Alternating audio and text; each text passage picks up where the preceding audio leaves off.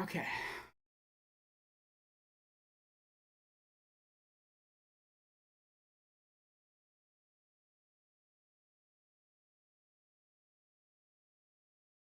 Game launch is okay.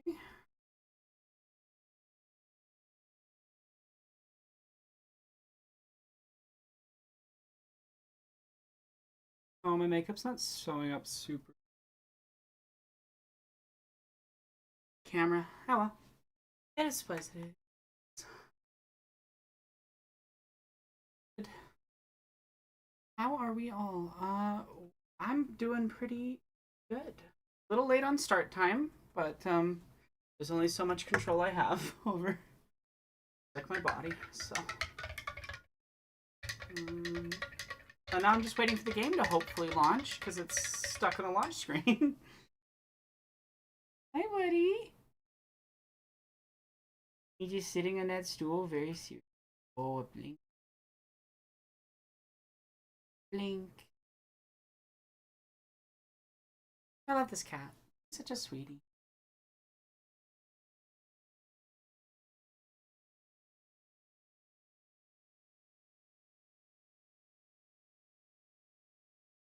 I believe in your game. You can launch. The game doesn't want you to 100% it today. Clearly.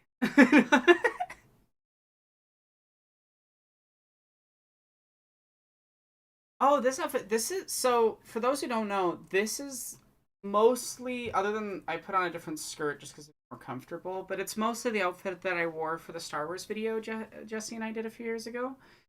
And I thought it'd be fun to take it back out, and it fits a lot better now.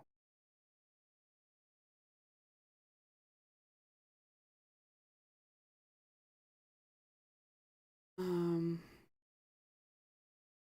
I wish the makeup was showing up stronger. I have like these like kind of tear drag things, right? But I didn't want to make them too like big, and now I regret not making them bigger. uh, the settings are good. So we're 75% done on percentage, but again, we did a bunch of stuff that gave like 0.5% for an hour of work earlier in the stream. So it should go a lot faster. So my kind of plan for today is my plan for today is to play through the oh, everything's fighting each other all the time. Um is to kind of speed run through this. Speed run through all of the ship levels because they're my least favorite. And then kind of enjoy some of my favorite levels in free play. Speed run those a little bit less. So hopefully I can do these fast enough that that I get to have some time to enjoy and not just sprint through. Um,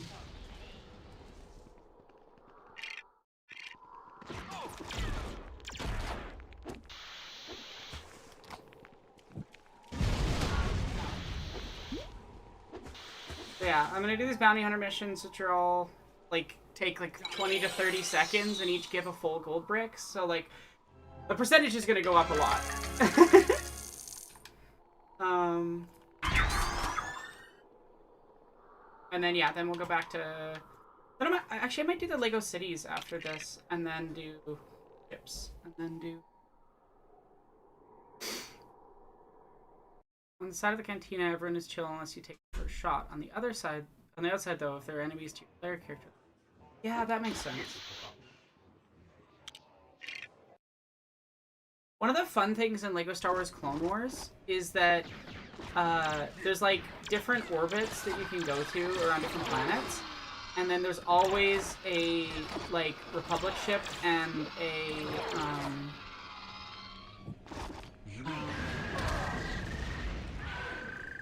there's always a Republic ship and a one of these guys can please, thank you.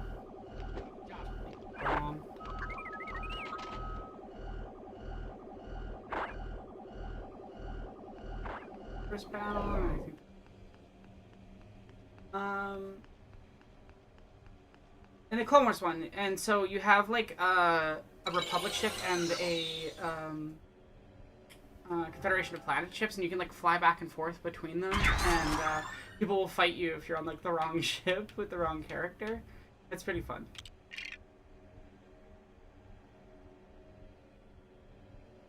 Maybe I'll do that one on stream next year.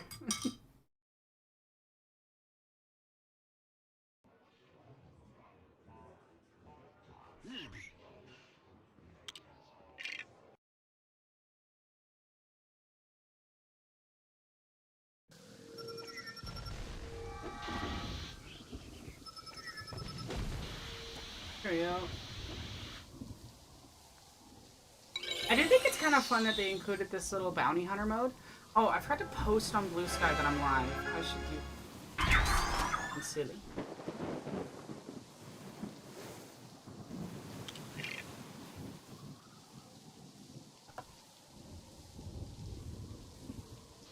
Lego Clone Wars is on PC, so there are ways of accessing it for free. Just saying. It's not a console exclusive, so you have access to that.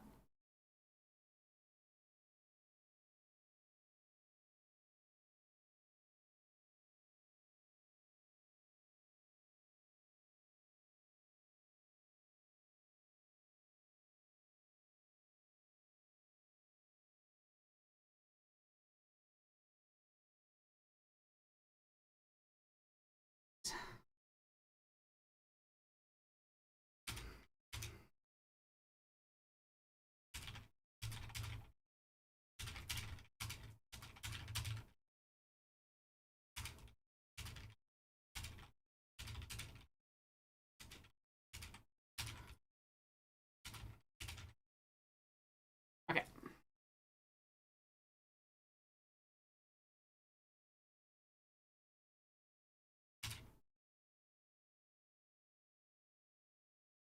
What was I?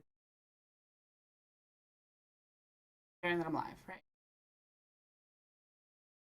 I get distracted so easily.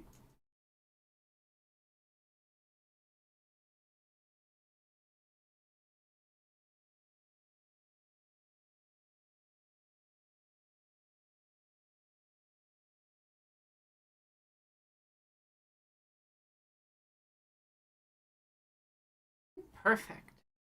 Okay. Posted that.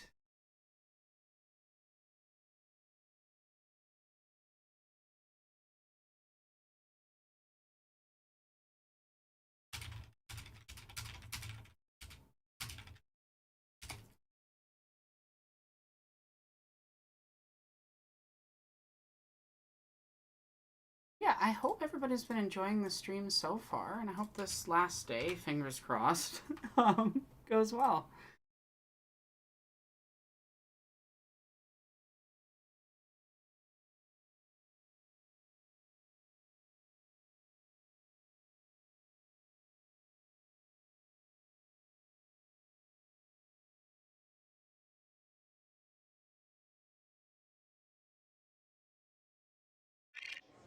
Let's do this.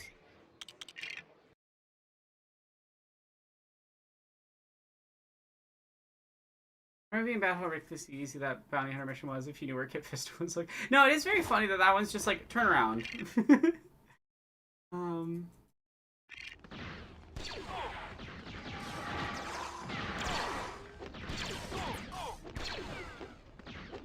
I love this specific part. Ow.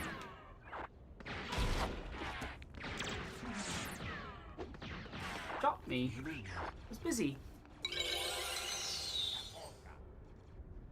Oh, that's awesome. Carcinogenesis and the Carcineses.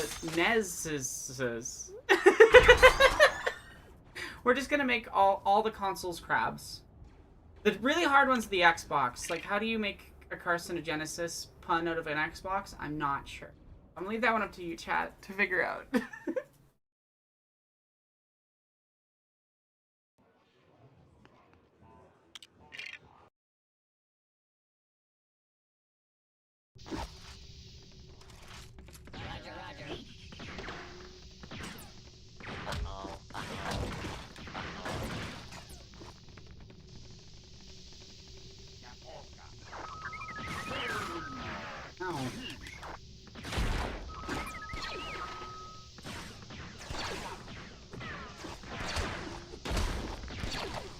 IG88's animations in this are really funny to me.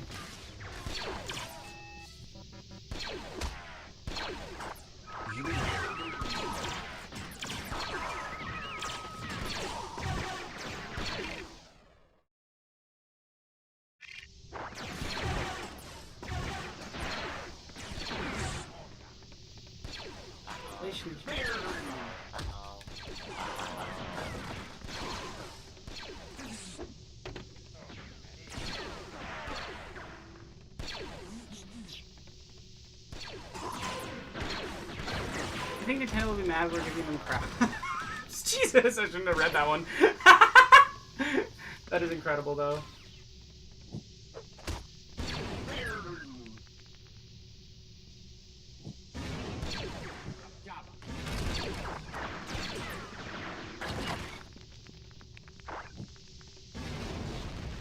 Oh, I see. There he is. Thanks for being here, Adam. And yeah. Hope everything's doing. Arc Suboxidus, Cars Series, and Nexus. I'm glad that this is producing never before seen combinations of letters. Honestly, I think about that sometimes. Like, there are sentences you can say that no other person has ever said before.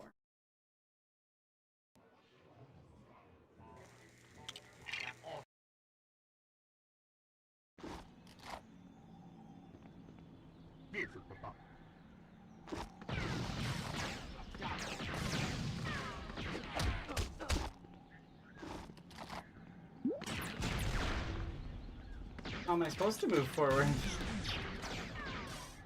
Broken? Oh, now it's working.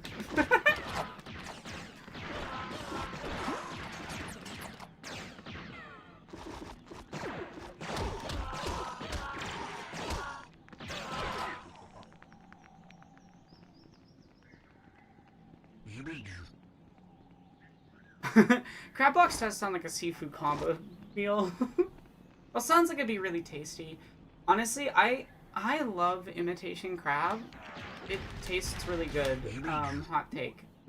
I know it's just like a fish that tastes vaguely like crab, but it tastes really good. And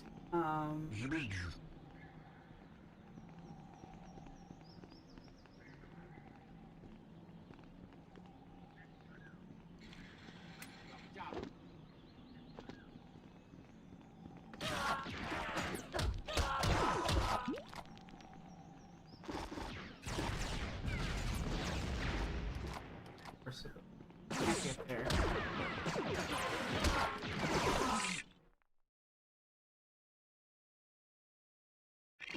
Oh, I'm back. I need mine. Crab box could be like an Xbox as a crab bucket. Wait, all the other consoles are just in the crab box.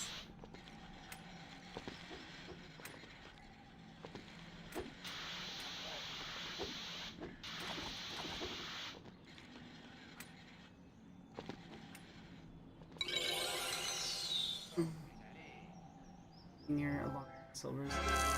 I don't know what Long John Silvers is. Hey, One Topic, I hope you're doing well. You've never played the games, but you love Star Wars Lego? Okay, you gotta play the games. They're really fun. I'm glad to be back. It's been a long time. I got really sick and I couldn't really stream for months. And it was so sad because he's like, I went into September like I'm gonna revamp the YouTube channel and get it going more consistently, and I'm gonna stream more consistently, and then I spent 3 months unable to record or stream really because I was just too sick. I did some editing work in that time, but which I'm really proud of, but it's just like unfortunate. So I'm happy to be back and do things. Actually, you can do it to put the Carcinogenesis, the PlayStation, and the Carcinogenesis into the crab box. I feel like that'd be a really hard MS Paint drawing, but I would do it if people donated. I know. I'm sure you've been doing it, like, dealing with it too. I truly, I don't know anyone that isn't, like, dealing with it. And I wish things just ease up for everybody, but they can't. Oh, thank you, on top. Yeah, I'm sorry for getting out of touch with you too ages ago. Life's been a lot. But yeah, if people don't know, One Topic does really cool, like, best, I don't know how to describe them, but like, reaction to like memes and things like that, videos. um, the grappling hook somewhere around here. There it is. I appreciate you reaching back out, and I hope you're doing well. There you go. Shock T collected.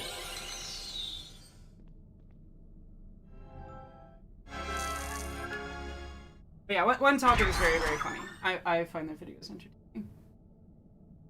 Oh, I hope the mic picked that up. I just petted Killian, and he made the happiest little... And I love this cat. I love you.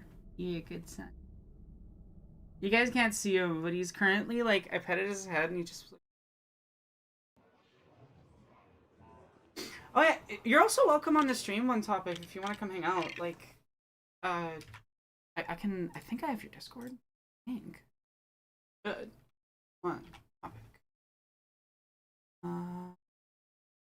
Right, just...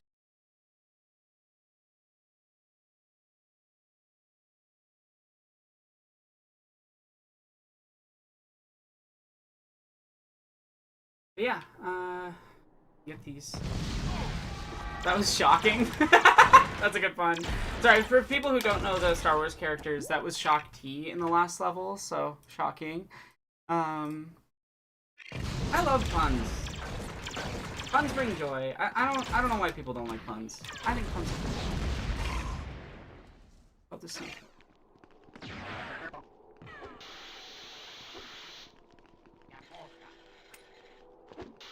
Oh, I know where it is. I know. I vaguely remember these missions from when I was a kid. The reason I feel kind of comfy just like throwing on partially because I'm streaming, but partially because I did do these all legit when I was a kid without guides, you know? Like, the only time I opened a guide for this game when I was a kid was for that one bugged mini kit. And, it was so nice yesterday getting to have my brother come down and get to do that together and, like, resolve this thing that we tried to do as kids so many times. It was fun. But previous target was she had a bunch of different non-canonical deaths.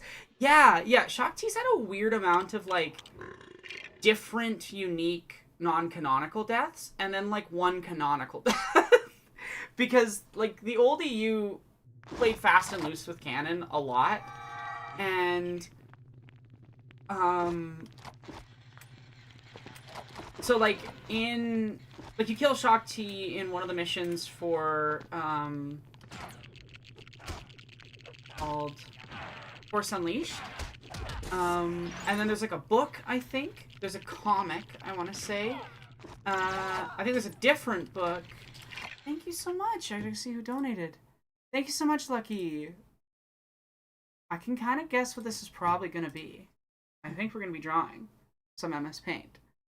Okay, we got the Carcinogenesis SNES and Carcinogenesis having a knife fight. Got it. Okay, let's pull it up. We're gonna pause game for a second. And it'll paint. Go. There we go. So if y'all remember, we drew the Carcinogenesis yesterday. Now we gotta draw the Carcinogenesis SNES and the oh yeah, and there's also the deleted scene in Revenge of the Sith, right? Okay, so I gotta pull up a SNES and a NES so I can look at them. And let's draw this really fast. I'm gonna pull up. There's that, like, famous crab knife fight image.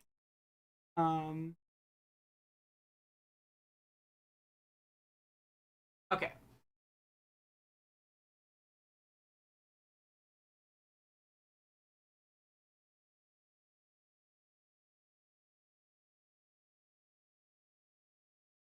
I got both my reference images. Somehow Shaak Ti returned. Um,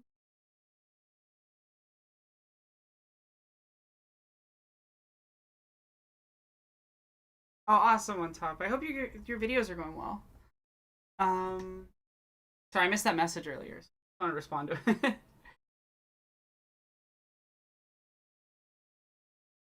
The SNES is such an interesting, like, kind of cubey shape. Um,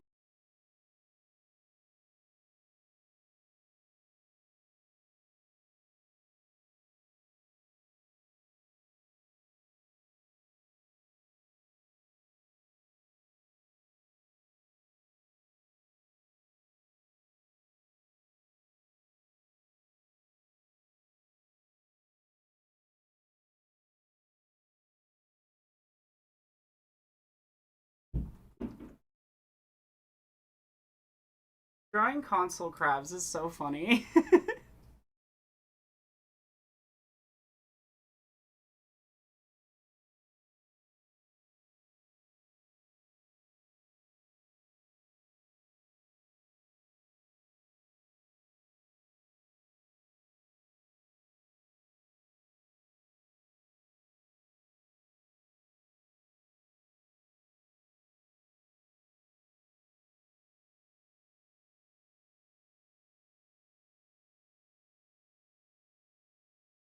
I need to check the name again.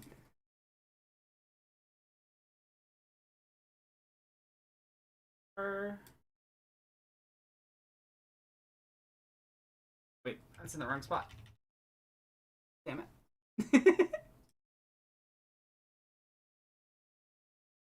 It's so nostalgic drawing in MS Paint again, honestly, in a weird way. Because when I was a little kid, my friend and I used to do this a lot. Um, at school, we had nothing else to do. Uh,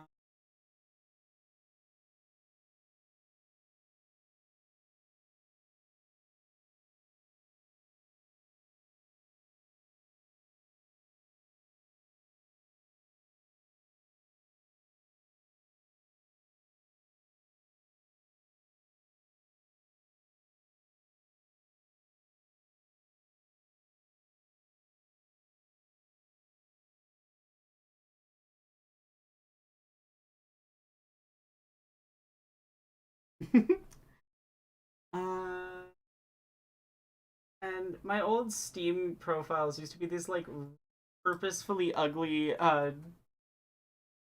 drawings that I did of like at school board.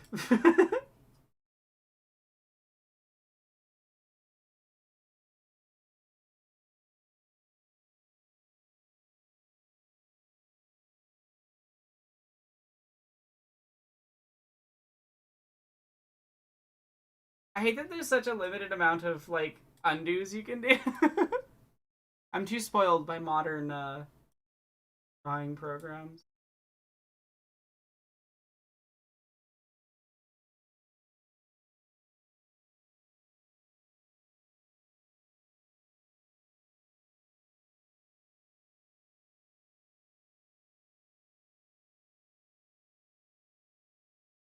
There.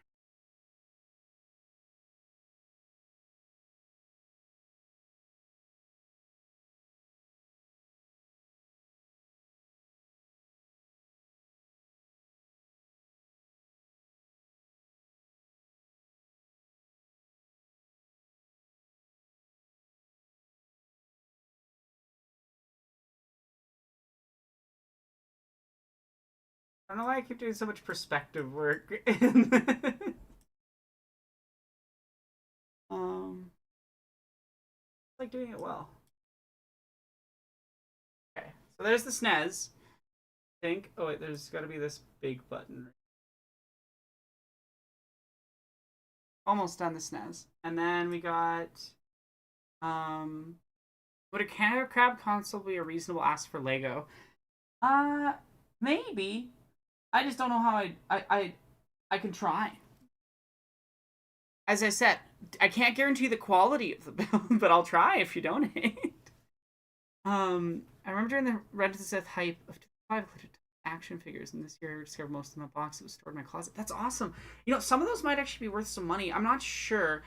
It's not. It wouldn't be like a huge amount in the way that like old like original trilogy merch is like unbelievably expensive because of collectors. But I know like some of the local like game shops have stuff from that era that I recognize from that era that they sell for like a decent price.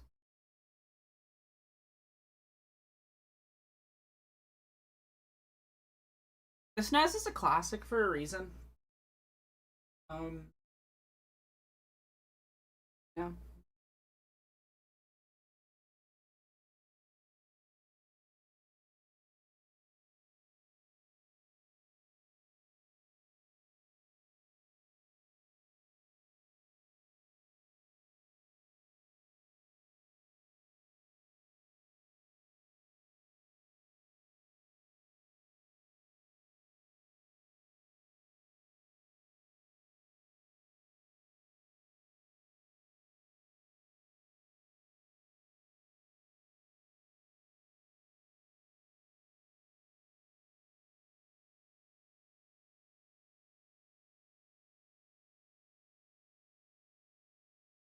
Here.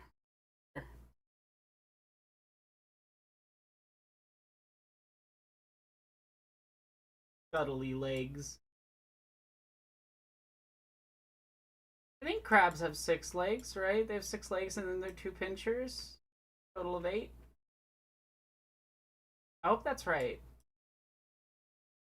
Not that it really matters because these are fantasy console crabs, but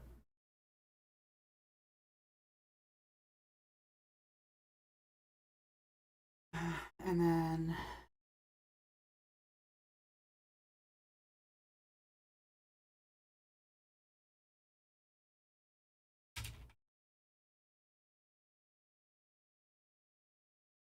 I had to look at the backside of a nest so I can know how to do this. And it's in a completely different perspective from what I'm doing. So.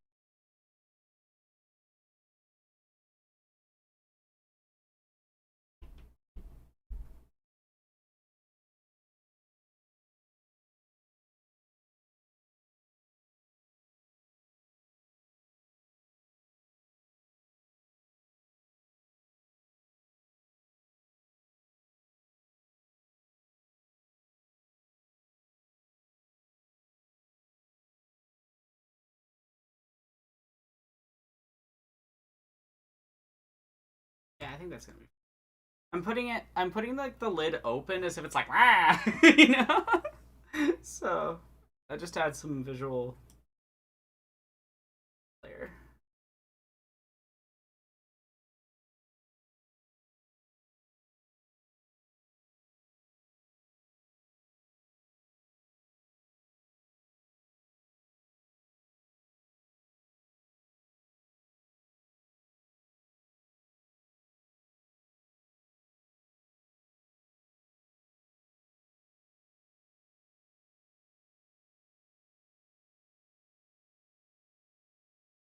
'Smarter.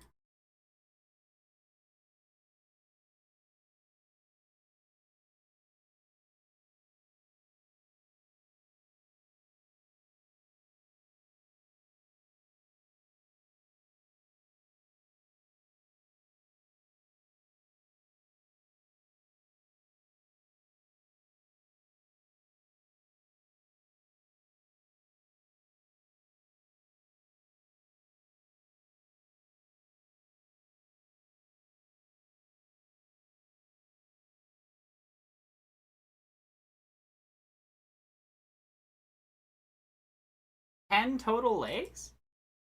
Varies by species, though. Okay. So yeah, they normally have 4 pairs of walking legs, and I'm just bad at crabs apparently. I think that's really funny.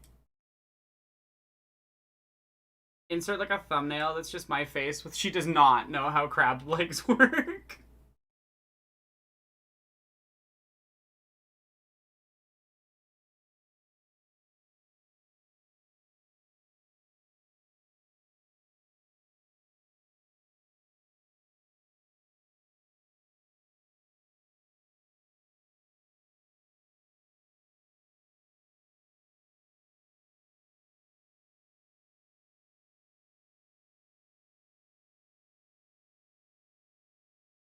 There we go.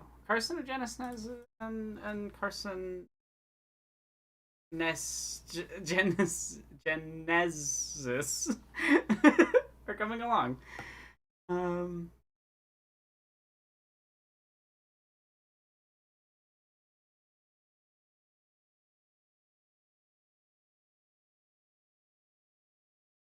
there. It has like little eyeballs there.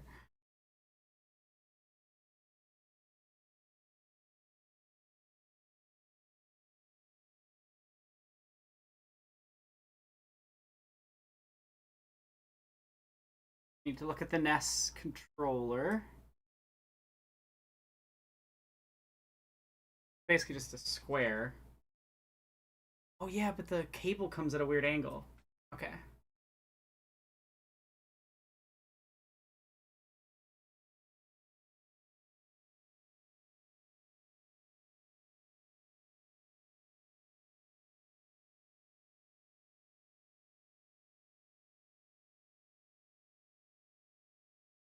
Middle.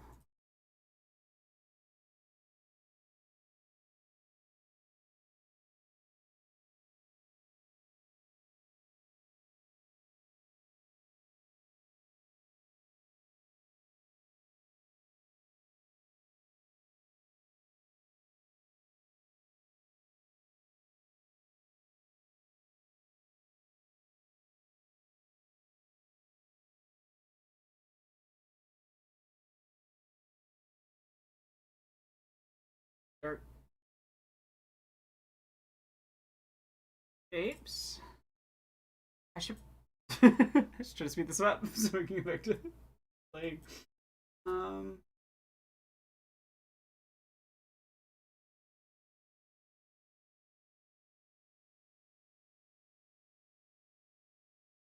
there you go.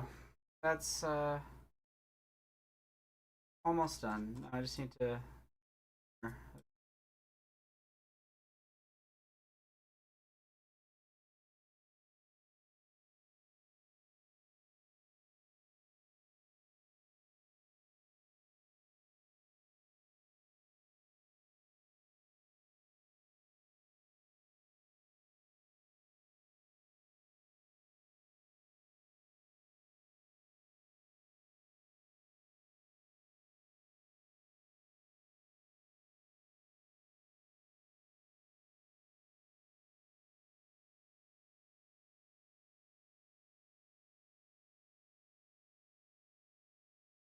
there. And then I just need to fill these in.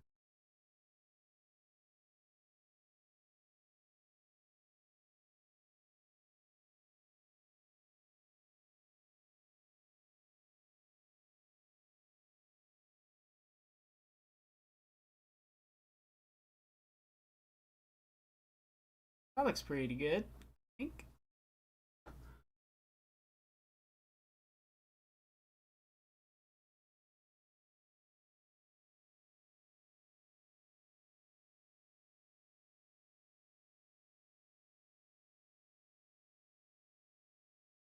Honestly, I love some of Nintendo's um decisions with certain like UI element things in the old days to just like have color or like really differentiated buttons. Like it's why I love the GameCube controller. Um because the GameCube controller, like, you can't mistake a button for another button like at all. Um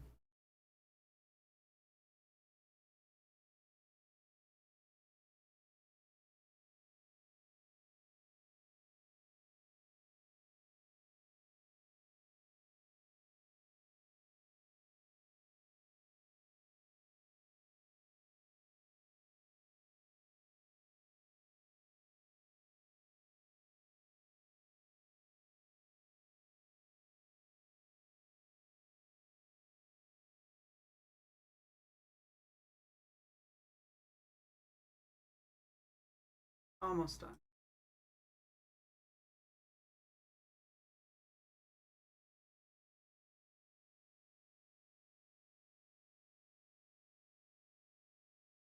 Oop.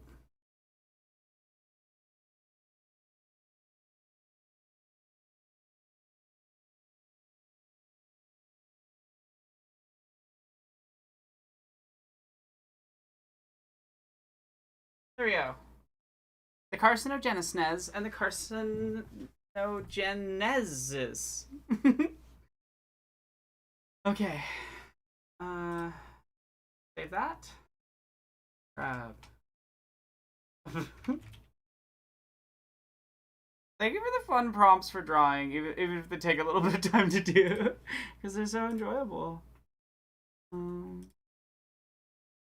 it's just like a. But yeah, I'm get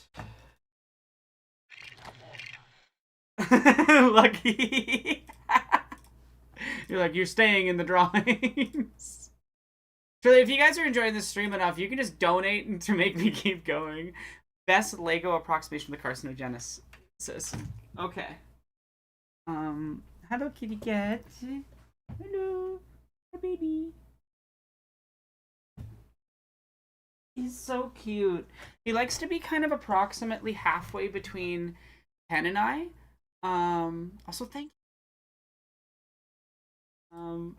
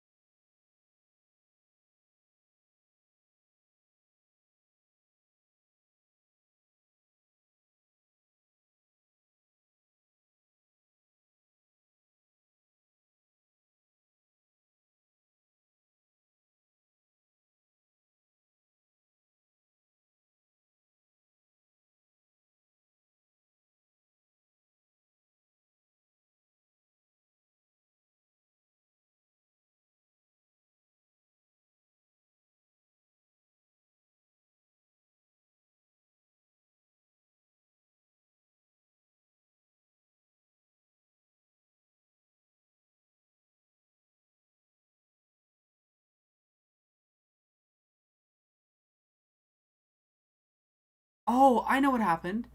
When I had to redo all of the audio, um, I'm so sorry that it was muted. When I had to redo all the audio, it and like all the OBS, it didn't transfer that over to the other scene, so I don't have any of my audio properties. Uh,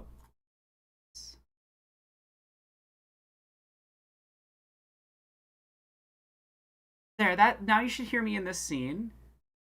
Also, I just realized the music hasn't been playing for y'all at all, just for me. So, there. I'm super talented. I know what I'm doing, streamer, obviously.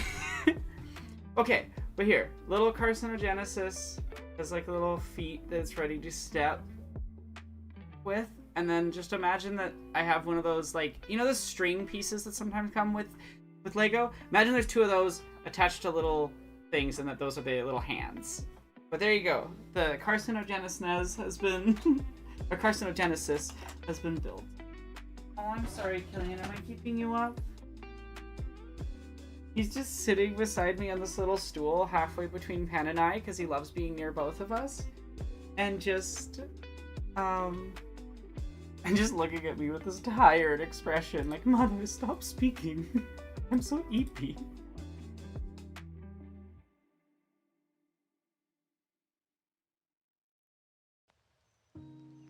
Okay. I also realized I'm not in the stream call.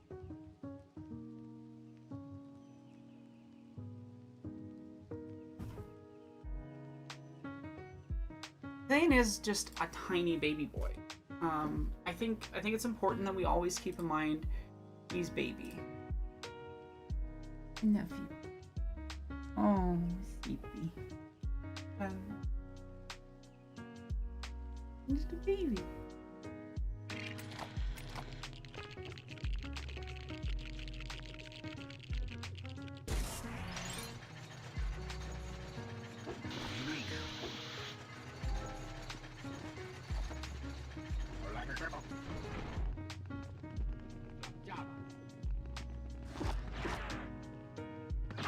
There we go.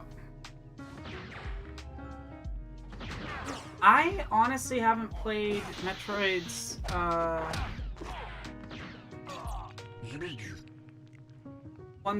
like Metroid Prime 1 through 3. But I will. I hear it too. I heard that.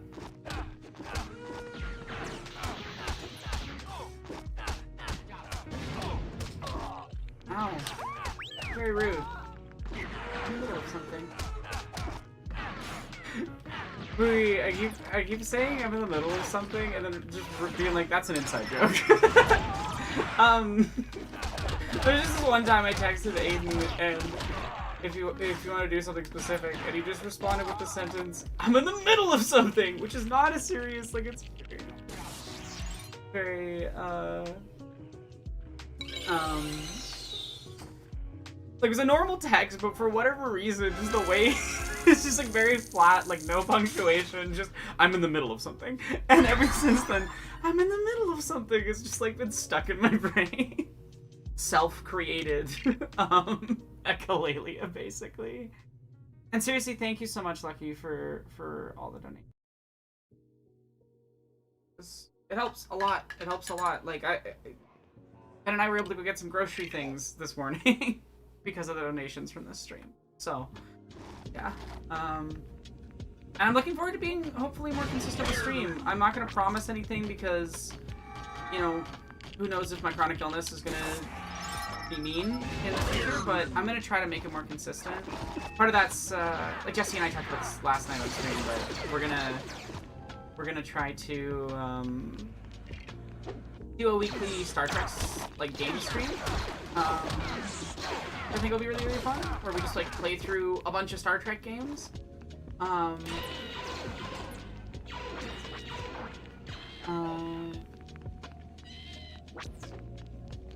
Okay, so we need to...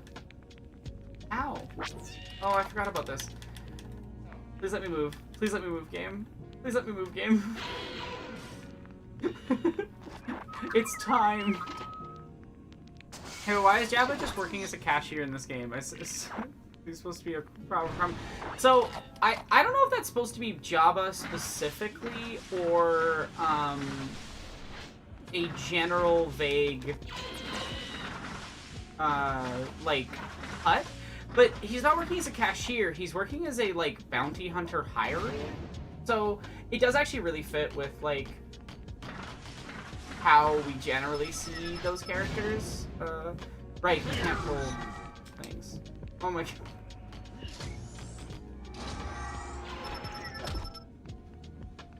Okay.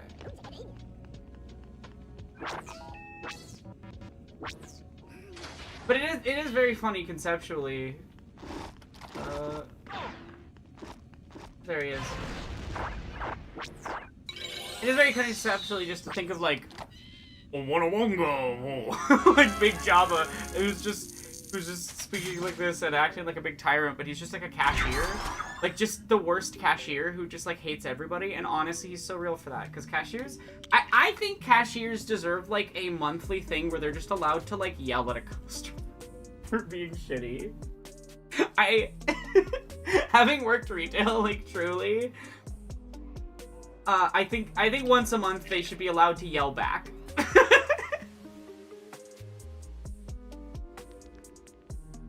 Because... yeah, even...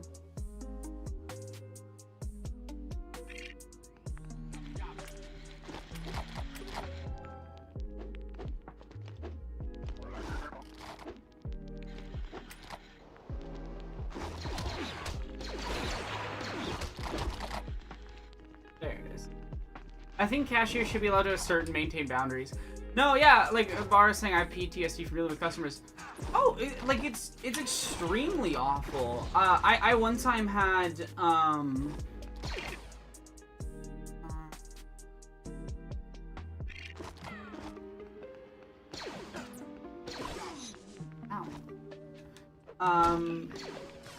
Like, I one time had a guy come in and spend, I shit you not, nearly half an hour,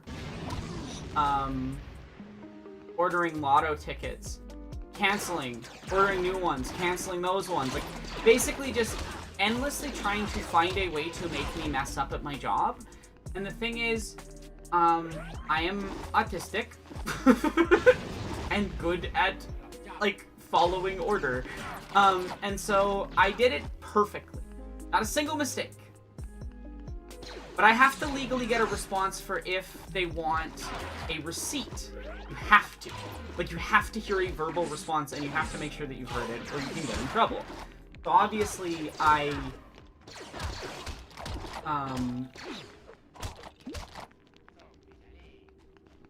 ask him, he doesn't respond. I ask him a second time. When I ask him the second time, he finally feels that he has the excuse he's been waiting for, and just starts... Weird. Okay.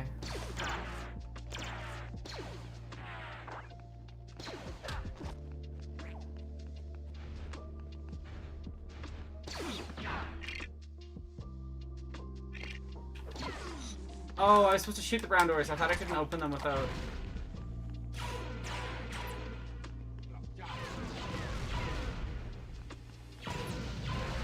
I see. Found him. And he just screamed at me for non-stop for about 10 minutes straight. And, as you can imagine, that was extremely upsetting and awful. And he also, like, held up this huge line of people that were there. Because it was like, it's like a pharmacy, but they have a front-end staff and, like, a bunch of cool stuff you could get. And a lottery machine. As well as we did, like, newspapers and cards and stuff. And, like, clearly this guy had come over here to just have someone to scream at because he was having a bad day. And he was, like, some rich business guy. He was not a regular. Like, I knew our regulars by then, you know? Honestly, I really, like, customer service can really suck, but, like, working in pharmacy was nice because there was just, like, a lot of, like, sweet old people that just were, like, wanted some conversation. Like, there was this one couple that would come in and, like, literally they would just get, like, the newspaper every day, and sometimes they'd get their medications. But they'd also just come to say hi and just chat because it's, like, a way to have some social interaction. And I fucking love those people. I think they were lovely. And, like, that made the job bearable for the other people. But yeah, I feel like there's a specific type of customer, usually white, usually between the ages of 45 and 65. Usually a man, but not always, that are just awful to deal with. Not that, like, these are the most consistent groups, not that it's, like, anyone can be like this. Have fun at your guitar lessons. That sounds fun. If as customer saw that, I do not have the self-control to not attack someone verbally, assaulting, defensively. Well, here's the thing. So as I was saying, lovely old people. Well, one of them was right behind him in line. And this guy has the audacity, after screaming at me, I was 18 too. So, like, imagine 18-year-old pre-transition me that looked like a twink, and just getting screamed at by this guy. And she comes up after and goes on and on about how wonderful the staff is, because he's sitting on his fucking phone call 3 feet away after screaming at me about how wonderful we are, how wonderful I was, specifically how much she loved the store. And she is just staring him down. And I have never seen a grown man have the same, like, expression and body language of, like, a 5-year-old boy who's realized he's really fucked up. It was really funny and helped a lot. I did have a panic attack in the bathroom after, though.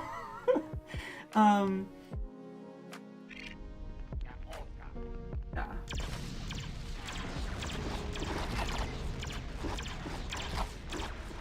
Hi, Killian. You saying hi to chat? You just a little baby? You just a little baby?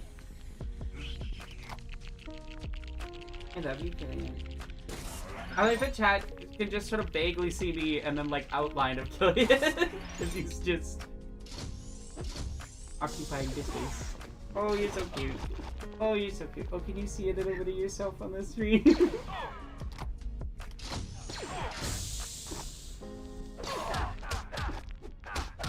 Cute. Hey, buddy. I love you. Have a good nap on your stool. That's what you're going back to. Aww. He just wanted to come say hi and then go back to his napping spot. That's so cute. I love this cat. He's my son. I am so thankful to have such an amazing group of people and cat that I live with. Yeah, I worked at a movie theater and retail. The theater job was the longest job. Yeah, no, it's like, honestly, the other thing that really strikes me about retail work too, if you've worked at Young, is I don't know anyone, regardless of gender, that hasn't received some amount of sexual harassment from older people while working retail, at least in this city. Like, the fact that it's so normalized and so regular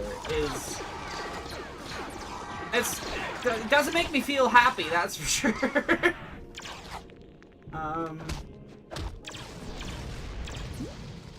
Yeah.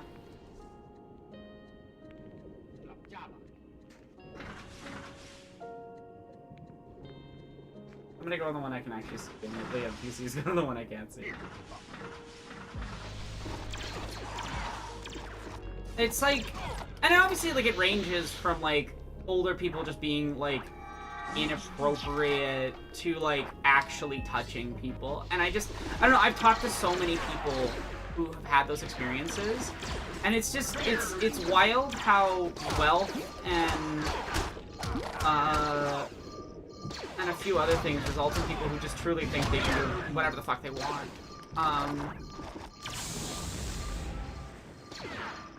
I can't imagine living your life like that, being that entitled, being that rude, and thinking the behavior you're doing is okay. Like, it's just so fucked. Yeah, people in customer service are treated as subhuman. Yeah, like, that's what it is. That's what it is. I think a lot of a specific type of rich person gets a ton out of the feeling of power they get from being, like, yeah, the brief time I worked as a tester for a bank website, I had many panic attacks when I lost it. Oh, that's unfortunate.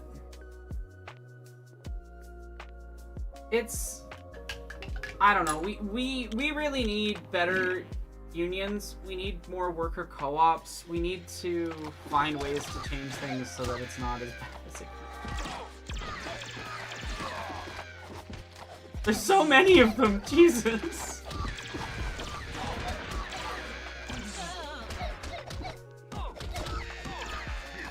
Okay. What was it? Okay.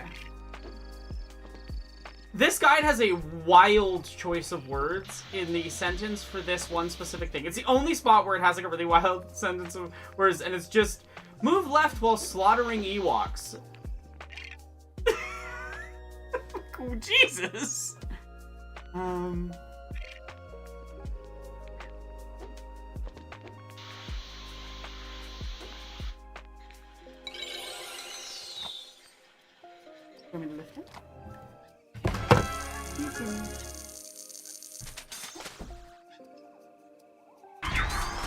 Oh, he's like, no, you've ruined Nap Spot. Runs away to see it. One of my favorite things about Killian is that he just like loves people so much. And he also has the comprehension of a cat of like how causality works.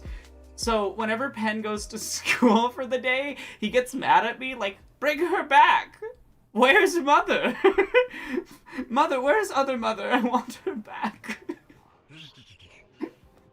That's a cute flop. He's just a loving cat. He just needs constant love and affection, and then he's happy. Okay.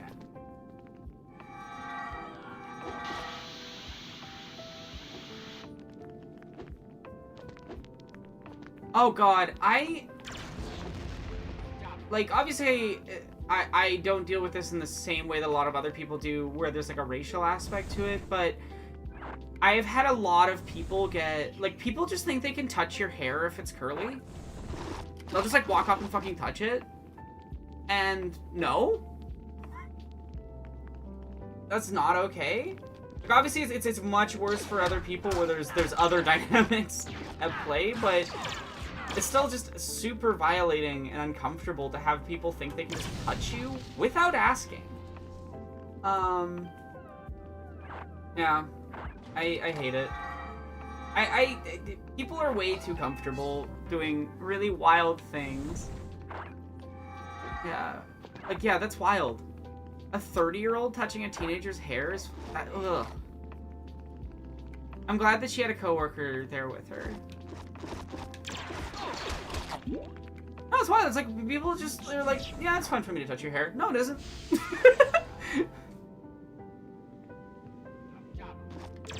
Oh, that's C-3PO right there. The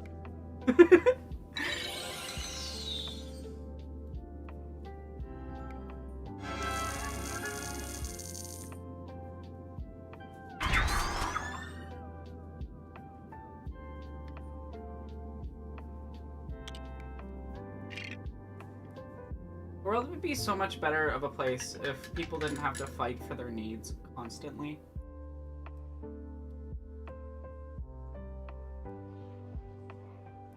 I'm sorry, random nerd. Yeah, exactly, Azza. It's just hair. This is my body. You don't have permission just because you fancy it. Yep. That sums it up.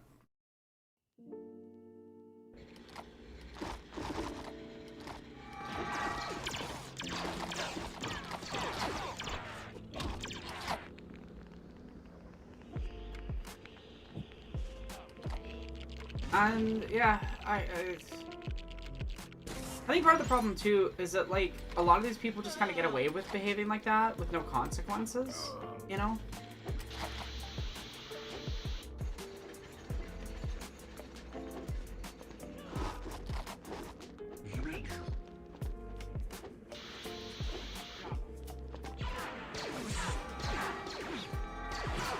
I do find the idea, like, I wonder who sat down and was like, hey guys, what if we did a bunch of bounty hunter levels? And I kind of wish the other LEGO Star Wars games kept this mode, because it's fun and it's simple, and, like, it's just a fun little thing to include. And I feel like it would have fit really well for Clone Wars, because so much of the Clone Wars stuff is, has got bounty hunters involved in it, you know? I don't know, maybe I misremember, maybe it does have, maybe it does have, this mode in it, and I've just forgotten, but I think it would have been cool to keep it. Okay. 2 more of these, and then we're back to... Like, I bet we're gonna be well over 80% by the time we're done these.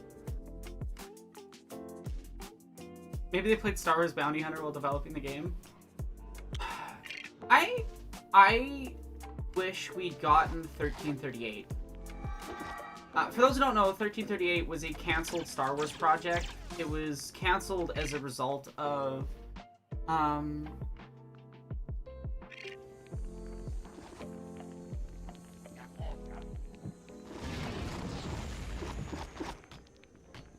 it was canceled due to the Disney acquisition. And it looked really, really cool. And I think you could make such a cool game out of a bounty hunter story for Star Wars. I would gladly play like a Boba Fett game with Temuera Morrison back. Yeah.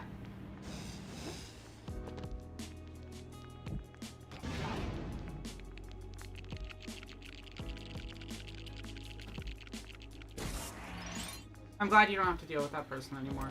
I understand.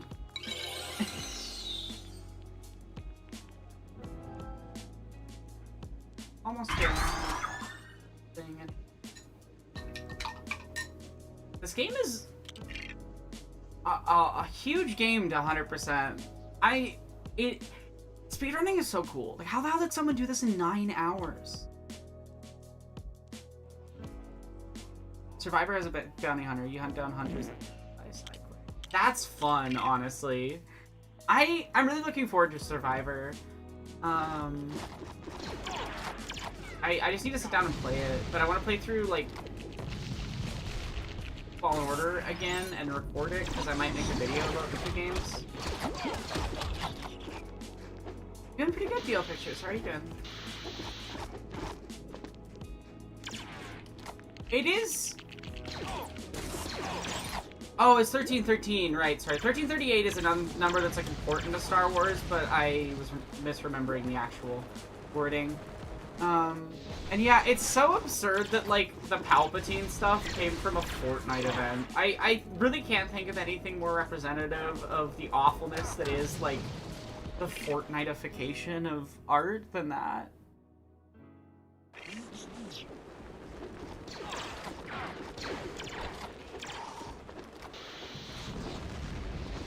Snow is annoying. Definitely inconvenient, especially if you're out on a farm.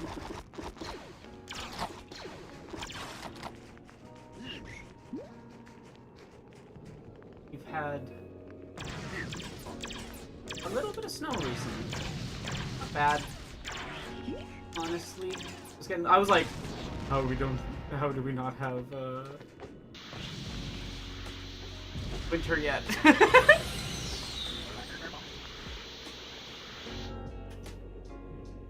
I don't know. The climate dread definitely hits at times like that.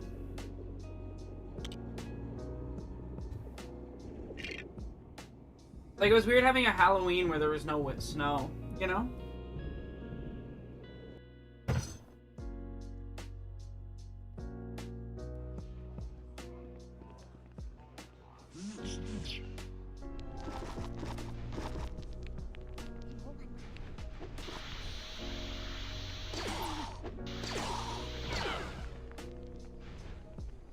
Oh, that's annoying. Perfect, we're at 79.9%. We got 20% to go. Oh god. Yeah, I hope... It's worrying that the Saudis buying up a bunch of media stuff and messing with it is unfortunate. I didn't know they were doing a sequel to Survivor, but that kind of makes sense, like having a solid trilogy.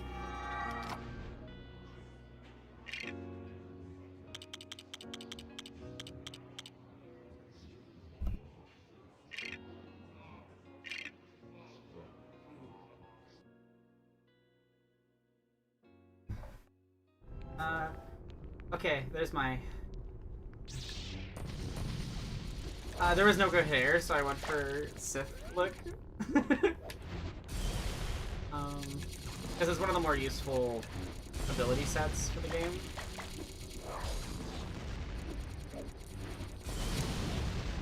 So this is a big Lego town, and I have to do everything in it to get the $1 million. And it is not easy. You would think it would be easy. It's not, but it's a really fun one.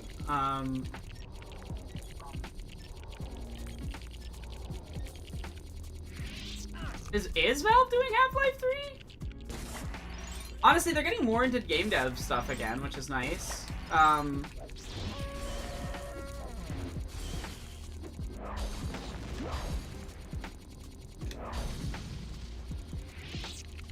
Wait.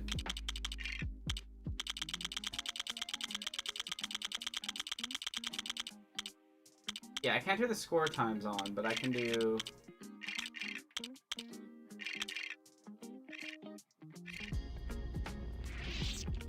other stuff.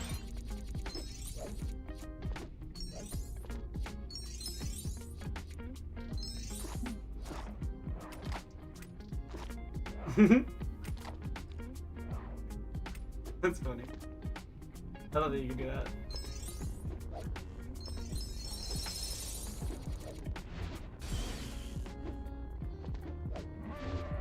That's the thing, is it's hard to believe Half-Life 3 rumors, because they've been going on for so long.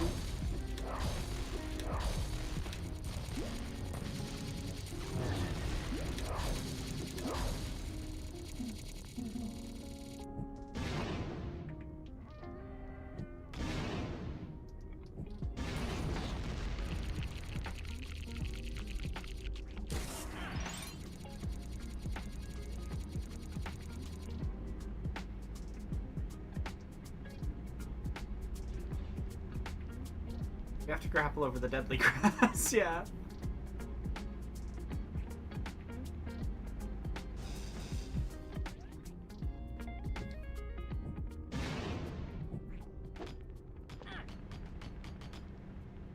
I don't know the purpose of this, or how to make the bolt come out of it. I'm just gonna leave it for now.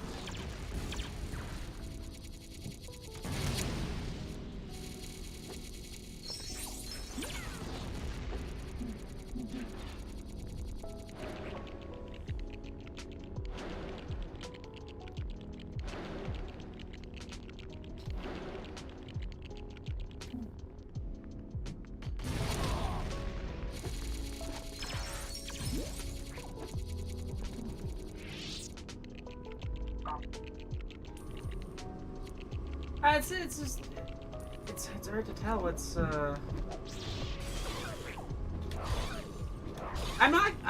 I feel like Valve has probably been trying to develop Half-Life 3 this whole time to some degree with varying amounts of team members, and then has just never felt like the time was right or the thing was quite right or like it was good enough, you know?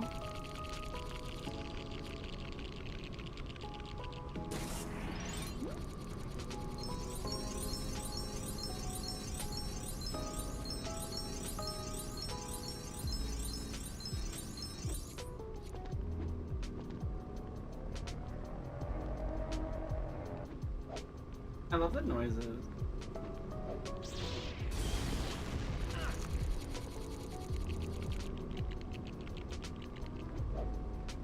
The game just has really good sound effects.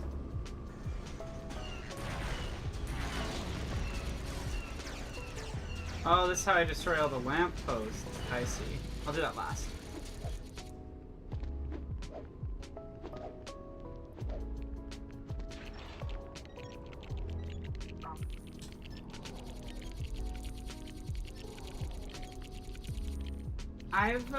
I've played a bit of Half-Life. I get headaches playing that game, which is why I've never really finished it.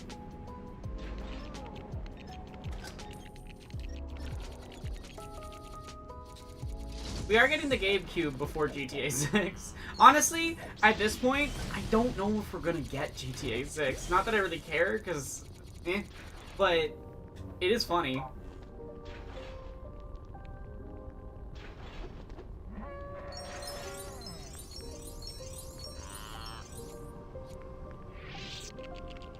The GameCube.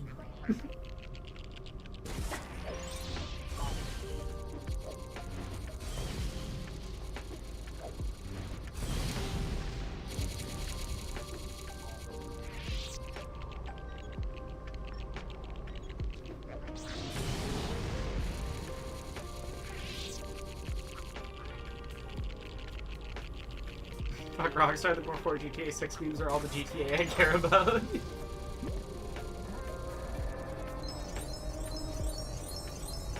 Yeah, I honestly think that, like, we're gonna have to see some companies fail from their mistreatment of workers before anything gets better.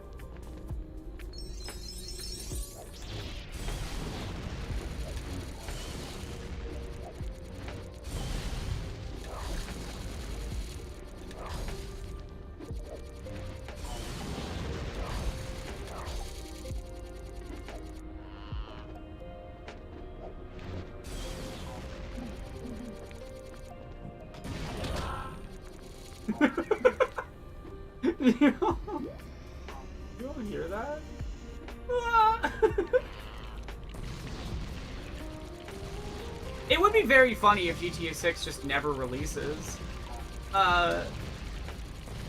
There's no Easter Bunny, Santa's not real, and GTA 6 will never release. I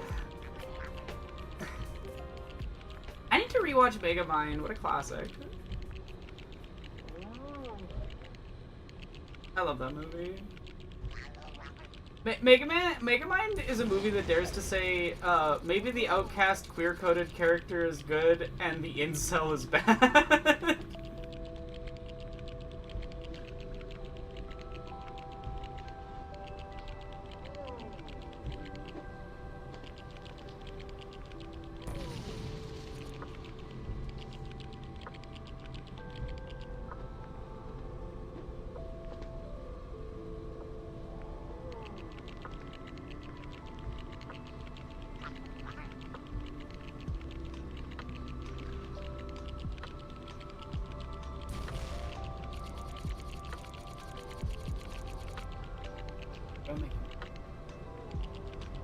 Charlie don't like Rockstar's games, so I wouldn't exactly be at a loss if you like GTA 4 and Max Payne.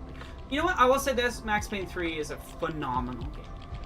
If you really want a good piece about like PTSD and drug addiction and stuff, it's a shockingly well-made piece of art, and I really like it.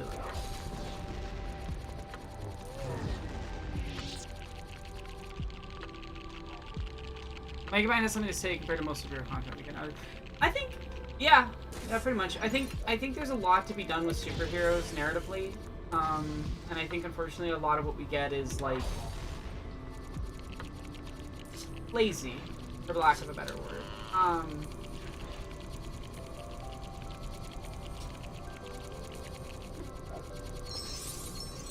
No, okay, I think Rockstars are good. In terms of their developers, I think do good work. I think the company is evil too, but even if I don't super care for GTA, I can make a game about driving where the driving sucks.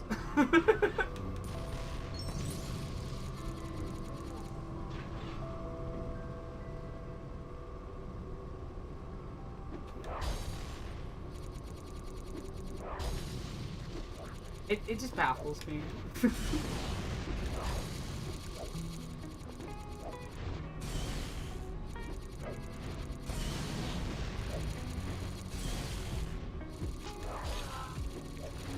I think you have to kill the villagers in the town to get this finished.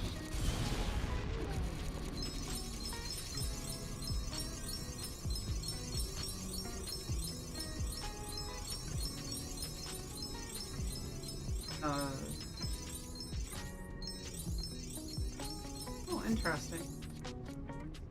I think there's been a few releases in the last couple years that show that like superhero media still has stuff to say. That's always find it funny when people are like, "Oh, there's superhero fatigue," and I'm like, I think there's just a bad writing fatigue. I think people are sick of bad writing. Because like you can't keep having these other, you know, more independent superhero projects do super well, like Dispatch recently, right? If there's this supposed fatigue. I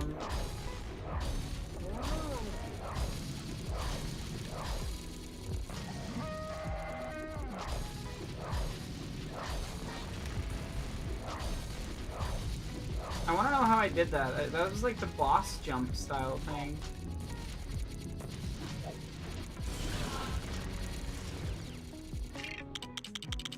Is Super Gonkon? No.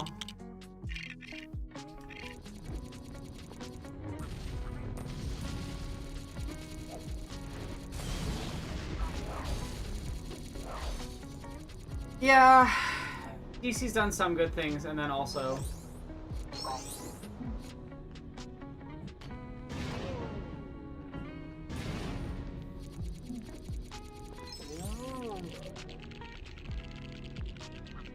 fatigue from safe and bland storytelling. Yep. That's a better way of putting it, I think. And it's like, it's not exclusive to superheroes either. It's just kind of a general issue with a lot of media lately. Because companies want safe stuff. Safe usually means less interesting.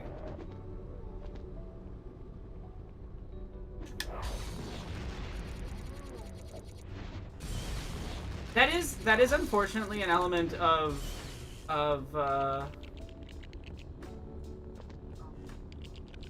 Spider-Verse, is that, like, you don't know if Spider-Verse 2 is actually as good as it is without having the third one to finish the story.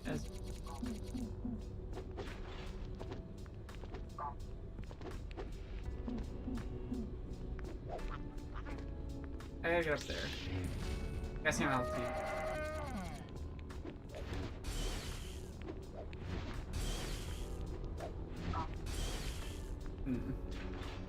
Maybe one of these guys. This. Yeah, because they don't generate any money, so they're probably.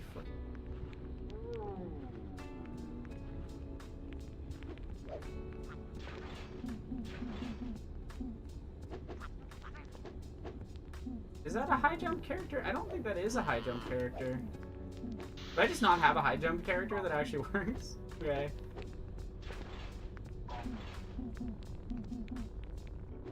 Well, hopefully I can still finish this.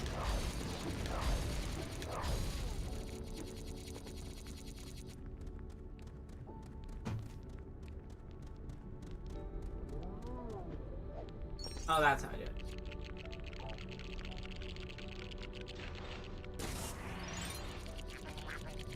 Yippee.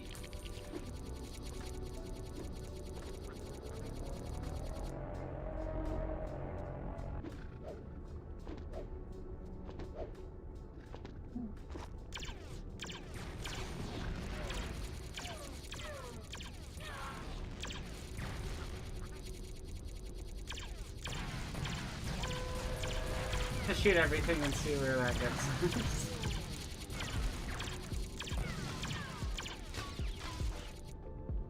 We're almost there. There's something I'm missing somewhere.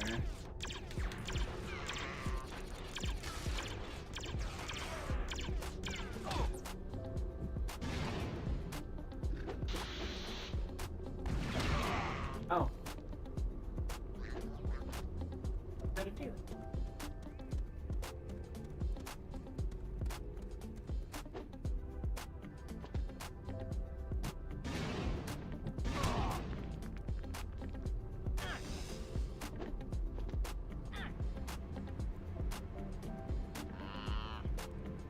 I think there's gotta be something to do with this little spinny thing, but I don't know what to do with it.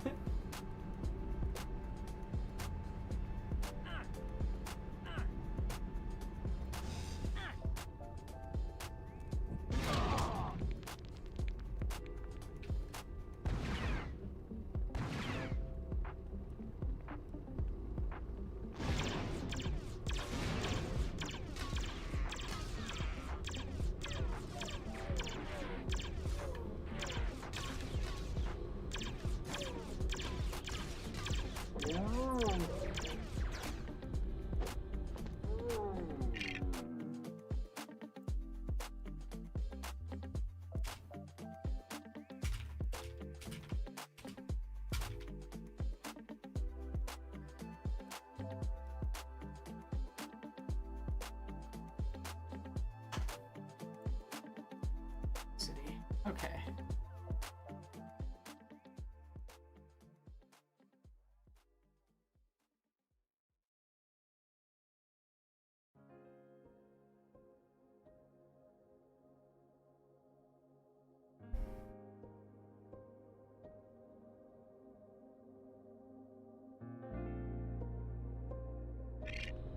Okay, there's like an area I have to walk around that has flowers. Really missed. Oh, there they are. Okay.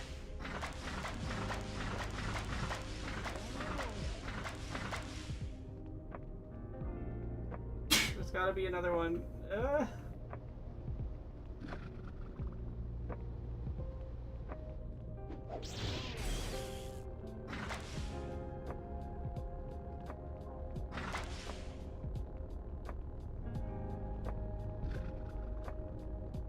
I need a Lego Town and Lego City would take a little bit of time, so I'm gonna try to get them out of the way as fast.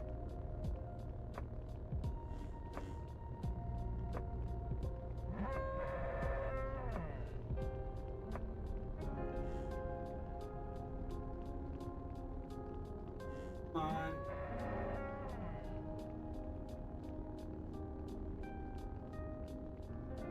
Please.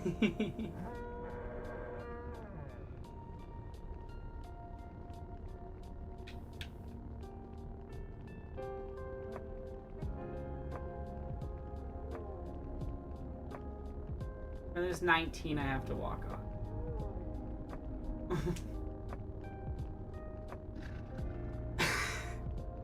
This must be very strange to watch me just spinning in circles trying to get these flowers.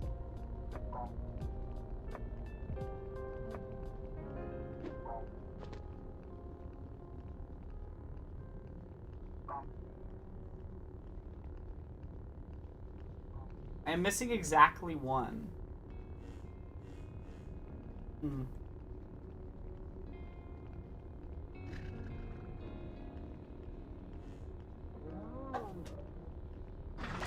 There it is.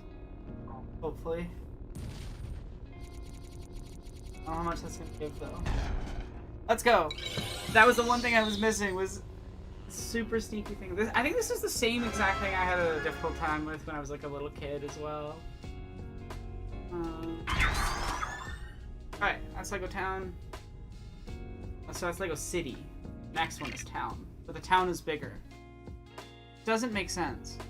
Because that's not how town and city classifications work.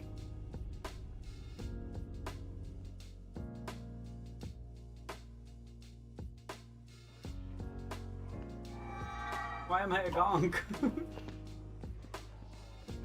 Wait.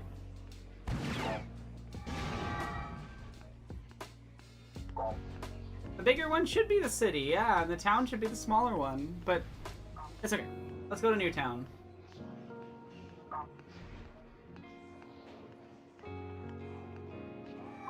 There we go. Rebel Friend. You just call it Rebel Friend, it's really...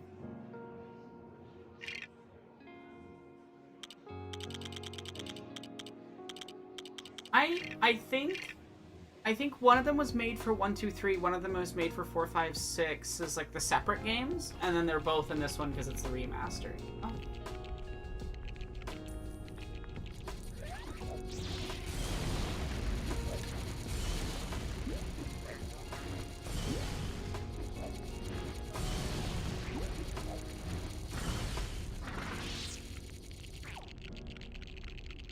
I love Star Trek too.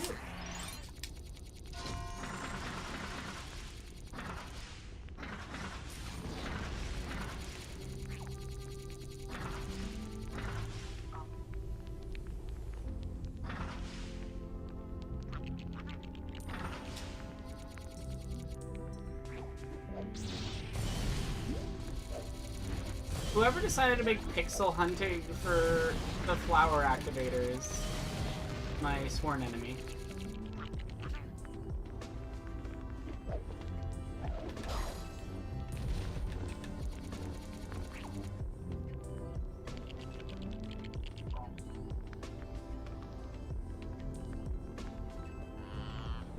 Not like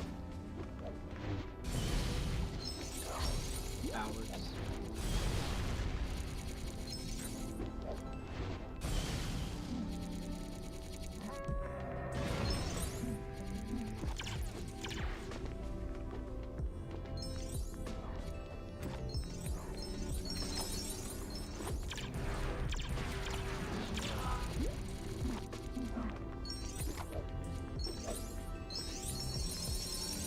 Also funny because they're like really similar levels. Loving Absolute Wonder Woman and Supergirl. I need to try out the Absolute comics. I haven't read them.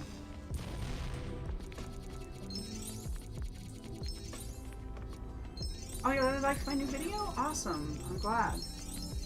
I'm pretty proud of it. I think it turned out pretty good.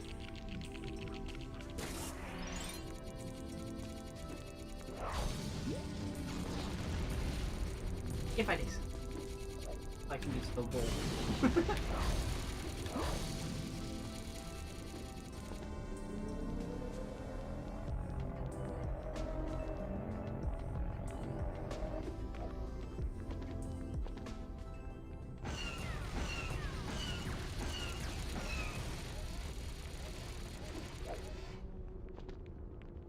Strange New World to watch. You know, Infamous 3rd season. I honestly, like, I'll watch it probably for work. I'm not gonna watch season 4 for fun, though. That's for sure. Season 3 was so bad, and I don't feel like they're really gonna learn because they're like they already started filming for after filming 3, so like it's all locked in. Like they can't really respond to the criticisms super well. Even if they were gonna listen. I would say watch Jessie, and my video on season 3 that's on her channel that I helped write.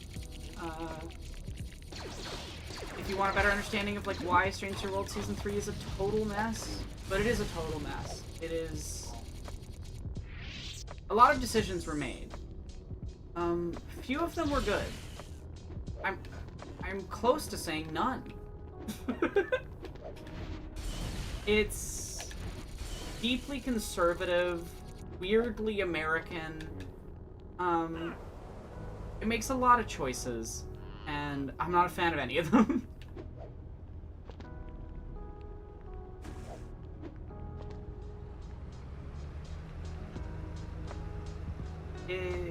Like, they literally confirm that ontological evil exists and then defeat it. I can't think of any work that has ever been as not Star Trek while still being technically, like, part of the canonical Star Trek than Strange New World Season 3. It's honestly verging on like, at the very least, deeply harmful conservative propaganda for America, if not, like, outright fascist.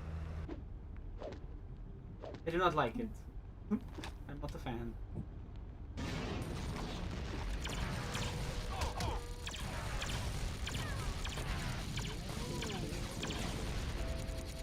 Sucks.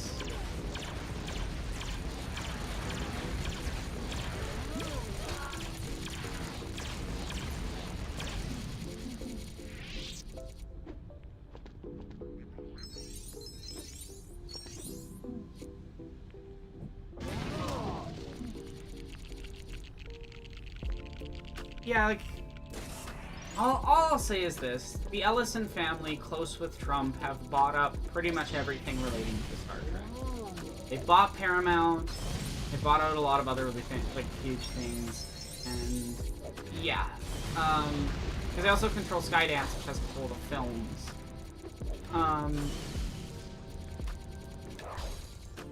And... yeah, just expect Star Trek to get continuously more conservative for the next while, I guess. Because it doesn't seem like anything good's coming. So I'm sure there's a lot of good fan projects happening. But yeah, the main stuff's just gonna get controlled.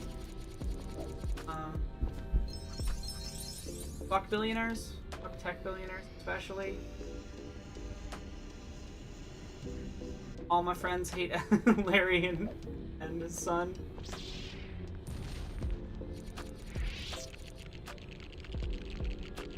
What's his son's name? I remember. The ultimate Nepo baby. I can't wait for y'all to see Jessie and my video on billionaires in Star Trek, because it's really good. I'm really proud of it.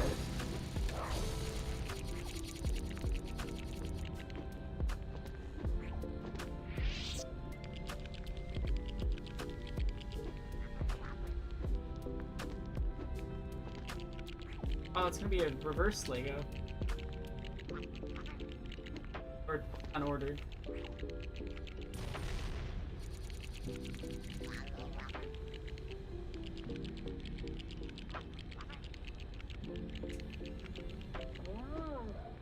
Yeah, I would love to say that Enterprise is the worst that Star Trek got in terms of becoming like pro-American crappy propaganda. Unfortunately, it isn't.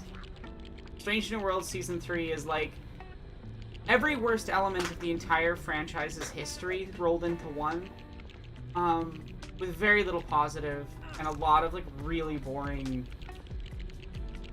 nostalgia. I'm honestly baffled that it exists, and how anyone involved in it was like, yeah, this is good. This is going well. These are good choices for these characters and for writing and for Star Trek. Ole. There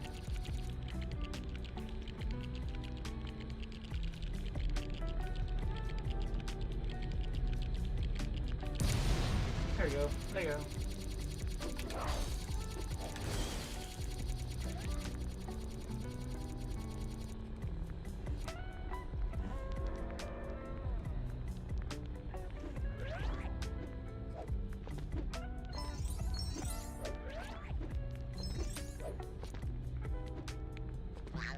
Oh, I should try this.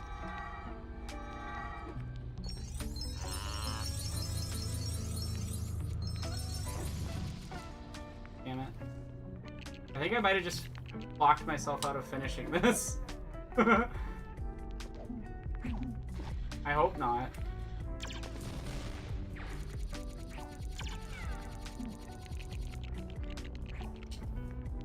Okay, good. No. Put that stud. There's exactly 1 million studs to collect, so you have to get all of them. I do think it's funny that they include shooting romp rats into this.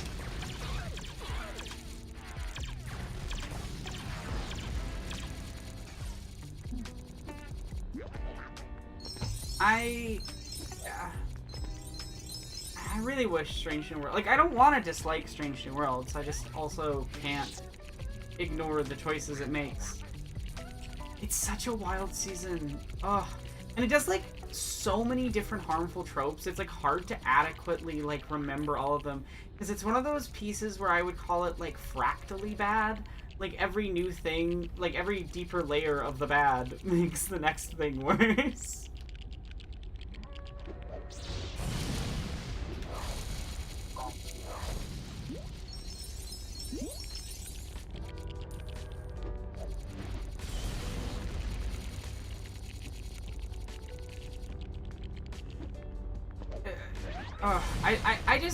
I think any Star Trek show stating, like, good and evil is ontologically measurable is just so bad. It's so bad. It's so not what Trek is about. It's not about understanding different people now. It's just like, the Federation is ontologically good. And that's like, I'm not exaggerating. I mean, like, literally there is primeval badness that they fight. Like, it's like a season of Supernatural.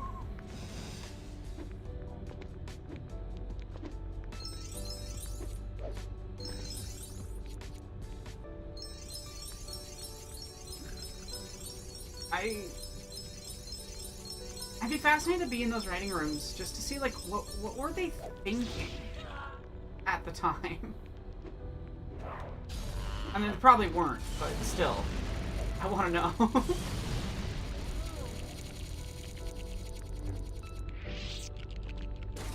After watching Deep Space Nine, it's definitely sad to see current Trek shows not evolving the way that show did. Right? Or Pike went on a horse trip, he's been gone too long. Pike being a horse girl is very funny. I will give the show that. Our horse girl Pike is funny.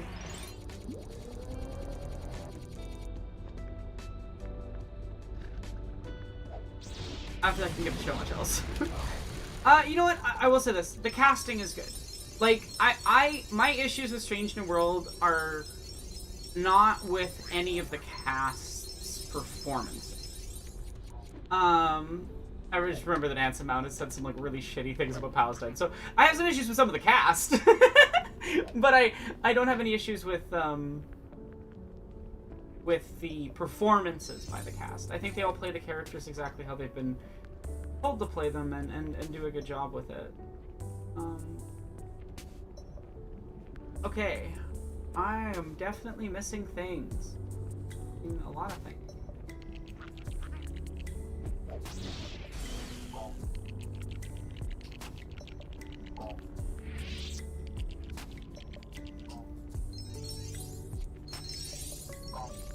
Not good. Oh, sorry. Died.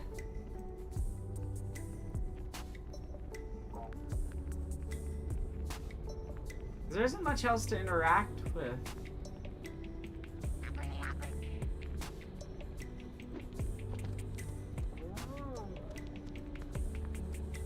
Oh. Yeah, there's the area I missed.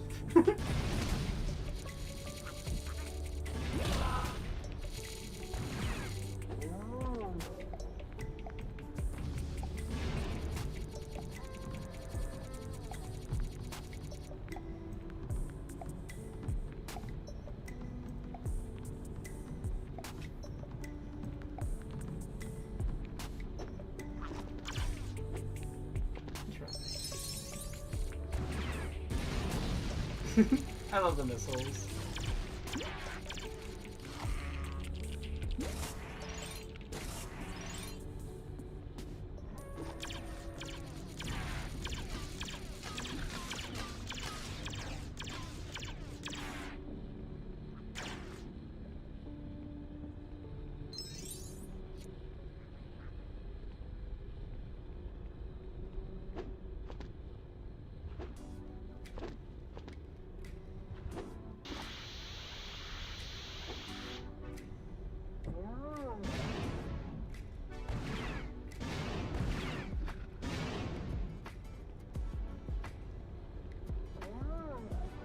How am I missing 100,000?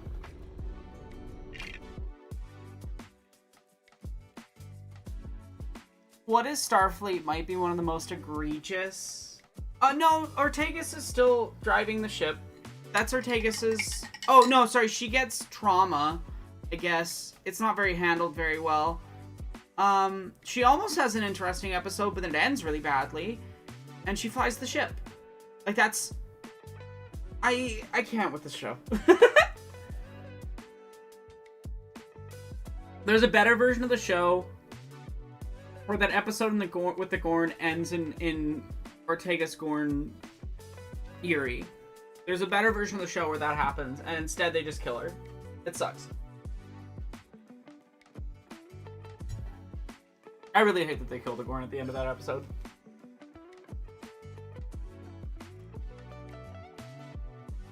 It's like it almost had something to say, and then it was like, it's not. Which you know, it's a choice. It's definitely a choice.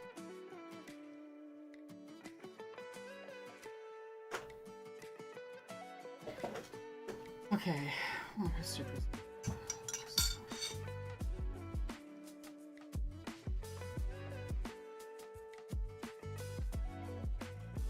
Hidden flowers.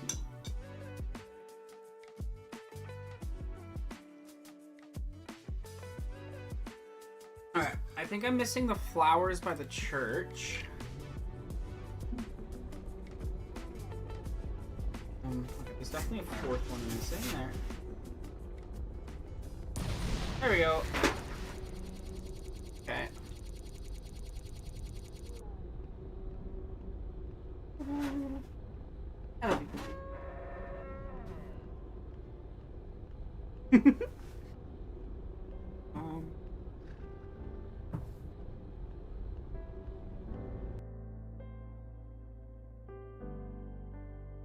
Oh, okay. I gotta use the ATX to destroy one of the houses.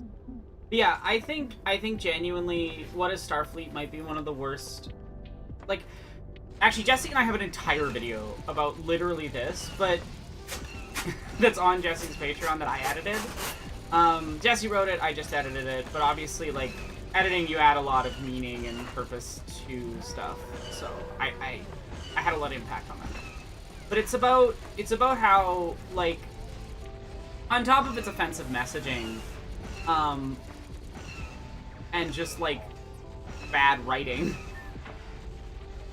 the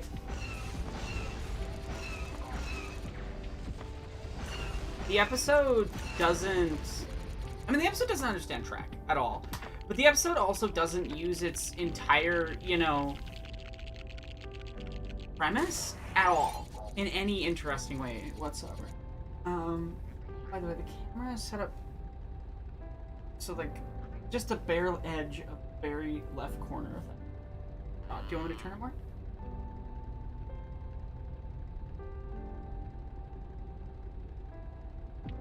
Yeah, please. I just wanted to let you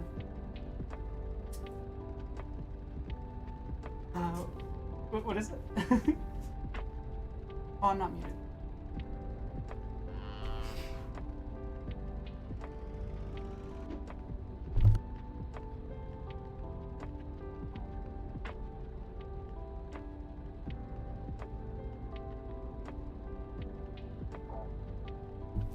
Jenna was saying, I feel like one of the biggest issues of Strange New World, even before this, was how reliant it is on being a fully canonical direct prequel, that it misses the interesting opportunities this era can have because it can't contradict TOS. A sequel taking place between TAS and motion picture would have been more interesting as far as exploring the Klingons and Gorn.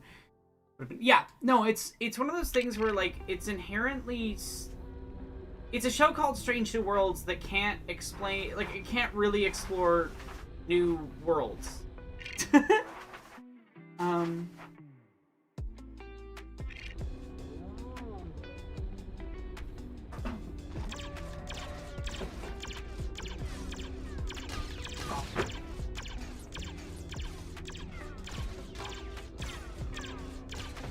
missing, like, some small specific thing somewhere. Oh, there's stuff I could destroy.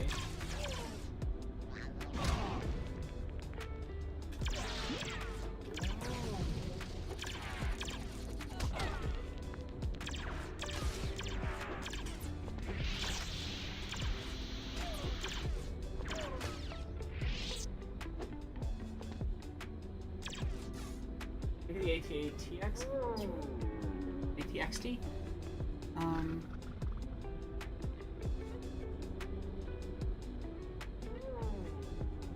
It's counted.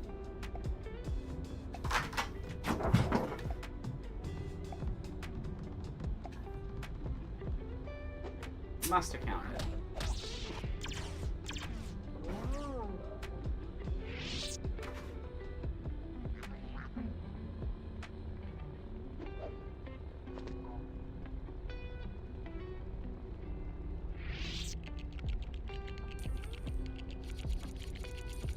I didn't do this enough. We did it! Okay. Now on to ship levels. Yeah, there are worlds they go to, but nothing really strange or new happens. That's exactly it. It's like it's not just that it's a prequel. It's a prequel that's uninterested in exploring any of the interesting things that are happening at the time that it's set. Like, you could have had, you know, the first meeting of Starfleet with certain species that show up in TOS. You know, you could do things with that prequel premise and space, but a lot of the time it just seems like it's interested in retelling the same things it's already told before. Alright, Return of the Jedi is done. Phantom Menace. Already done it though. I'm done. That's a person. Well, we already did Mos Espa. Pigs.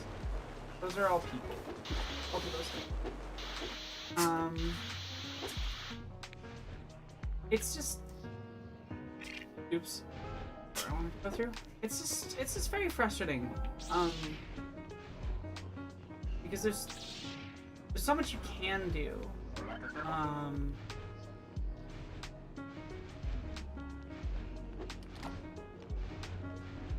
Gunship cavalry. Let's get this out of the way.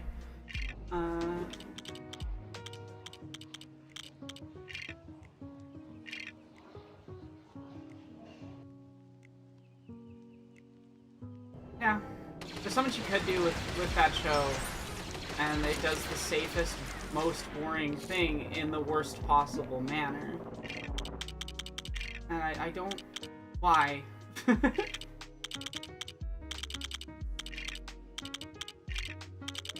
I don't get it.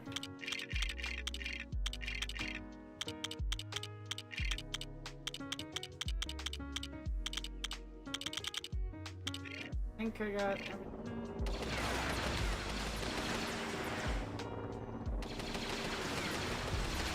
Yeah, like the only thing is Gorn and Romulans. And then the show constantly touches on Gorn and Romulans in ways that make no sense.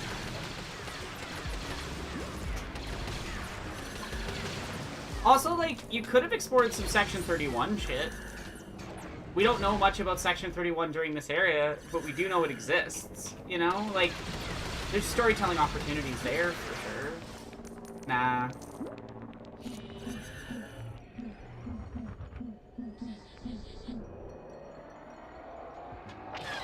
I'll do that one if needed. Exploring the safest option. I don't have infinite torpedoes active.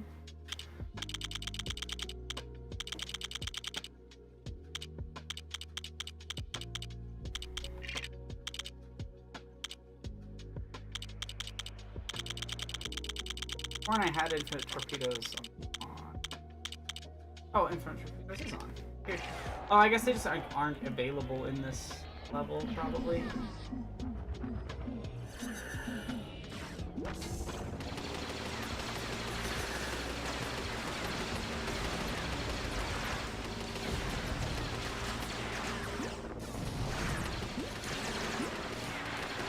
Are there other ships with the ship carriers? No, it's literally just the TIE fighters, which I find odd because, like, personally, if I was doing these levels, I would have had like the prequel era ones be locked off to the Confederation ships, you know, and then kept that mechanic for sequel.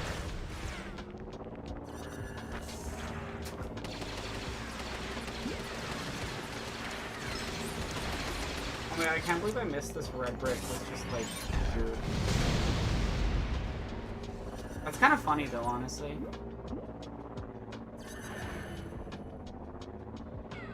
Kelvin context. Context. Well, that's exactly it. Like, you could contrast some of the Kelvin stuff. I also just, like, again, I feel like there's a lot more interesting storytelling out there for Trek than, like, CW show drama. And a lot of,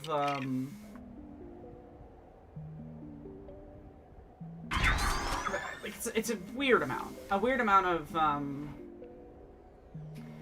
Bren Rissen's group fighting against Section 31 would be an interesting premise, right? Like, there's a lot you could do, and it's just... Instead, Season 3 of Strange New Worlds is almost exclusively, like, CW drama stuff. Like, why is Spock constantly in straight romances?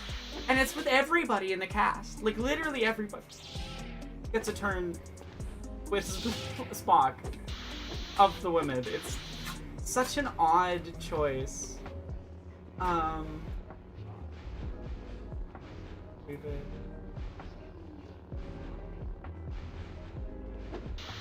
Okay. Get all that.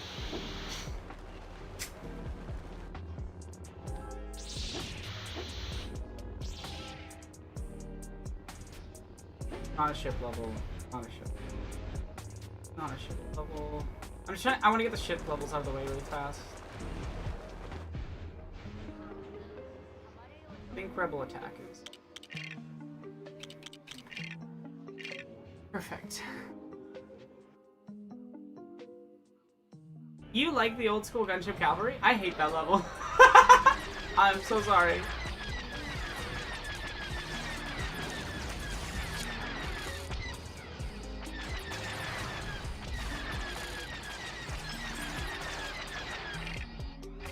I need 9 entire mini kits.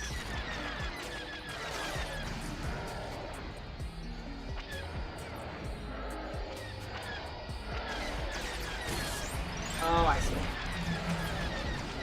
I really just ran for this level, huh? There's no exploring when I was doing it. I was just like, gotta go fast, gotta go fast, gotta go fast.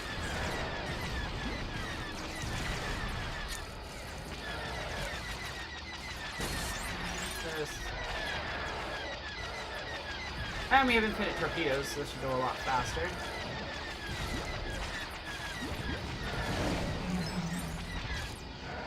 I should go get Invincibility Red Brick next, probably, just so that it's, like, out of the way.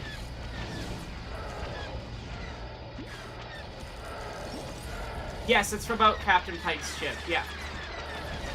Well, it's the Enterprise, right? It's Pike when he was still in charge of the Enterprise. It's set after the original pilot, though. Yeah, like, it has the energy of the CW stuff. Which is a choice.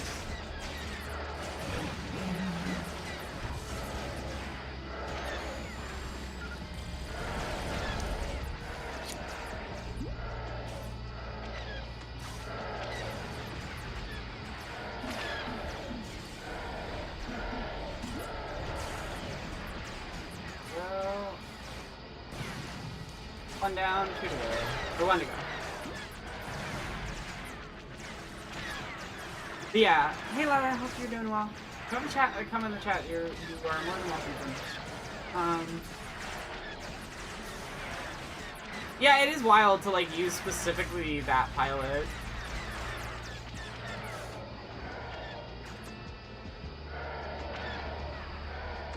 Oh, I hope work goes well. And, I hope you're able to find that professor you're trying to find yesterday.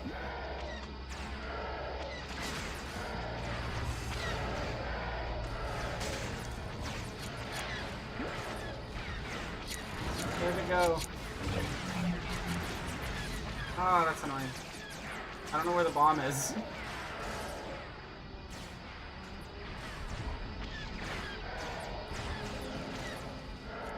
Where's the bomb? There it is.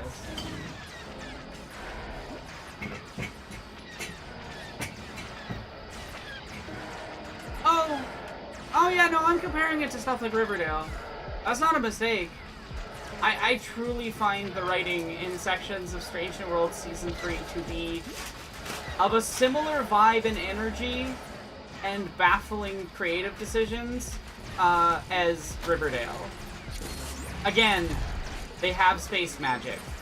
That's a thing that happens. And also ontological evil.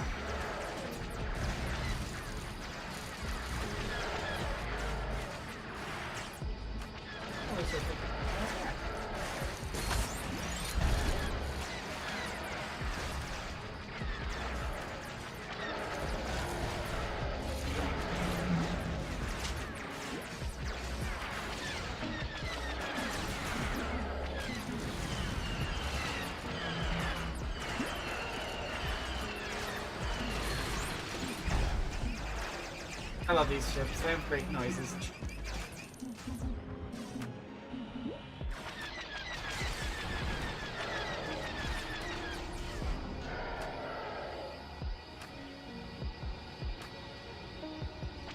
Yes, do the first try. Variable there is baffling, messy, and nonsensical, and has a serial killer gene. They're eugenicsing magic Archie. Yeah, it's so weird. If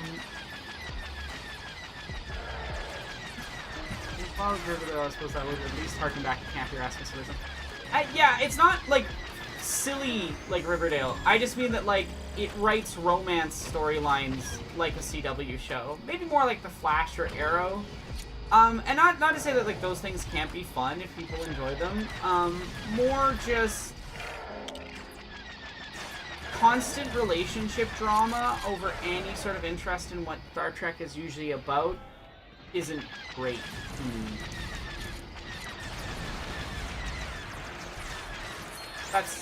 That's my take. I think maybe Trek shows should be about stars and trekking and not who is Spock's love interest and what bad sitcom things can we put him in.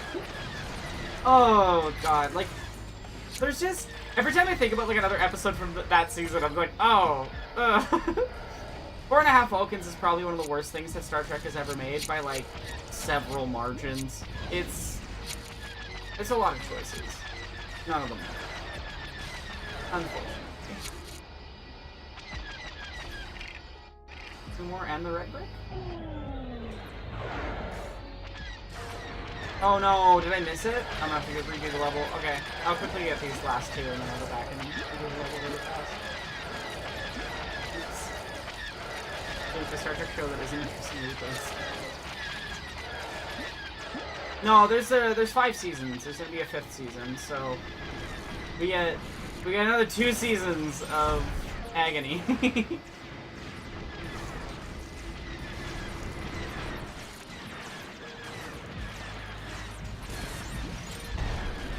I kind of forgot that you can't get back out of the trench once you're in the trench. I'll see if I can get back out, but Spock's love interest is obviously Kirk.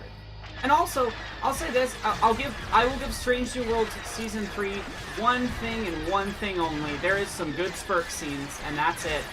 And that's mostly because the actors are playing both of them extremely gay, not because the show has any interest in it.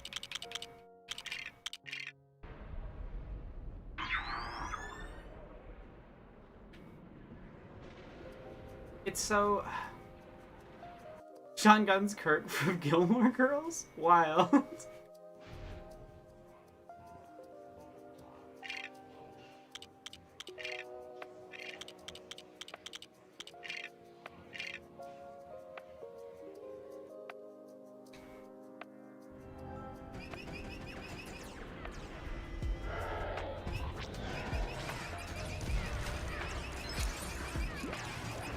Does anyone know if there's a faster ship in this? Like if the ships have variable speed, or are they all just the same speed? I feel like they all feel like the same.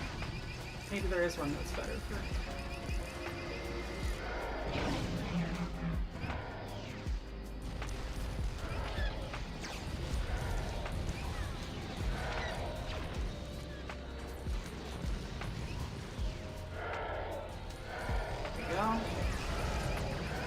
No, Star Trek's impact on... I mean, fandom as a concept wouldn't really exist if Star Trek didn't exist. Not in the way that we think of it now.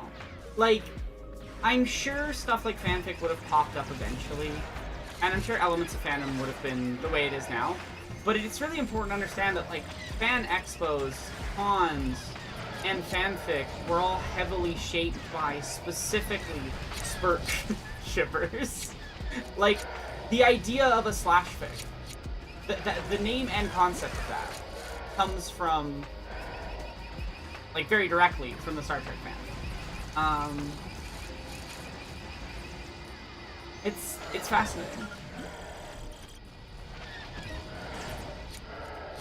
In a lot of ways, Star Trek fans made fan spaces. And again, I'm sure there's some alternate history where Star Trek never existed, and, like, fandom would have formed in a different way.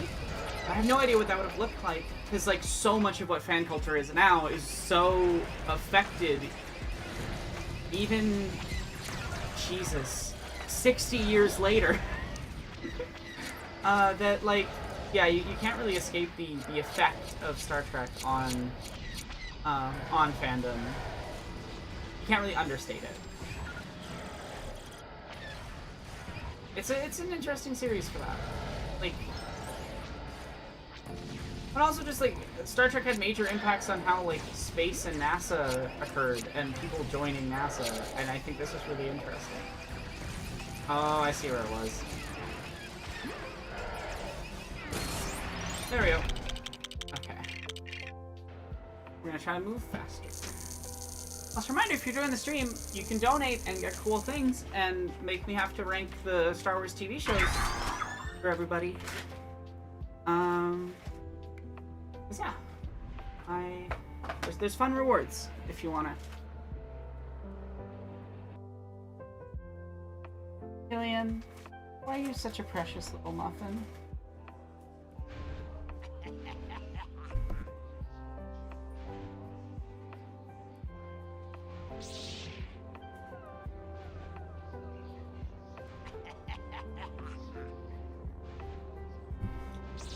Okay, so that's that finished. I think I got one mission in episode 5 with ships. We're already done episode 6. And we're halfway done episode 1. We're actually further along than I thought we were. Okay, I gotta do Hoth Battle. Yeah, like, there was fan fiction and things, but, like, it being called fanfic and it being talked about in the way that it is now wasn't a thing at the time.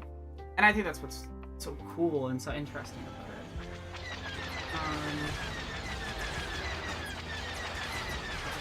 Let's see if it's in.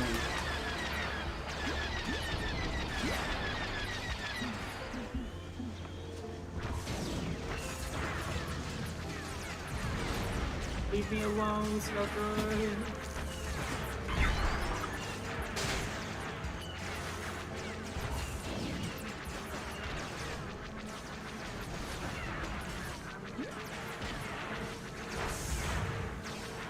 Oh my god, not good. It's like the one spot I need them to not happen, and they always spawn and do this. And they're infinite spawns too, so it's not like I can just like kill them and be done. They'll keep spawning.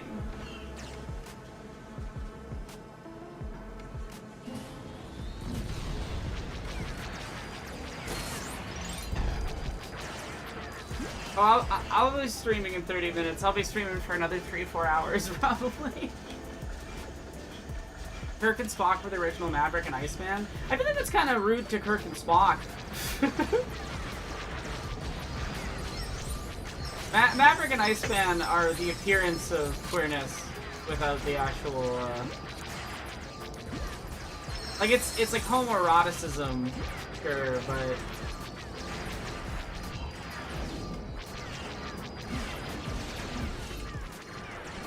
Please let me shoot this ship. Ah.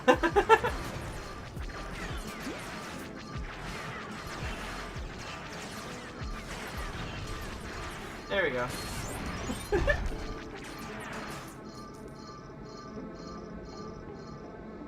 I don't even know how to feel about Top Gun. Top Gun is both this, like, really weird film about, like, gay men in the military. That's really what it is at its core.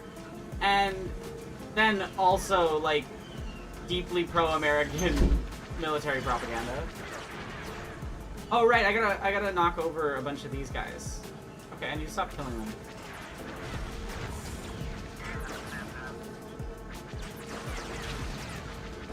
It's 2 of 10.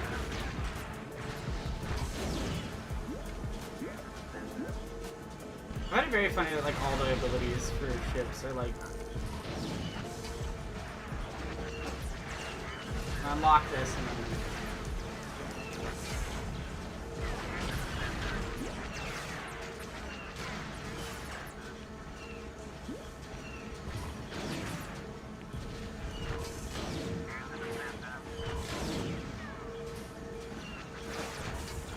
There's 5, 6... Slowly make it. Oops! I didn't know it would do that. Just torpedoed him. I always find it weird that this level uses these pole bombs instead of the torpedoes, but I also kind of get it because they're like, oh, we got this tow mechanic working, we may as well play around with it more. You know?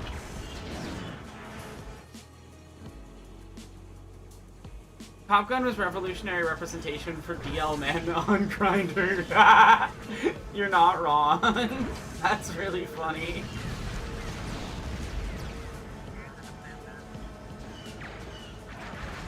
Right, same gender straightness? I don't know, that sounds like a crime. No, I understand exactly what you mean. It's like, the vibe is straight. The way I describe it most, like, the perfect example of, like, when some people write queerness, they just write same-gender straightness, I would say is, like, player sexual characters in video games really show that off. Because, like, player sexual characters, you can romance them with either gender, but it's so clearly written for the straight, like, a presumed straight man, or a presumed straight woman to some extent in some games, if you're really lucky. And the romance dialogue does not really take into account any sort of queerness. queer experience. And yeah, I think a large part of that, like, I think that perfectly shows how that functions. Honestly, I disagree slightly with Stardew in that, like, I think there's a few specific elements of Stardew that make for, like, really compelling queer stories by accident. Like, specifically, what is her face that had, like, 2 billion edits made to her, when, Good Luck Babe released?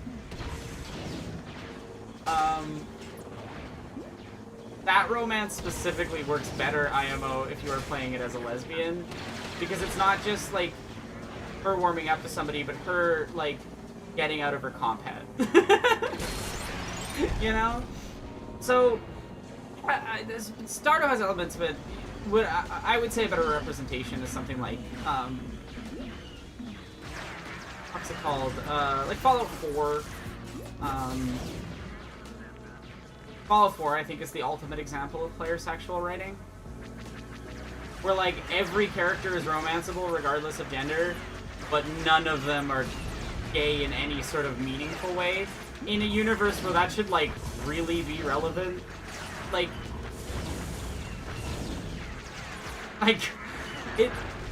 it's 50s American culture, and yet there's just, like, no commentary on queerness or these characters comprehending it. And the reason it sticks out so badly is that you already have a game in the franchise that writes queer characters that are queer and, like, actually engages with it, and that game is Fallout New Vegas, because Fallout New Vegas is a good game, unlike Fallout 4.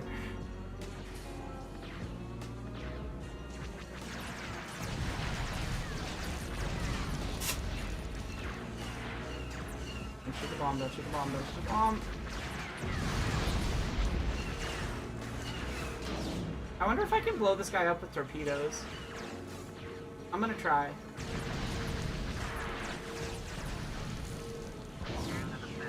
No, I can't.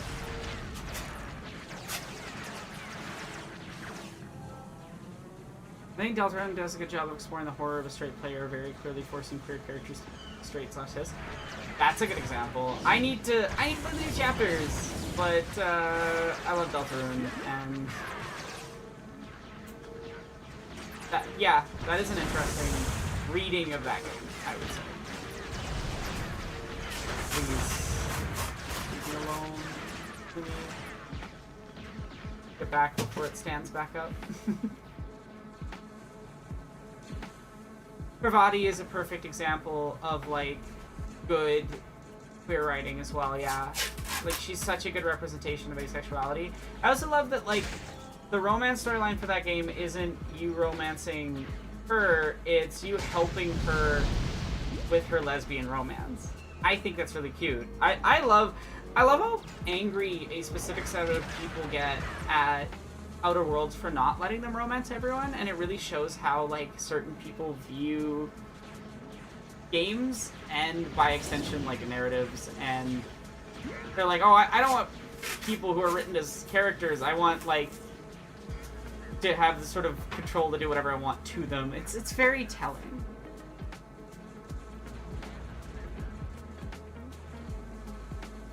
That's so fair.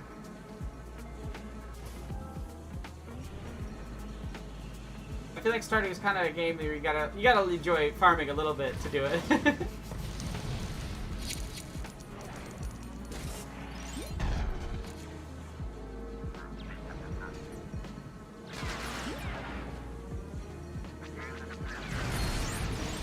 we go. And we're almost done ship levels, and it's just full levels.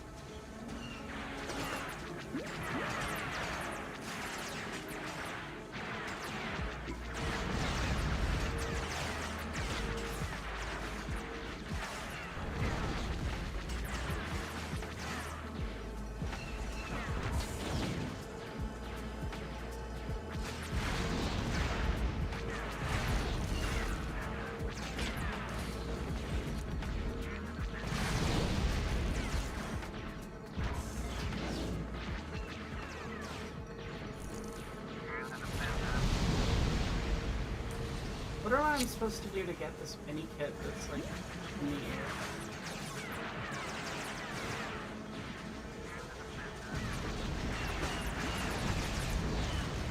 Do I code this again? Fuck. I can't do that if it keeps standing in the way, though.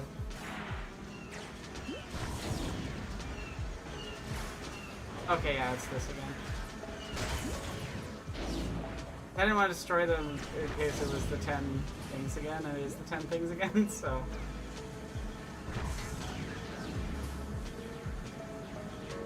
I guess that's straightforward. I honestly should have done that when I was playing through the game.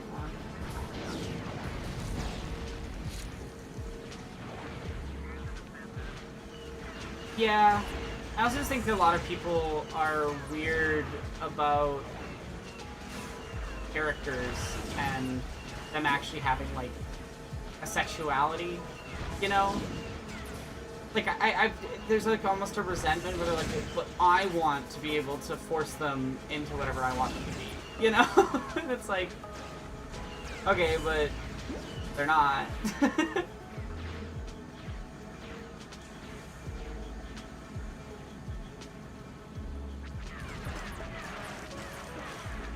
These things laying down is really funny visually.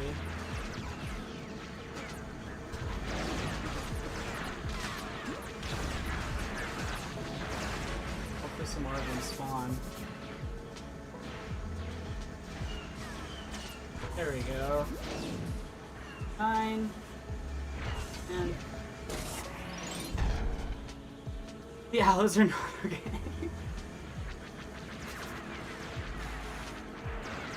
I would say specifically the straight aloes. But yeah, there's some people that are like that. So.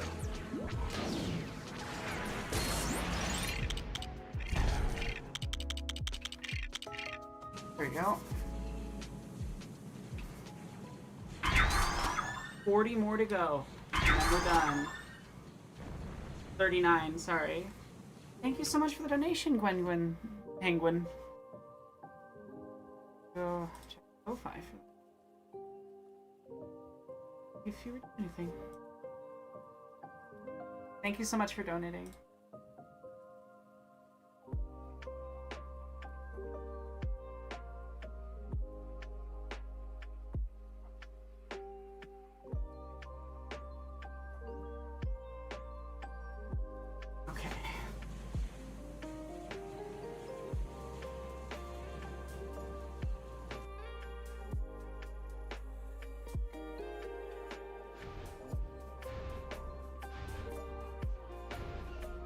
We'll be back for...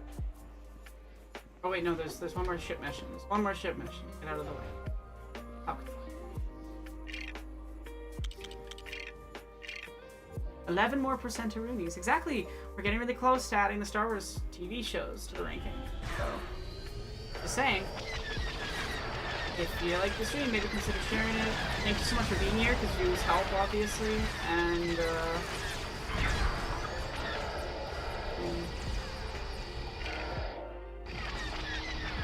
yeah, I probably got everything in this area already.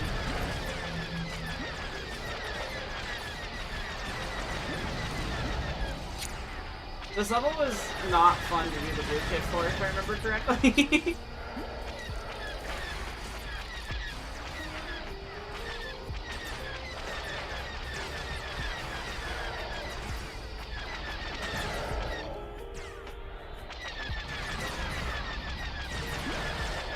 This should go much faster if we decide infinite torpedoes.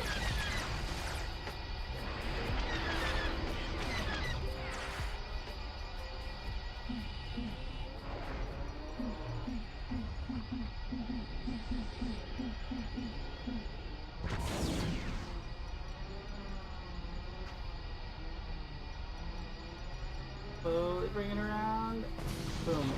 1. And...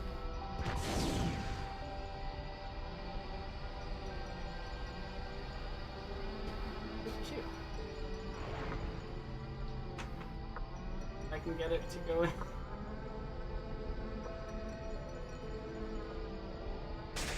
No! It rolled right over. Perfectly. There we go.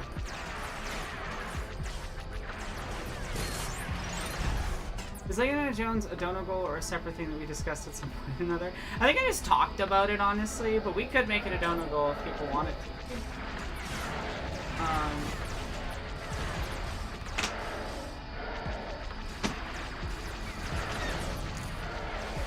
Still Chandler. Which campaign?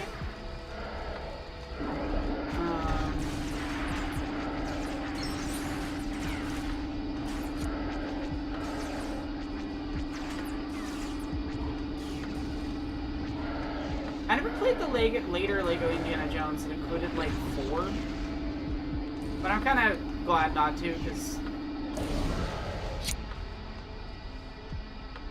there's like 2 good Indiana Jones movie and one that I can't overlook. This, like, it's fun, but I can't overlook the choices it makes. And then like 2 quite bad ones.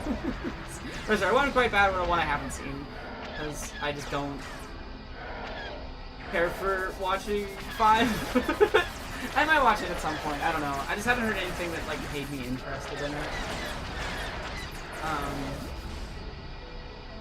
Unlike when Crystal Skull was coming out and I was a kid, it was so exciting because Aiden and I really loved Indiana Jones 1, 2, 3. Yeah. Oh, the woman campaign of Persona 3. Yeah, they really should have done that. They really should have. I want to play that version. I really liked Ruby's recent video about like about how Persona 3 is one of the only games that actually writes gendered experiences in like any sort of interesting way that actually engages with that stuff.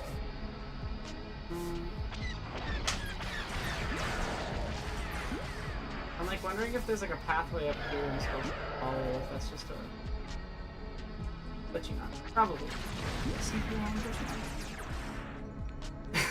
Heard it's not worth playing. Oof. That's when you know it's doing good, when people say it's not even worth playing and it's a Lego game. Like, usually most people's negative towards Lego games like, oh, it's not as good as the other ones or something, but not like, it's so bad.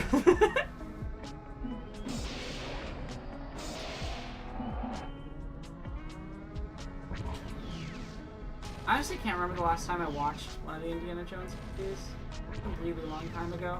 I do want to play that new game from Machine Games because, like, I love their Wolfenstein series, and everyone said it's good. So,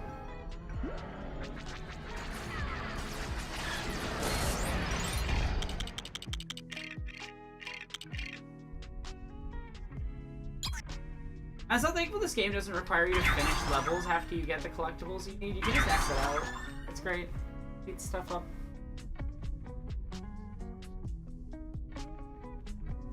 Your dad has a singing Indiana Jones potato head, and that's all you know about Indiana Jones? That's incredible.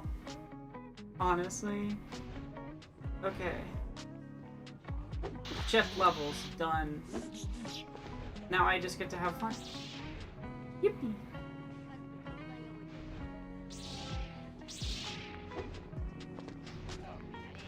That one's finished. That one is not.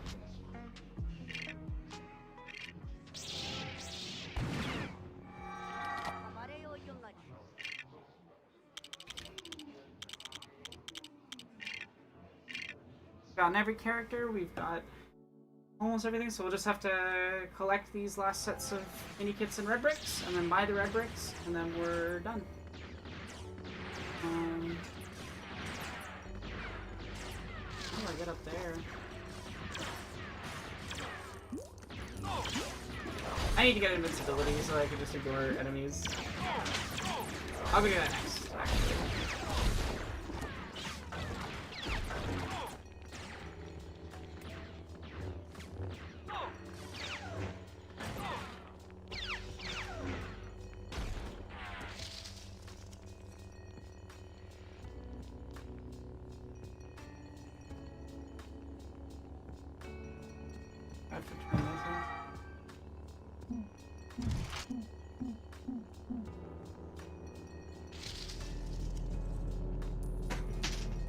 Oh, I apologize.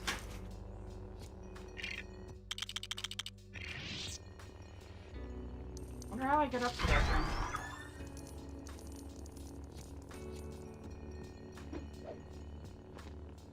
Does anyone know? Do that one.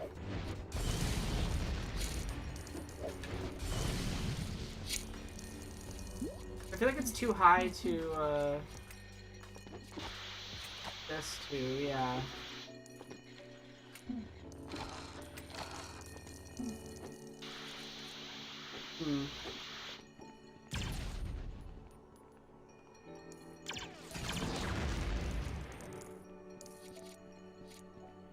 How are you supposed to get to that?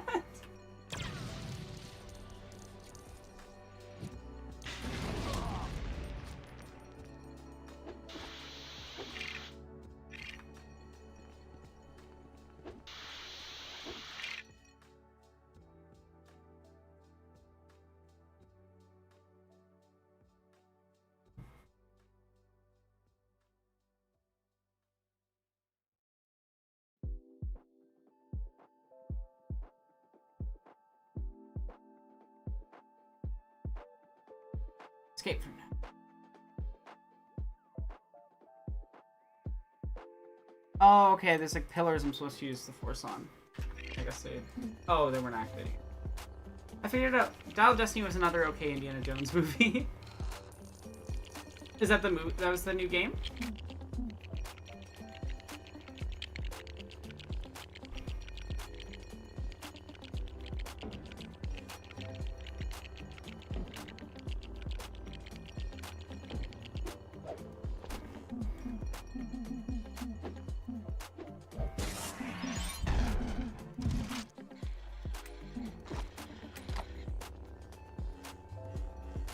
I figured it out eventually.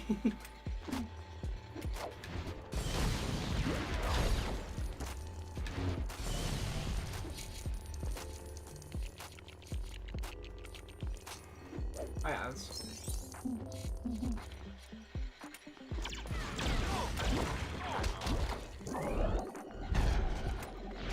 Oh, the fifth movie. I honestly... That's the thing, I'm so unaware of the fifth movie, I don't even know the title.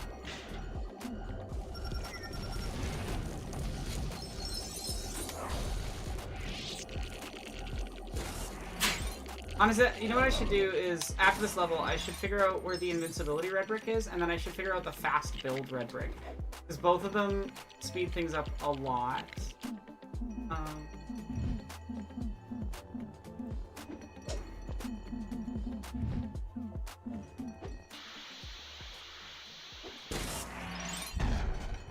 It's very helpful.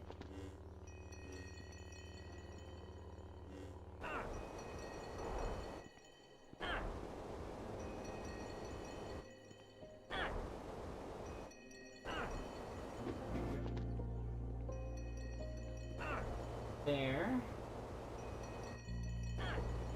That's a good block.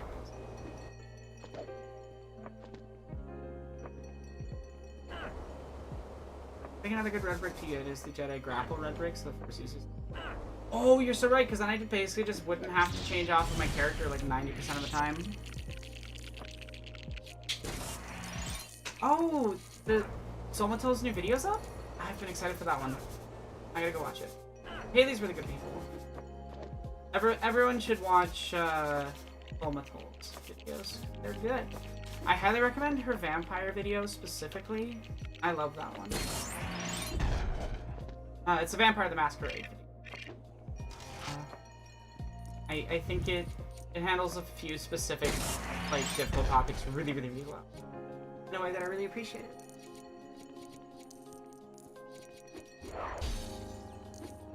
Yes, they have a film where he uses a fridge to gain iframes during a nuclear bomb. It's... Indiana Jones is one of those series where I really, like, outside of the game with Troy Baker, which seems to be pretty good, I kind of just wish they'd, like, let it die or leave it alone. A lot of elements of it haven't aged particularly well. Like, if I was going to make new Indiana Jones stuff, I think either just doing a reboot that is more about him, like, fighting for... less about him taking people's artifacts and more about him, like, getting artifacts back to where they should be. Make it more Carmen Sandiego, the remake, you know? Where she's the protagonist instead of the antagonist. I like that animated show. It was fun.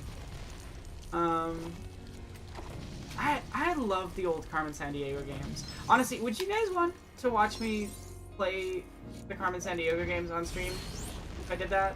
Would that be interesting? I have no idea, but I hope it would.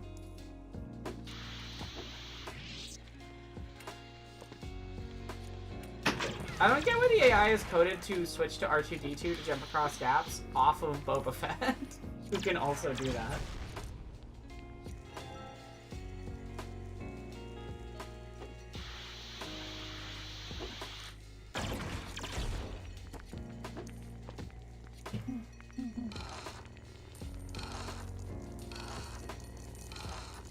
Supposed to be something here.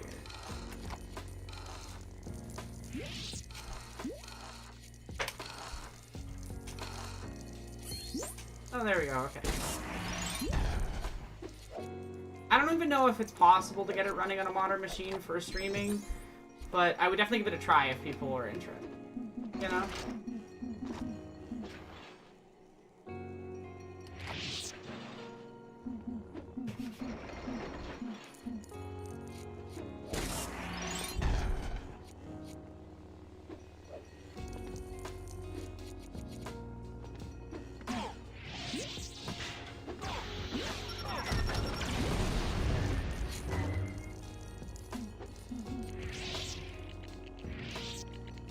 Carmen Sandiego is awesome. I also just like, I just have such fond memories of those old games, and like, the one I specifically remember and the one I'd want to play is where you go through time instead of places. So you travel back in time to stop Carmen Sandiego and her various like teammate people, and it's so fun. It's just a fun, weird little game. I distinctly remember the level set in Ancient Egypt where you have to learn about embalming to be able to beat the level.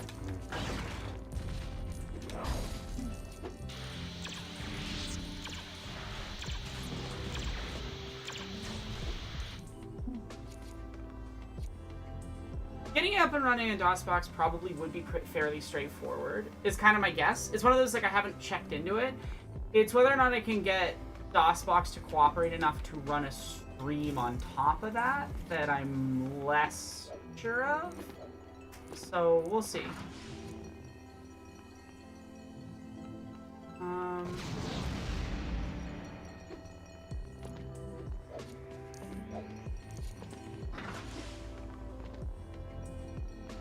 Yeah, it'll depend on... That's the thing, is like, if it was on GOG or there was a re-release or something, but like, I don't think the media has really been maintained at all by anyone, so...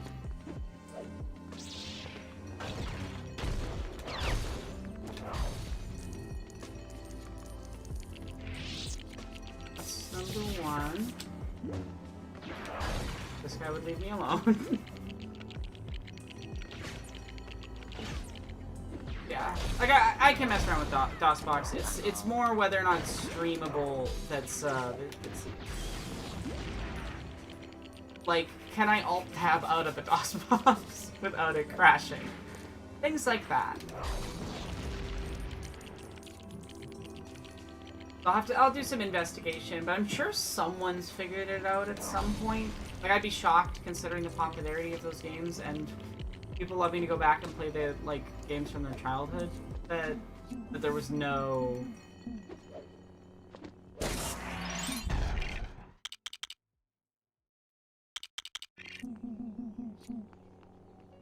Back here, Kid Fistu. Stop it. Stop running away. Stop it.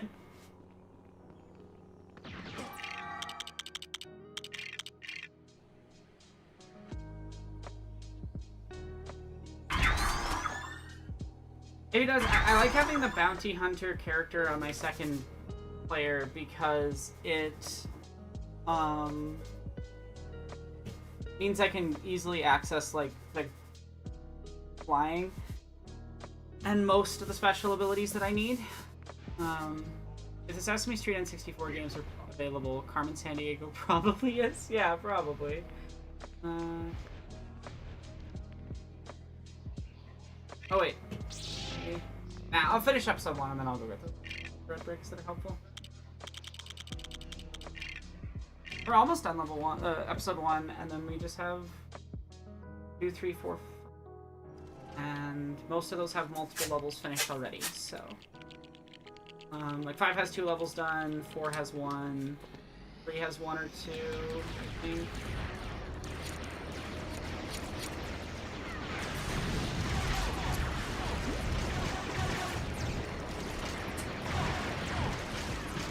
They're just like running into me, so I can't shoot them.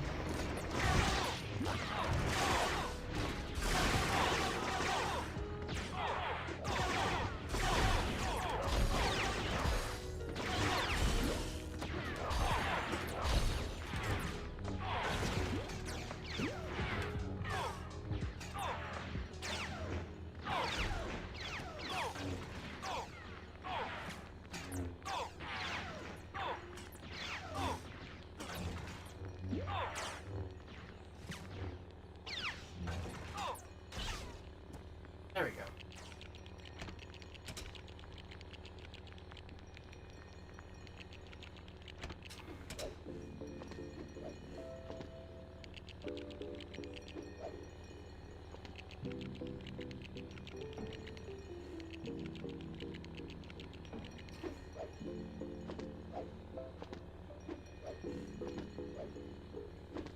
Oh, I could probably just do this.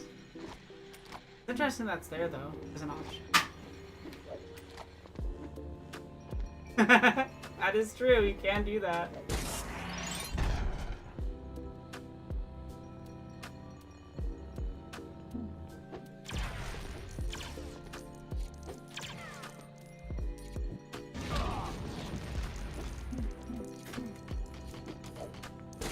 There we go.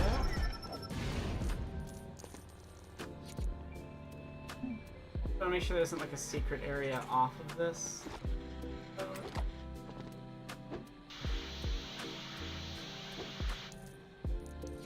Pretty sure there isn't anything.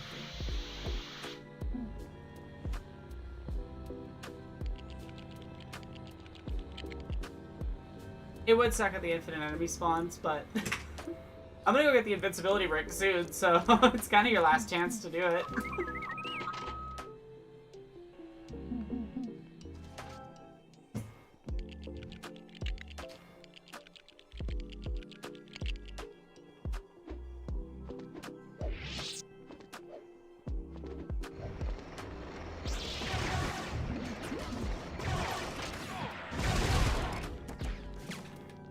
When in doubt, just use a bomb.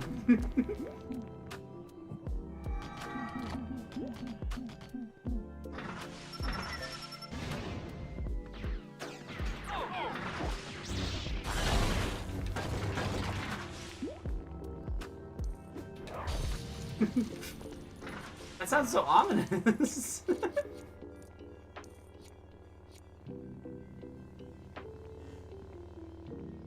was thinking of the later area with the... Yeah, I think it's probably this hallway.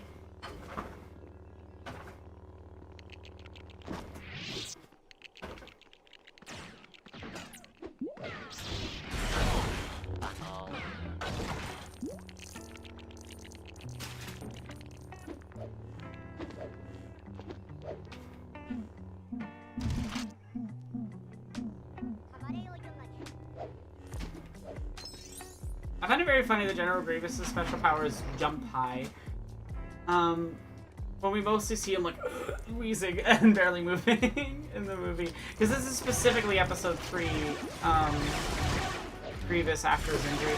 You know, that's one of the things that I find most annoying about 3D animated Clone Wars removal of a lot of stuff, is that, like, it also, it removes a lot of the context for Grievous as a character, whereas like Genndy Tartakovsky's Grievous, you're like, oh, this guy was actually really scary. He just then got injured after beating the shit out of a lot of Jedi. And even then, he's still a menace. Like, I don't know. Grievous is such a better villain if you only watch Genndy Tartakovsky's Clone Wars and then immediately watch Revenge of the Sith. And you can just tell that Gendy's was, like, originally planned, whereas, like, New Clone Wars is very, hey guys, this was totally true the whole time!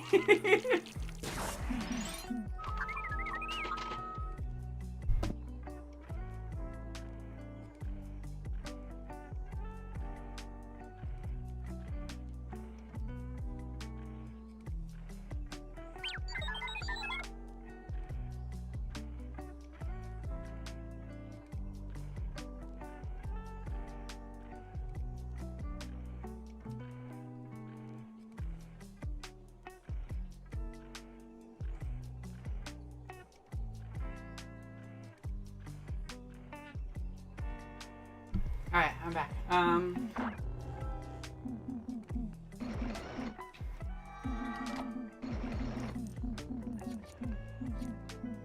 There we go.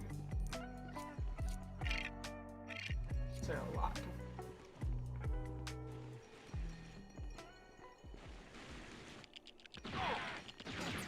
No, I thought they would just stay passive.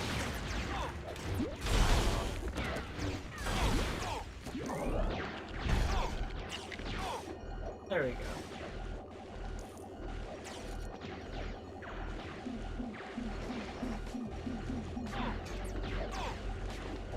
Platforming on these like tiny little platforms with how like weird and slidey the physics are in this game is such a weird experience.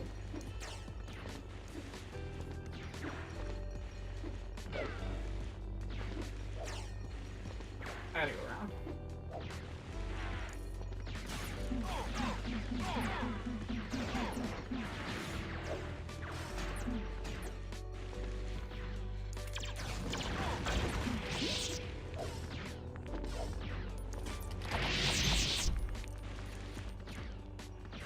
What other ability would I give Lego Grievous?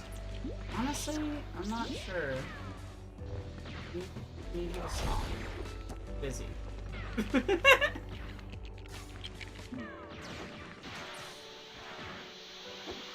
It's funny that the physics, like, for whatever reason, the draw distance in this game is, like, really short. Like, even compared to the console version, things will just, like, disappear in the distance really easily, and I find that fascinating.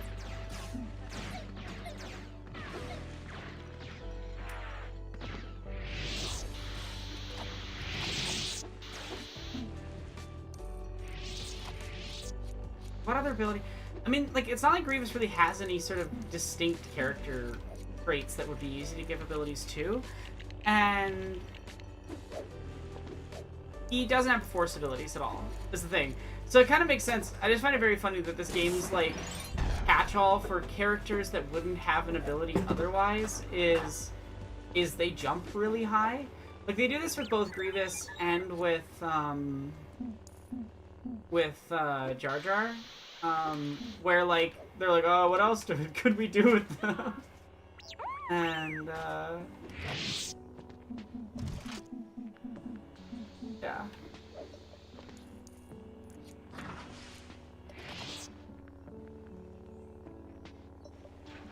I'm sure I would. I know that Toby's clearly commenting on things like the hero's journey, so I am curious to see what specifically done with. Ow.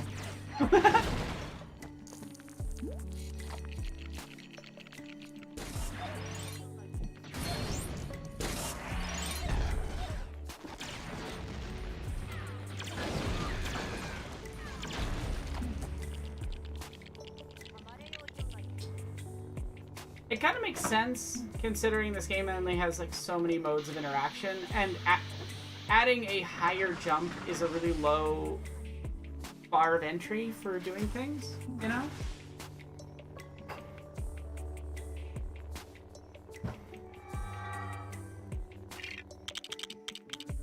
Like, you don't have to do a lot of code to make it work.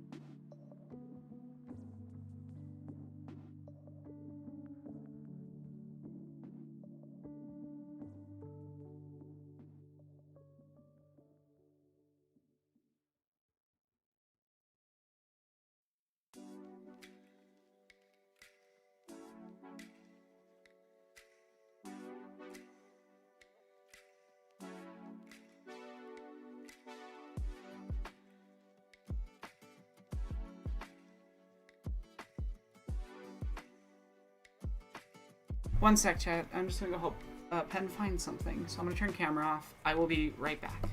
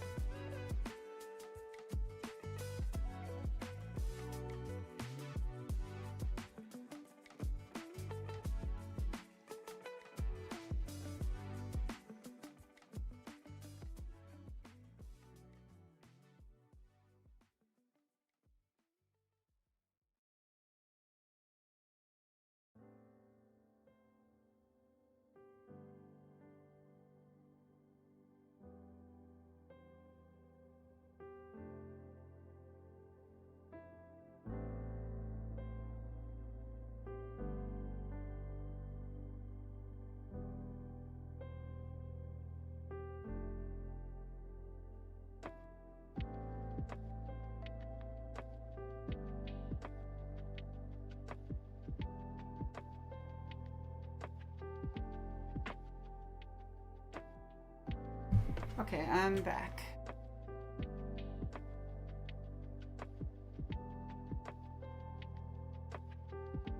I'm chilly.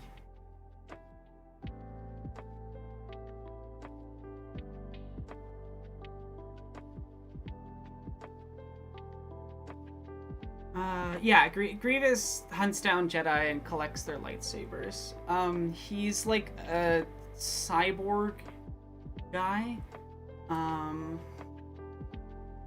Who was enhanced after he was nearly killed. If I remember correctly. So he used to be like a regular person, and that's why he has like a robotic exterior, but like still has some organs and stuff. He kind of has like a metal container for his organs, basically.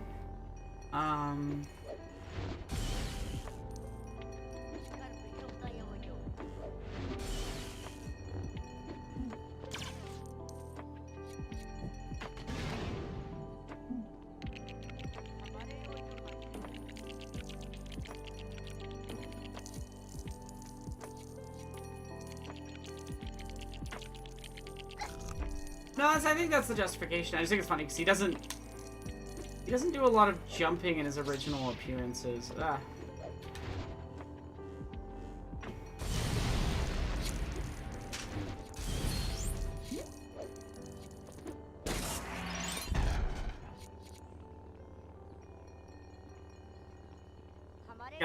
Galaxy's scariest guts in a jar. Yeah, pretty much.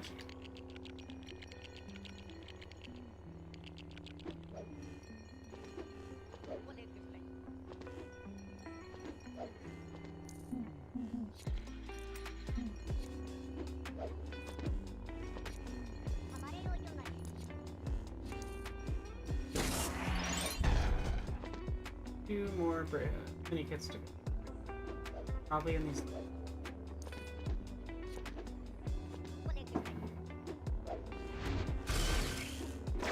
The Vader Grievous fight would be. I mean, it's kind of impossible because Grievous dies before Vader becomes Vader, you know?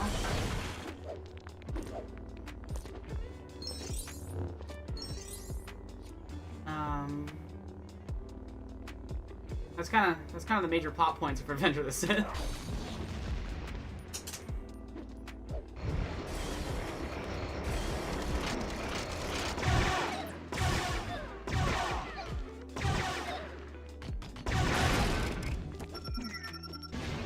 It is interesting that there was never really, because of the line in Revenge of the Sith,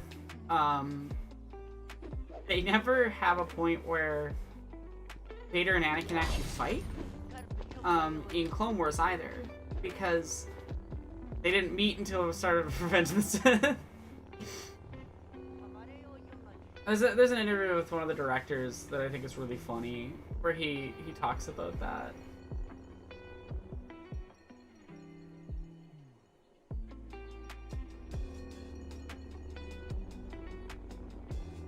I would assume that there probably is, like, interrelated stuff there between, like, how cyborgs get treated and how droids get treated in Star Wars. But I don't know of any examples.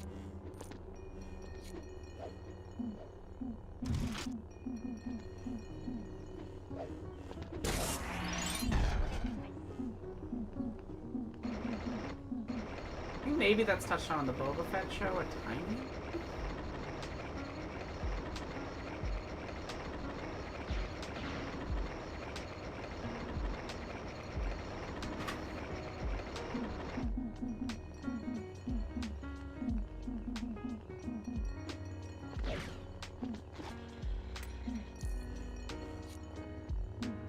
I'm just trying to remember because I don't remember the Boba Fett show very well.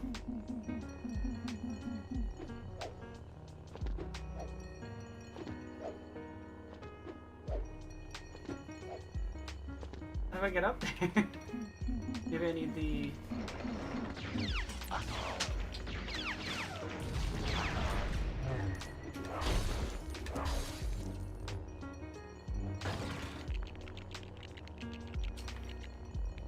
I can get up there from the other.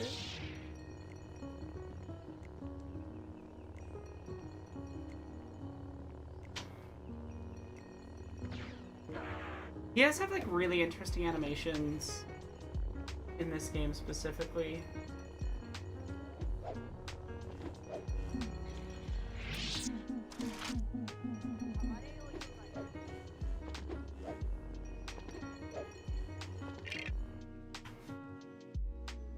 He does feel like a little Bugman a little bit.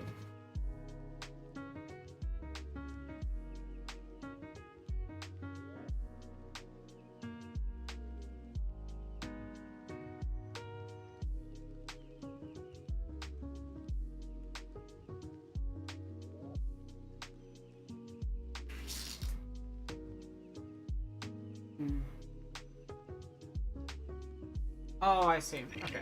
Yeah, this is a red herring you're not supposed to use here. You're supposed to go way over here.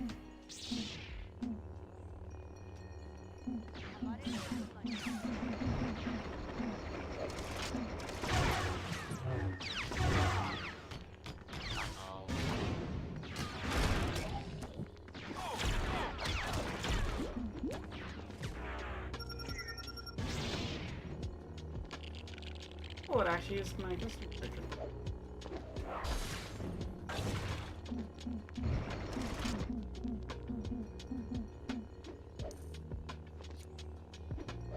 There we go.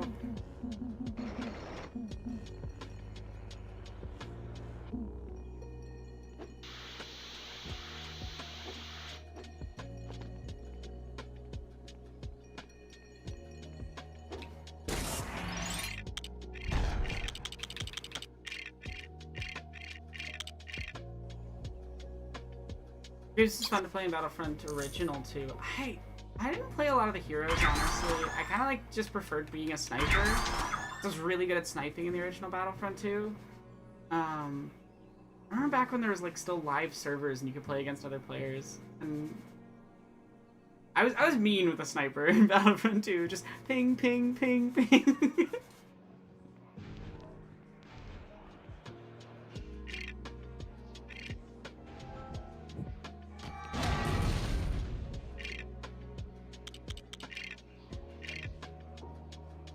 If you like or hate the jetpack sound, that is so fair. I'm very nostalgic about all the sound effects in this game, probably too much, so I tend towards liking them. But I don't know how much of that is just pure nostalgia. Damn it, I hate that the same button that controls your force also puts your lightsaber away, and if you're in the lightsaber animation, you can't use the force. So this specific boss fight, there's just times where won't let you do the thing because you're putting your sword away. Well, the DS versions were basically just like entirely separate games, if I remember correctly. I think I played the DS version of one of these. Stars in general has nostalgic sounds? For sure, but I have a specific nostalgia for like Lego Star Wars's set of sounds that aren't really in anything else.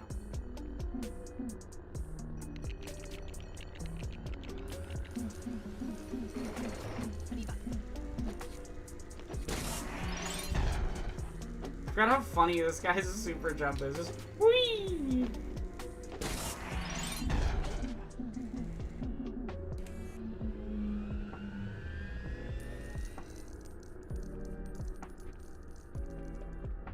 Might be a secret out here.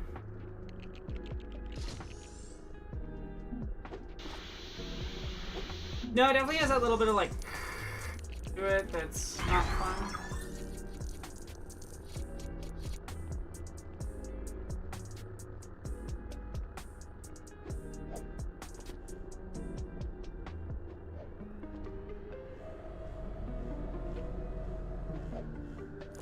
Anytime I see Darth Maul, I immediately think of like specific bits from Whitworth's performance.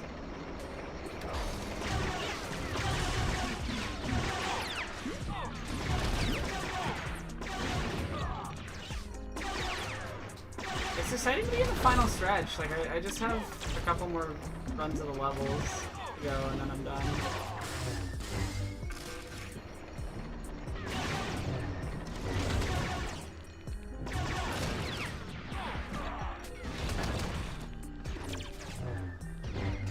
Infinite spawn these?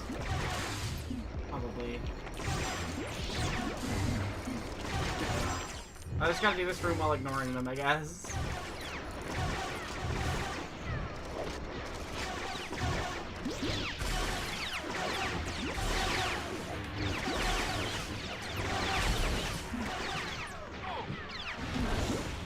That's why you use thermal detonators.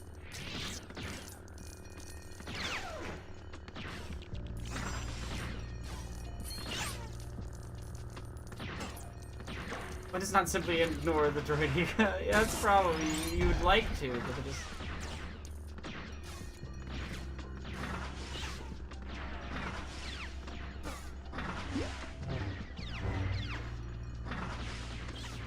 Almost.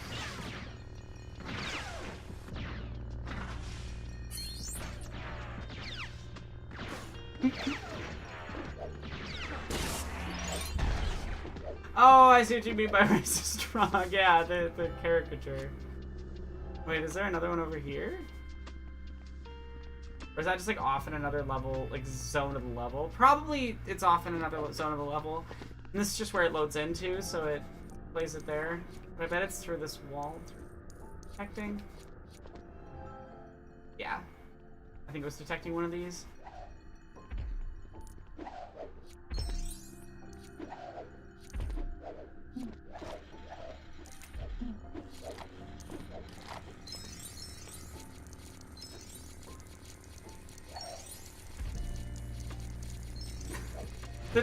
The multipliers for money are very funny in this game.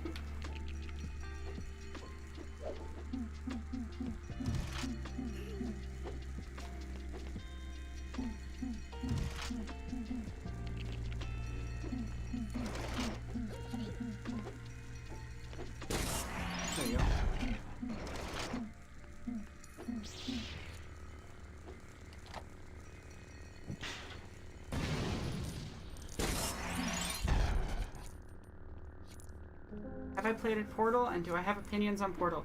I have played Portal, and I think it's one of the best puzzle games ever made. It's just so good. It's a fun game to play. It's really well designed. The puzzles are the puzzles are very clearly communicated, and you feel really smart solving them. And the game is like that perfect length, like 3-4 hours. I think Portal is one of the best games ever made. That's my kind of hunt.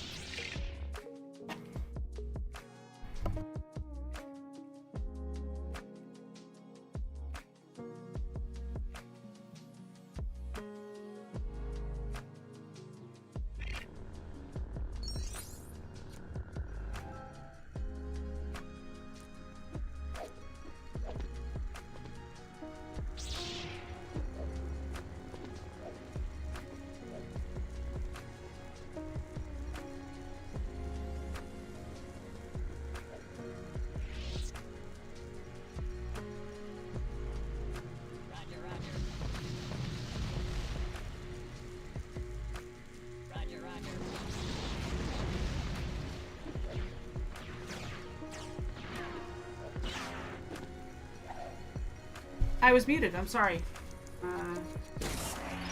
As I was saying, I really love Portal. Also, that is very funny, Lewis. And a reminder that if people want, they can make you say stuff like that in voices, including Sheev Palpatine's voice. Just saying, if you donate, you get fun rewards like the MS Paint drawings, or that, or voices, or various other things. So, yeah, consider donating, if you feel like it. And you're enjoying the stream. And you want to help me afford necessities.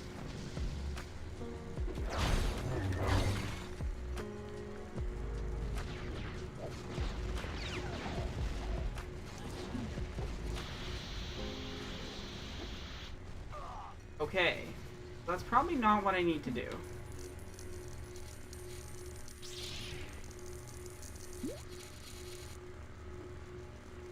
How do I get to that?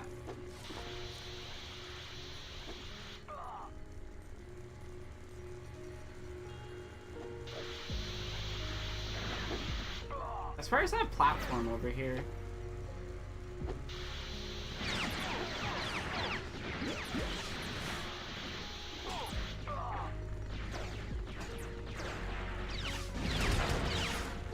Pretty close to ranking Star Wars shows on the dock as well, yeah. If you ever want to know what I think are good Star Trek shows, and I'm going to be covering a lot, because there's a lot of them. That is true, that is Boba's one weakness. Falling in pits.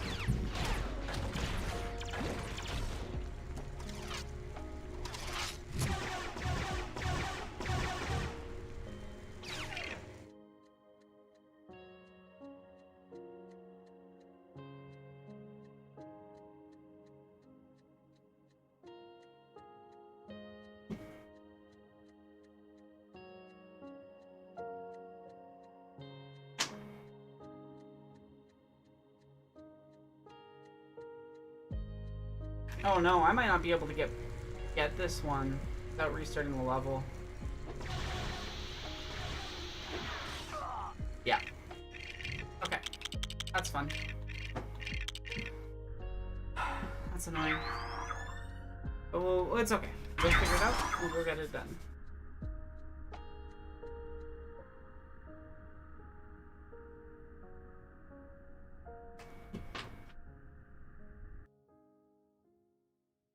You could say it's his pitfall. That's pretty good.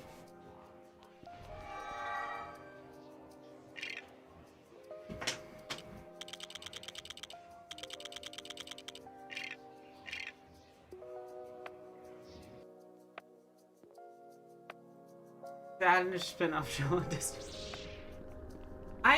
There's so many odd decisions made with that show. Like the 2 episodes that are just episodes of The Mandalorian.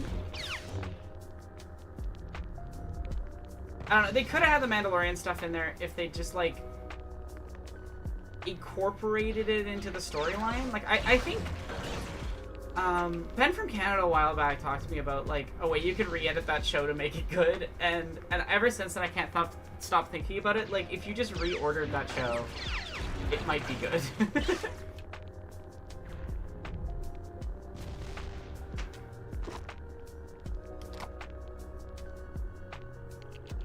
I think they made a video out of that thing. I think there is a video about that out there.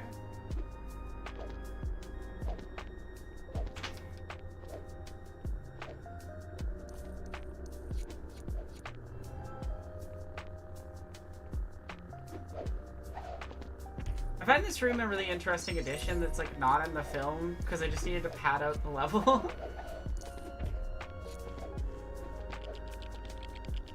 Because the original film, they go from that area there right into the next area after this, you know? But in this one, they have this like weird tower thing.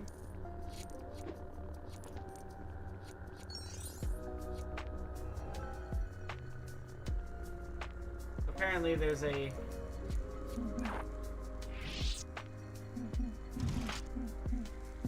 panel here.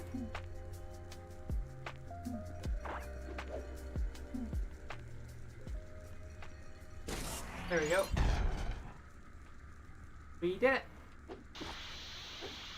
I don't know what you mean by that, Asla. oh, you mean just like that section's there just to add platforming? Yeah, I think it probably is. And that's probably right.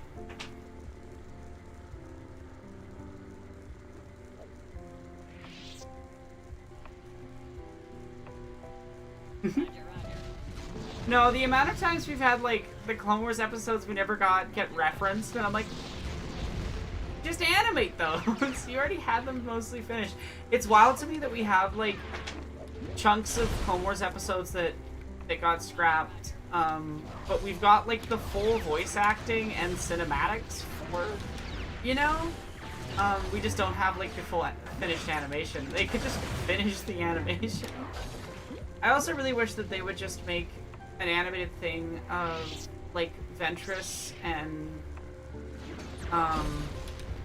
Quinlan Voss's story that was supposed to be in like one of the planned later seasons of Clone Wars. I'm glad that we got the rest of the Bad Batch's story in its own show. I still need to watch season 2 and 3 because I just like fell off of it. The duel, the final Cad Bane episode of the End of World. Oh yeah, that could have been fun. Yeah, it's just there's like a lot of like unnecessary referencing to episodes that don't exist that like only make sense if you're really into the fandom and like know that those episodes are supposed to be made but never were.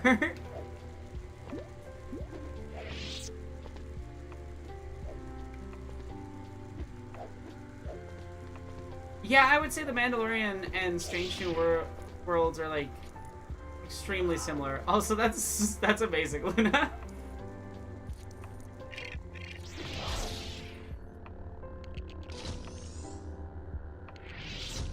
Not something I would have expected someone to describe Droidekas with. Droideka.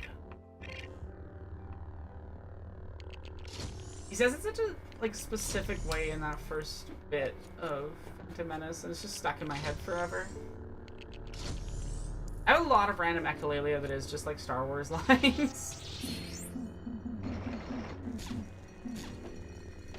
Come down.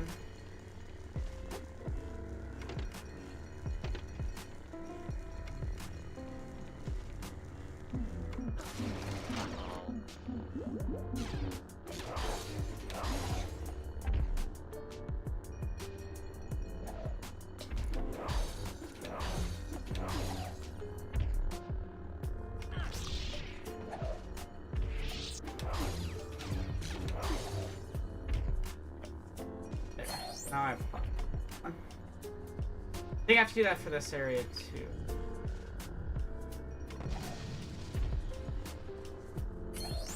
Yeah, there we go. Now we can finish.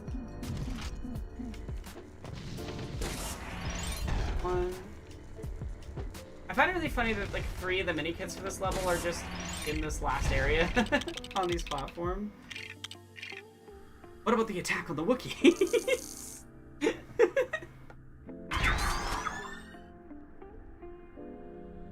Okay, 31 bricks remain.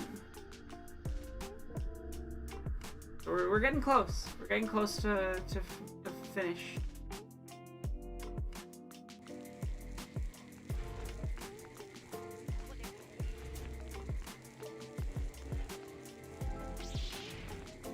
That's episode 1 done. Episode 6 is done. And we only have some levels left for other episodes.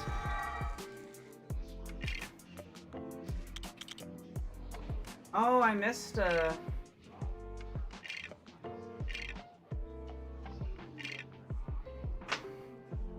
do love Bad Batch. It's probably my third favorite show after Andor and Rebels. Fair. I've heard the later seasons are good. I'm sad I didn't do this one back when I was doing the other ship levels. I knew there was another one I was missing that I didn't like. Okay.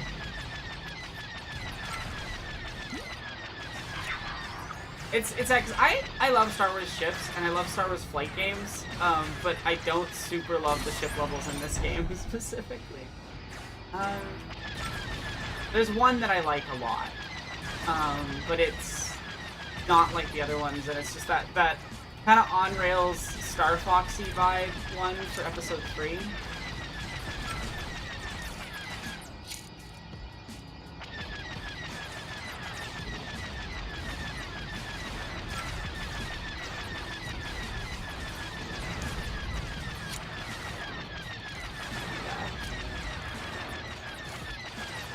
This has been fun to go back to a lot of Star Wars and stuff. Remind myself why I like this. No, it's good.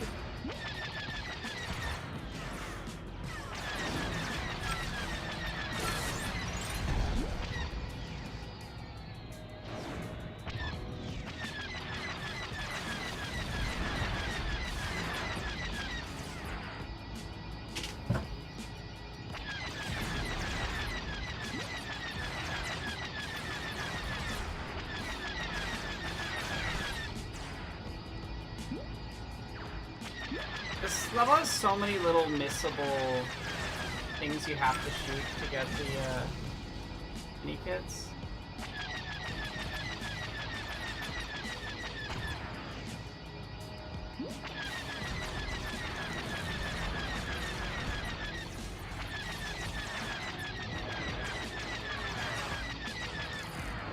How do I hit these? Or get up there?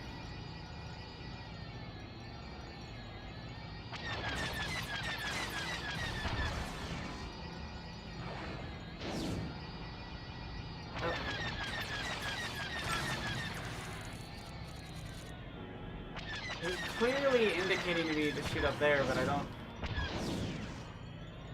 Oh, you're supposed to get up on top of that.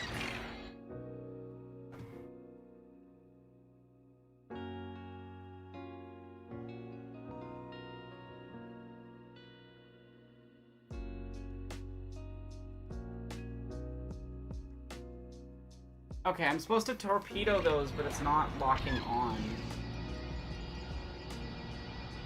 It's fun.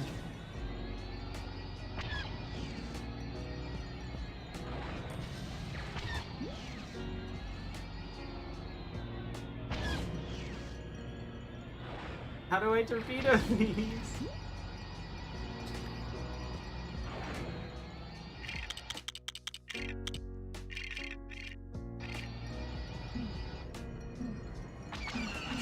Where are my infinite torpedoes?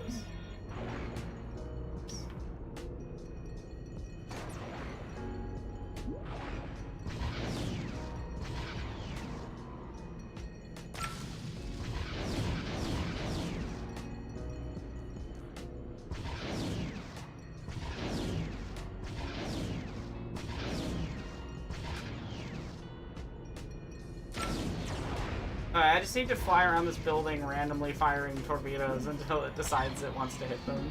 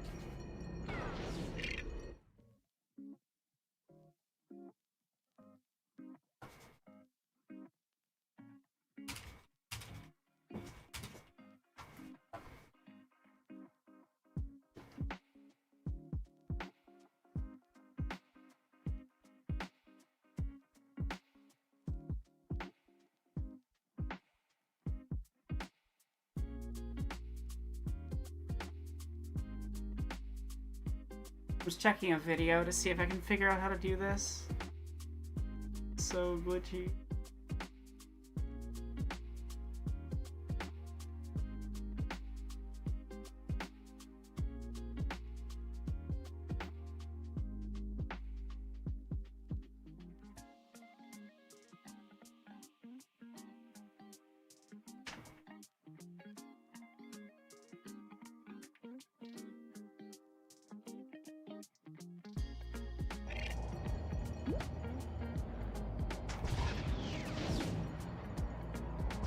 Yeah, there we go. You gotta have it like on the edge of the screen almost.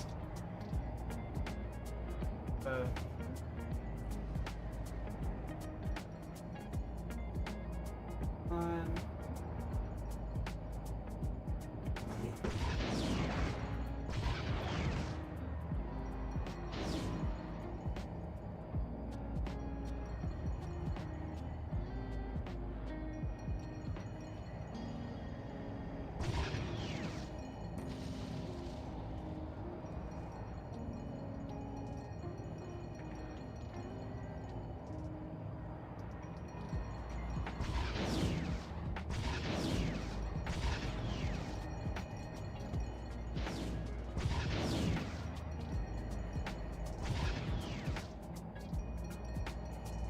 I'm fascinated by this one specifically. Like, why is it so glitchy? This one.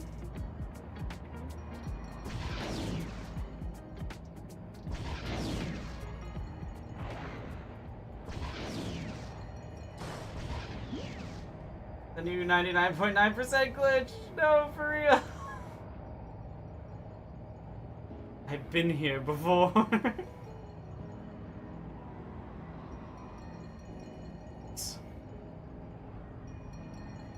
It's so bad. I'm like very Gandalf right now. There we go. There we go! That only took forever to do.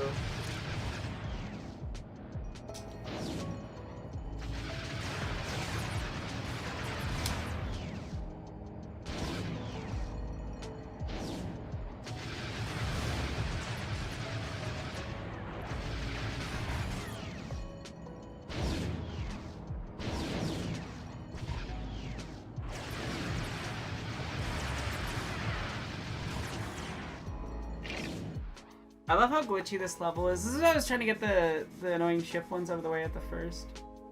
I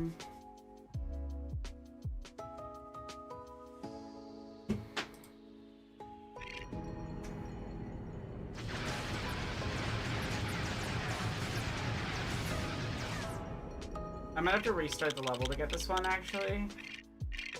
I think I activated the thing and then didn't shoot the thing that you're supposed to activate after activating it. Oh, that's my favorite Trek film.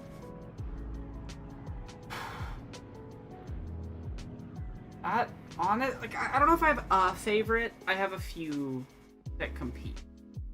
I unironically love the whale episode. The whale movie is good.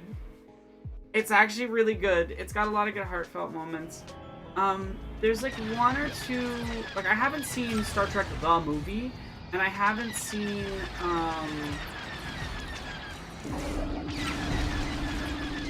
what else haven't seen? And I haven't seen a few of the other TOS movies. So, like, I'm not judging all the films. So, like, I still need to watch Wrath-A-Con. I know, that's sacrilegious. I have never gotten the chance.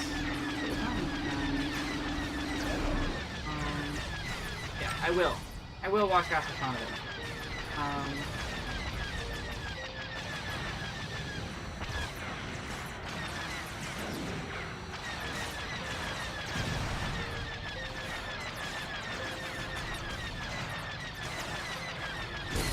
There we go.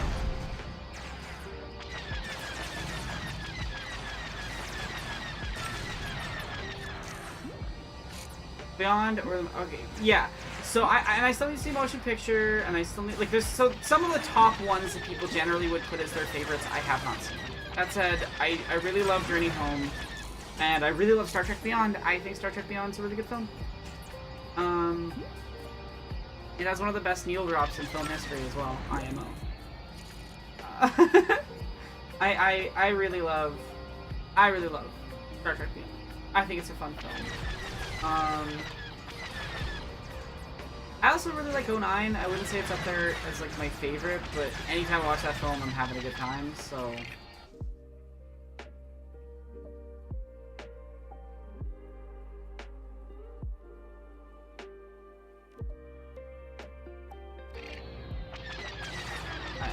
Six, so I hope I got 6 in there. I think I did.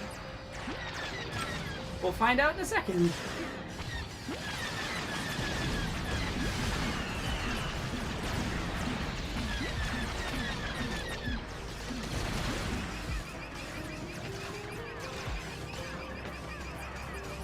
Yeah.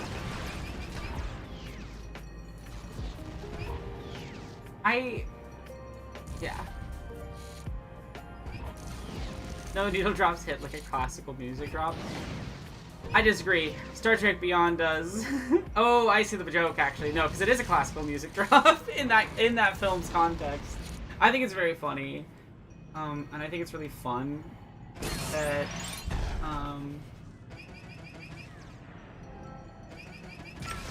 Okay, good. I did get all 6.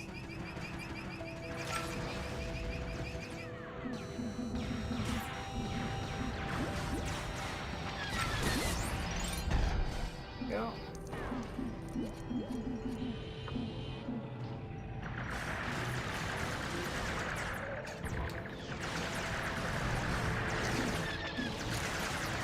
I forgot how fun this ship is.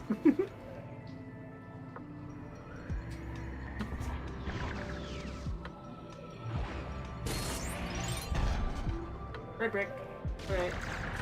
Making good progress then.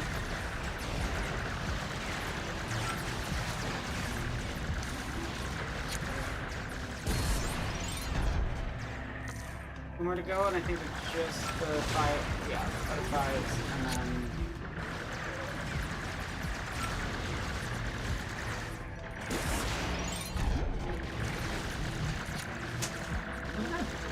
This level, you know?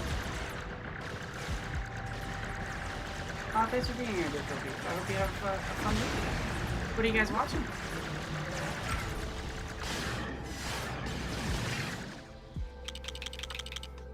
I may ask.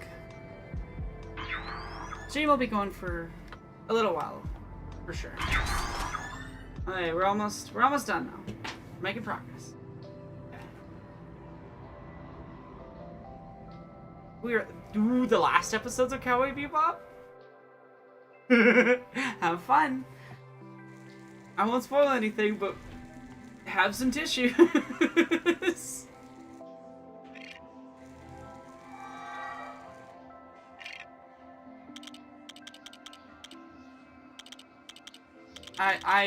I love Cowboy Bebop, and those last episodes are so good. Into Darkness is terrible. Don't watch it. Like, genuinely, here's my recommendation for the Kelvin films. Watch 09, then watch Beyond, and you're good. That's all you need. It's truly, that's all you need.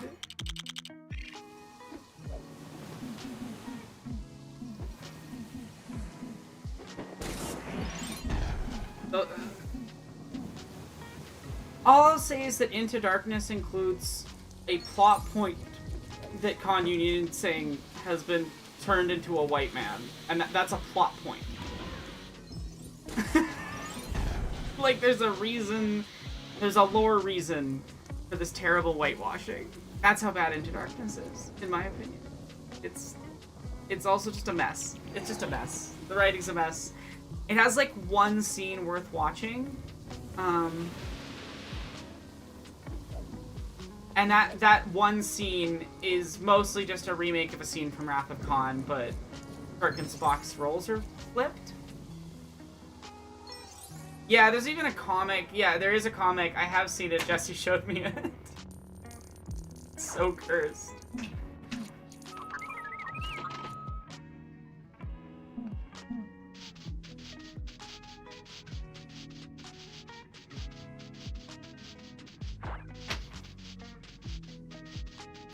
It's very, very cursed. Into Darkness is not good on every level, but especially moral. J.J. Abrams should only be allowed to direct one film in a franchise, because the instant he directs the second one, it Rise of Skywalker Into Darkness is.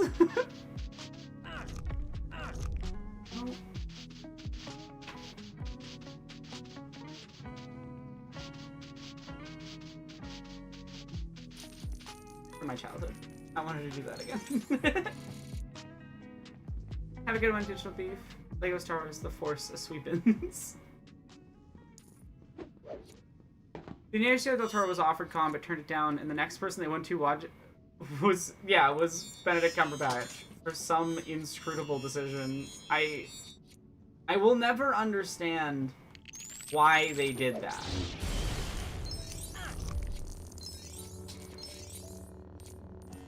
It's always baffled me.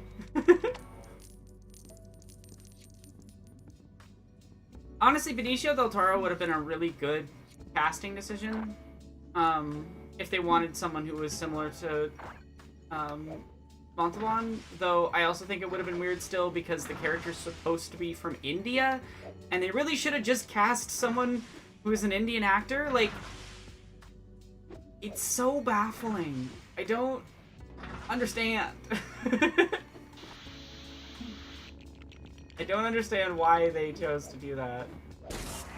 I don't think I'll ever understand.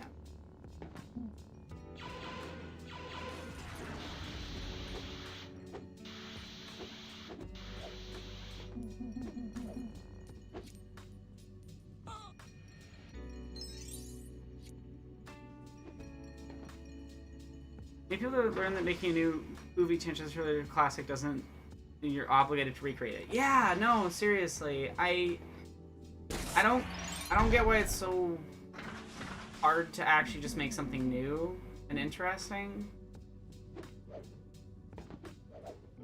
It's very strange. I think a lot of these things are like it's weird, but I feel like the Kelvin Star Trek films are kind of a like precursor prediction of what would come later with stuff like Rise of Skywalker and a lot of other things. The sort of like nostalgia focus. Yeah, like you can't remake Wrath of Khan is Wrath of Khan. You're not going to successfully remake it. It's a very odd creative decision that does not work out well in their favor.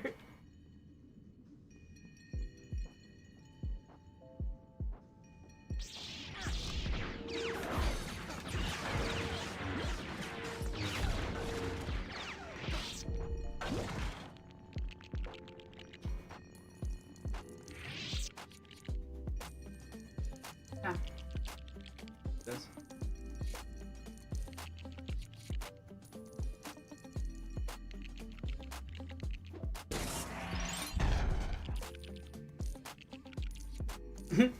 I love that little visual gag. It's like remaking Empire Strikes Back. Or, you know, remaking A New Hope and calling it Force Awakens.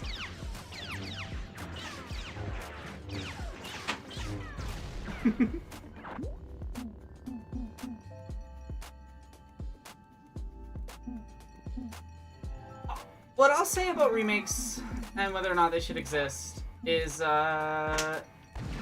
the transcript that I have ready to go. And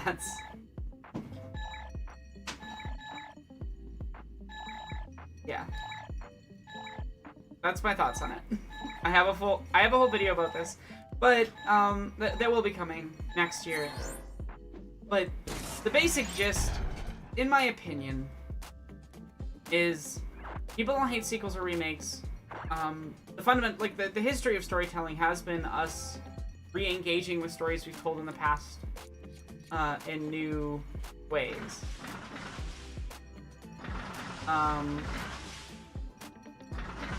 And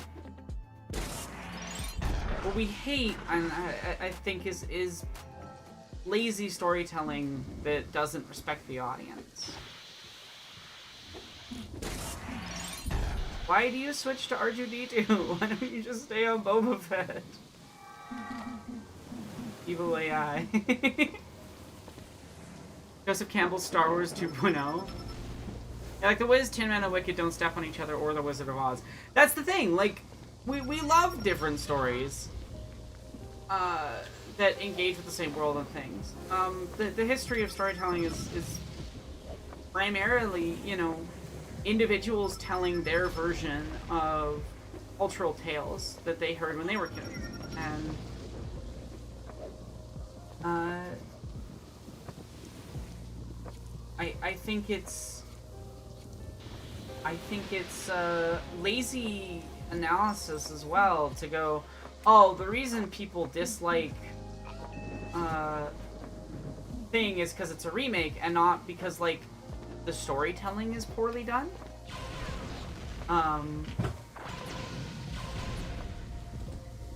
And yeah, I think we should just expect more from media that tries to re-engage with the previous media.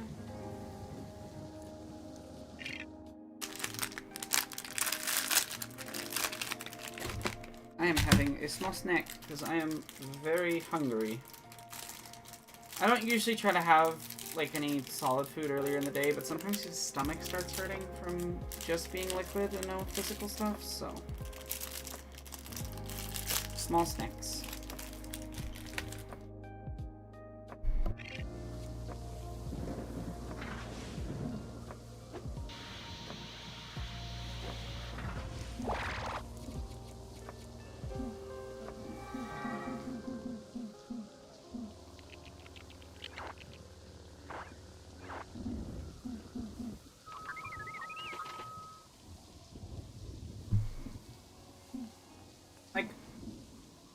It's my opinion that if you're making a remake to make a remake, and you're not doing it to say something intertextually with the original work, there's no point in it existing.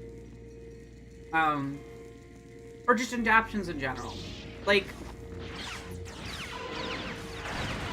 it's very clear to me when Guillermo del Toro decides to do an adaptation that he is doing it because he wants to say something, right? Like, you're bringing up Pinocchio. I would say his Frankenstein's a good example of this, his Hellboys. Pretty consistently he makes them because he has a story he wants to tell. He has something that he wants to convey to an audience. Whereas, like, as you bring up the Disney Pinocchio is there because they want to make money. It's not there to tell a story, it's not there to be art. And I think that's fundamentally where things fail. And I don't think companies are ever going to stop doing these things primarily because of monetary focuses. I just think, like, if I was those companies and I want to make money, you know, maybe it would be a good idea to just hire someone that actually wants to make the piece of art. You know? Instead of having a bunch of corporate executives meddling. Like, find someone who's actually interested in telling a story with this world and these characters, and then you'll actually get something interesting.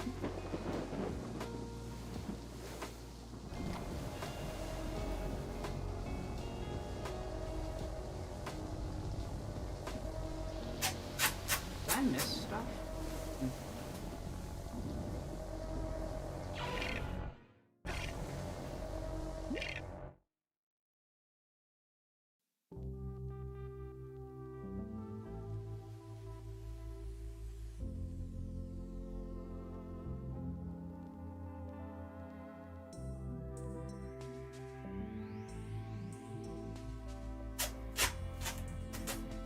That one.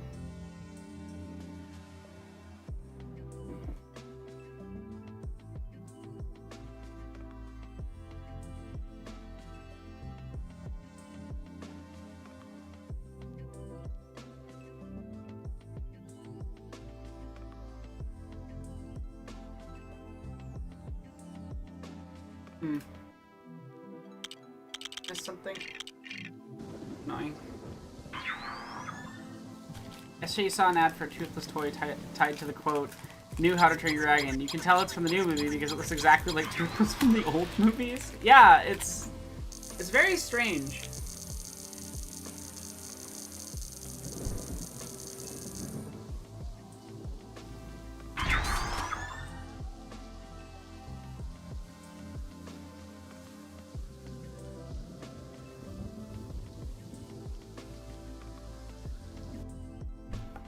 My opinion is, like, if the only reason you're making a remake is because it's a popular thing and you think it'll make money, you shouldn't make that remake. That's not ever going to be removed from one of the motivators, but if that is the sole motivator, you've got issues. If that's the only thing that's motivating.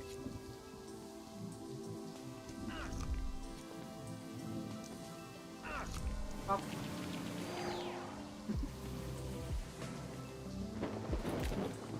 Sesame seeds are really tasty.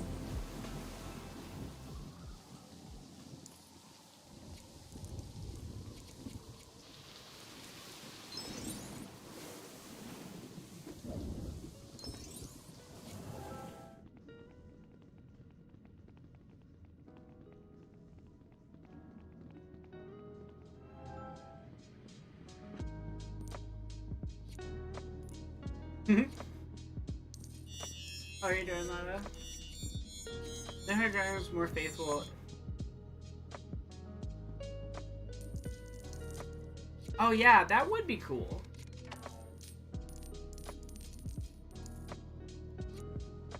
I think you're right, Hammer, that they could have done something interesting with that, where it's like, okay, we're actually making something to make something. Oh my god, I missed this one. Seriously? That's embarrassing on my part. I just like ran right past it and didn't notice. I didn't even get it on free play mode or story mode, and I could have. That's funny.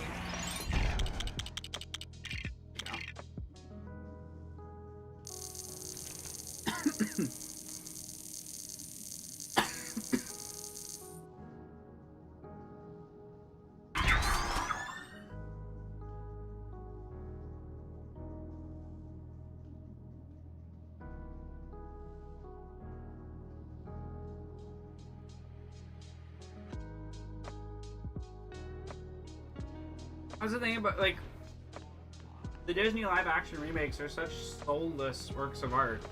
They have nothing to say. They have nothing to do. They're just... they're there to...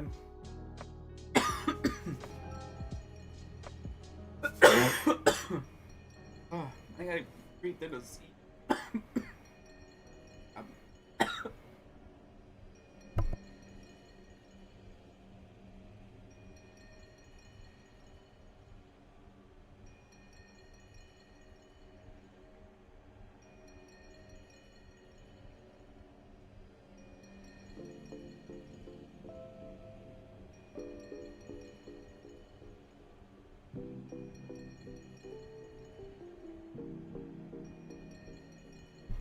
Well, that was embarrassing. I just like choked on a seed on stream.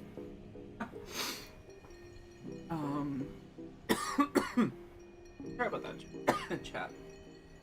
Like stuck.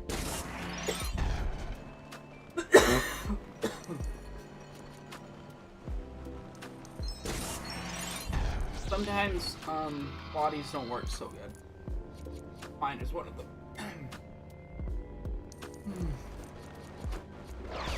Ow. That hurt. Their Jedi is pretty much. I mean, like, truly. What do the Disney remakes do for anyone? I will never understand.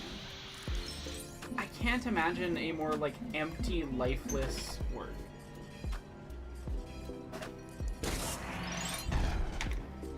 That is so embarrassing that I, like, choked on a sesame seed on stream.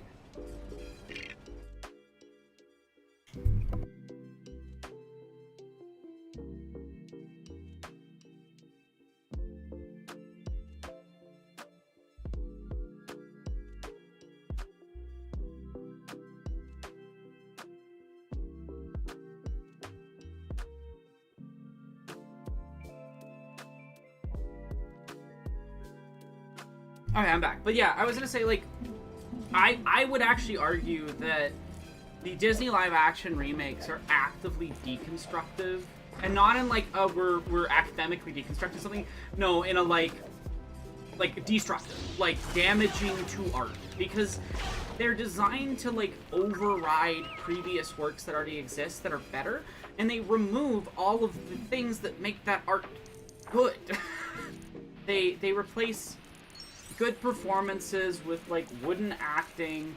They replace beautiful animation with pretty bland looking CGI. Like The Lion King? That's not even a live action remake. It's just a worse animation. It's literally just a worse animation. That is what it is. I truly... I don't get it. And I get why families keep going to them, because it's you know, it's parents and they want a film that they know that their kids are gonna like, and oh well, their kids already like Disney movie number 5, so why not take them to Disney movie number 7, you know? Oh wait, I'm supposed to mix colors that are very specific. Oops, I see.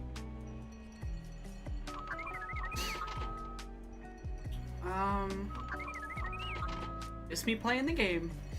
I did choke on a sesame seed from a sesame seed cracker thing. That was embarrassing. We don't need to keep bringing that up.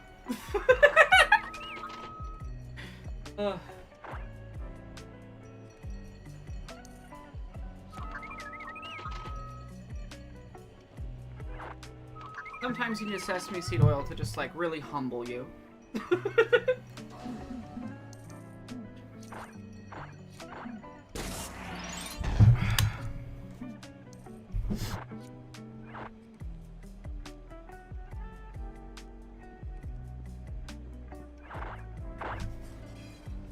What you're saying is the sesame seed the sip?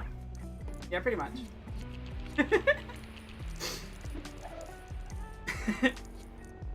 I have survived this attempt on my life. More powerful than before. The sesame seed oil was merely a trap by the Jedi. Sorry, for context, for anyone who has not watched Revenge of the Sith, there's this bit with Sheev in the Senate after he's gotten all scarred and disfigured, where he's like, "Attempt on my life," as you know, he does this whole thing, and so I just like immediately thought of that as my choking on the sesame seed.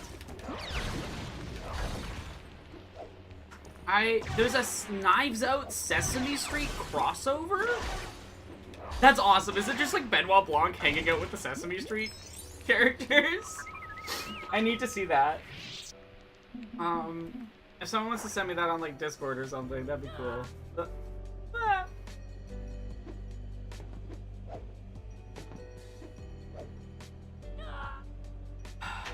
I should just take this slow. Also make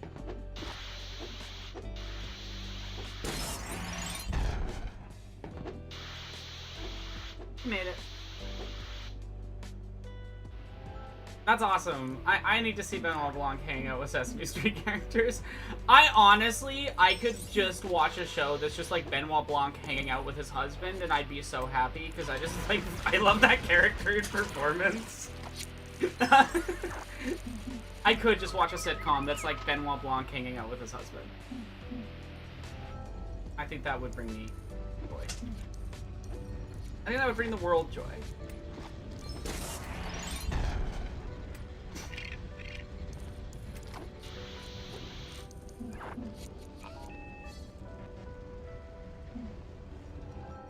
Oh yeah, no, I'm happy to have guests on. Guests are nice because then I'd have to think less. It's a lot easier to maintain a conversation when you're not the only one talking. If that makes sense.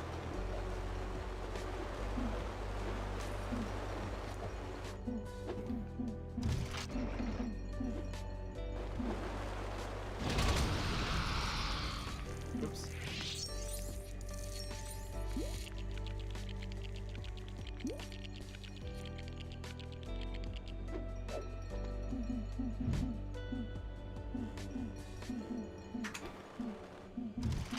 My high jump.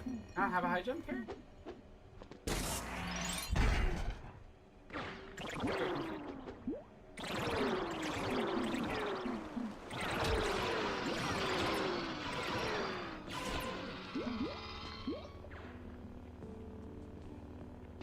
Oh yeah, there's one.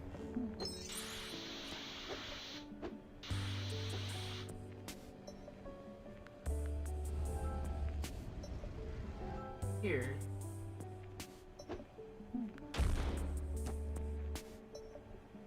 I didn't mean to. Oh, that's funny! I just seen through the seams of the game. You wanna see? You can see the other level. Okay. That's incredible. I love in old games when they'd have to like load in a bunch of stuff together.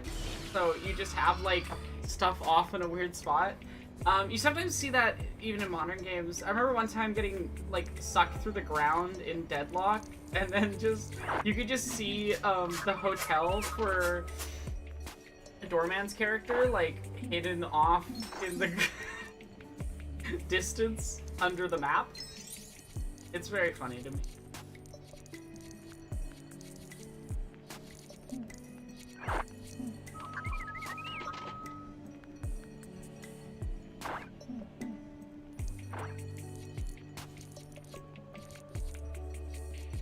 Oh yeah, no worries.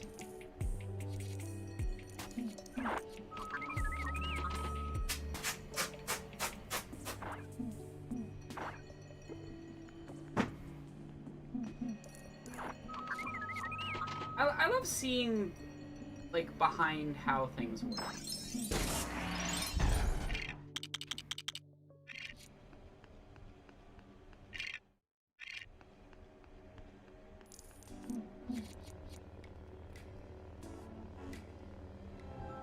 One more mini kit, and then we're done this.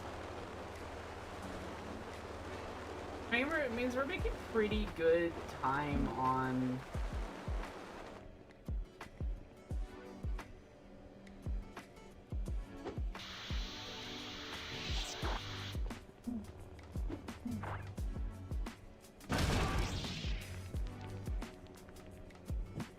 Tango's death noise is pretty great. Oh!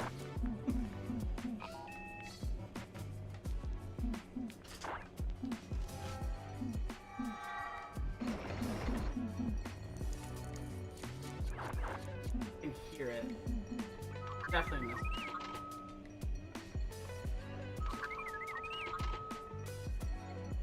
Yeah, this is R7, I want to say.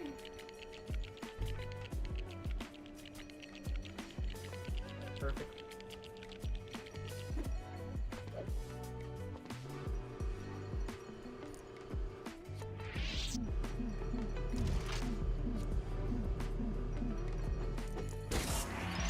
Oh.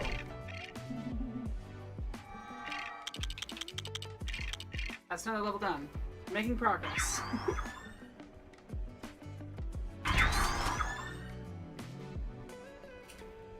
Getting close. 26 gold bricks remain. Probably like 2 per level of the levels we have left.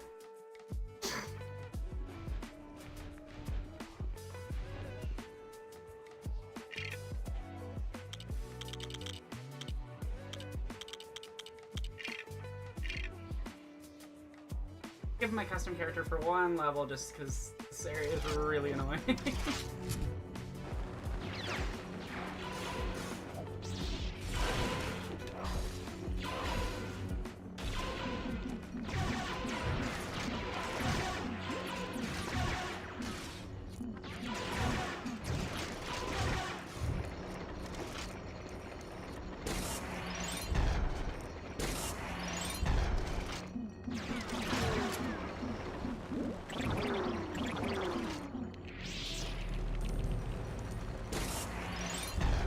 Luckily, I think we can get like every secret in this level without playing or like actually completing the level, which is nice. a little faster.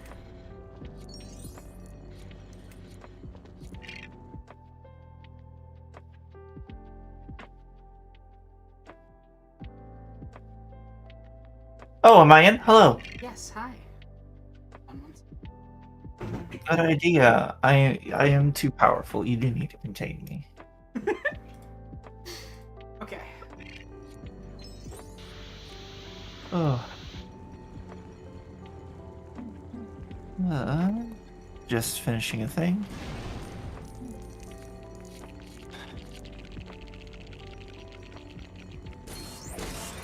Perfect. There we go. Hello, Soot. Yeah. Yeah. Yeah. So I rent from my mom basement, so she always likes coming over to check on things because then she gets a pet sit. Oh. Yeah. Yeah. How's stream so far today? Making okay progress. Trying to Hell get this yeah. done today, so. How much more do you have? I'm on episode 2, well, chapter 5, I think. So I have the Dooku level from this one, and that's it. Oh, For gotcha. episode 2. And then I have,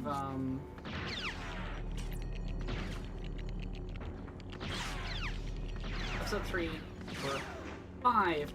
But all of those, I only have a certain amount of levels to do because I already have the ship levels done, so Oh, nice. it shouldn't take me too long to get those.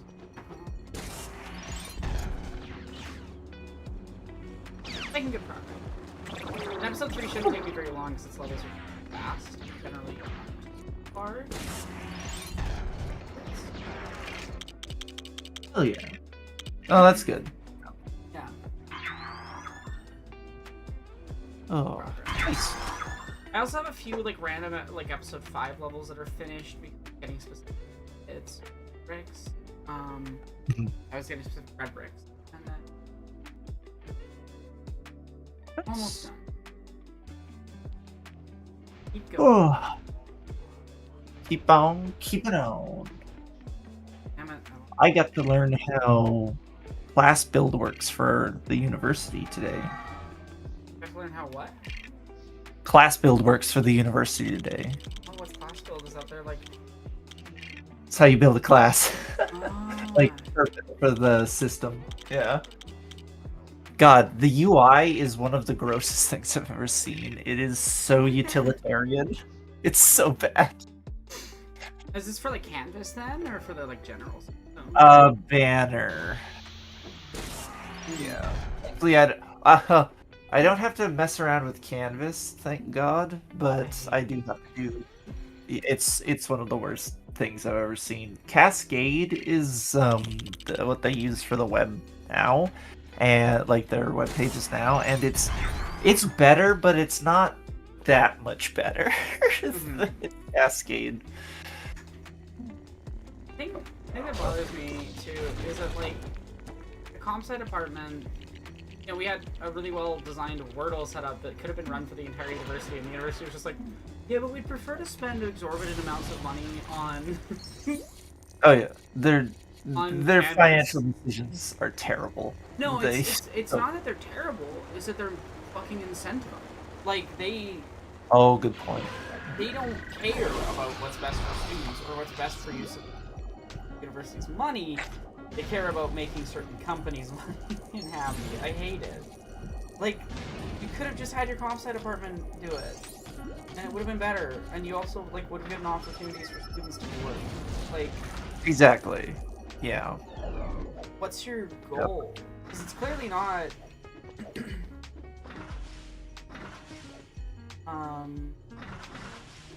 Student well-being. I hate that. I have my opinions on the admin. For That is good reason. absolutely fair.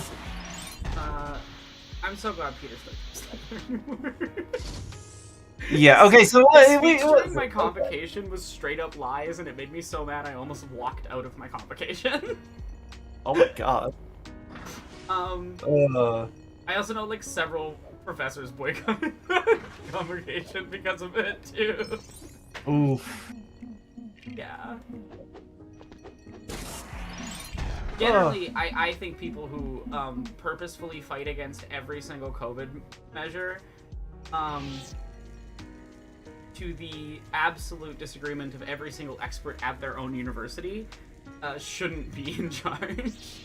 Oh my god. Okay. So when I was working on the cafe on campus, right? Yeah. Mid-COVID, literally, I guess it was mid-COVID because it opened up right after. Yeah. But I think COVID's still happening, so there is no mid-COVID. Yeah, that's what I mean. Sorry, like when people were still doing precautions and stuff like that. There was an option, and this is one of the stupidest options ever, where you could, like, if you took a COVID test every day, you could take a picture of it and it'd be like, oh, you're fine. First of all, that's bullshit. No, but Can you imagine who set that one up? I know who set it up. I don't need to imagine anything. But the thing was, like, for some reason, there was well, I know the reasons because they were able to. Anyways, I need to get to my point, otherwise I'm going to just keep messing myself up. So, there is there was an evangelical student group that for some reason took over the damn cafe all the time. Like, it's just like Weird. No, it's because they use oh, we'll buy you a coffee, and then they would literally trap people in and evangelize to them. Yeah. I've had like some of them give me stuff. They've given pen things before. Just the weird Christians on campus are a time. And that's there's plenty of religious people on campus who don't do this. It's just that one evangelical It's just like group. the evangelical groups. Yeah, they're also definitely the ones that constantly, or at least some of them, participate in the vandalizing of the fucking pride flag stuff too. Oh, there's no way they did, right? Yeah. It's just too Yeah. Anyways, this one fucker, it was so obvious he just kept showing us the same picture, and I don't even think he took it because he was absolutely one of those. Yeah, he was absolutely one of those guys who was got told not to do it, right? So he didn't. Because why help people be safe when you can say but God? Anyways, so it got to the point where it was just I can tell that's the same picture, my guy, and he got real mad about it and in a huff. Well, God forbid you point out that they're lying. Yeah, and it got to the point where I had to get my manager, who was really chill at the time, and he's just like, nah, man, get out. It was so nice. But they were that really sickly sweet, oh, thank you for bringing us the coffee, still hate you though, under their breath, basically, kind of people. And it's just you don't have to pretend to like me. I don't like you. Yeah. It's I would be less annoyed if it were more obvious. Yeah. I think you should burn in hell. That sort of type. Very much so. Okay. Yeah, and it's just literally, I don't know why you keep coming up here, because 80% of the staff up here is queer. Nobody That's here exactly really likes you. Honestly. Yeah. Well, yeah, and again, it's it's the cafe on campus. We'll buy you a coffee. Then we'll literally, one of my coworkers got had that happen because she was just too polite to refuse. Yeah. Right. And then they boxed her into one of the things, and it was just oh my god, and she could not get away from it. It's so gross. Manipulating politeness and manipulating it's in a way that infuriating. Mm-hmm. So yeah, that was fun. Yeah, and like they were always super. They'd always like, they knew when we closed, and so many times I had to say, please leave, we are closed now, and they're like, oh, okay, and then they'd spend 10 more minutes, and I'm just like, it got to the point where I like actually Wow. went over to them and said, like, to their like the head of the group, and was like, if you don't start leaving on time, I will be advocating to kick you out permanently, because this is disrespecting my time, and it is making me have to stay late and like do a bunch of extra shit. And they finally smartened up, thank God. But I was Don't just like, respect closing times. oh, absolute trash. I once, like, we were closing down the pharmacy. I'm doing front end, like, count up stuff. You know, everything is shut down. Like, you literally can't use the computers anymore, and medications are in the vault, like locked up. Like, you Yeah. can't do anything. Once we've started that process, that is like, you can't access it. And we had someone like come and like start banging on the fucking window and stuff, and I'm like, we're closed, like you can't get in. We've been closed for 20 minutes. Like, we're doing post-closing like additional work, where I'm doing a bunch of stuff with the till and a few other things. I had some like it was a Friday, and I think we had some extra stuff to get to do. Close on that day. I don't remember. But, and they just would not fucking leave, and we're just getting more insistent, and like freaking out both myself and the pharmacist. We're both just like, what the fuck is happening? Yeah, that's and it's scary. It's like, it's actually, yeah, it's not fun to have that happen when you're trying to just do your job. And I truly just cannot fathom having that level of like audacity and self-importance that you're like, you can reopen the store for me. Exactly. Oh, No, you can. God. I don't care. Like, it's just, yeah. It's so weird. People are weird. And entitled. Mm-hmm. Oh. Oh, I forgot that the Buzz Droid is a playable character. The buzz droid? I'm gonna smack Count Dooku with a Buzz Droid.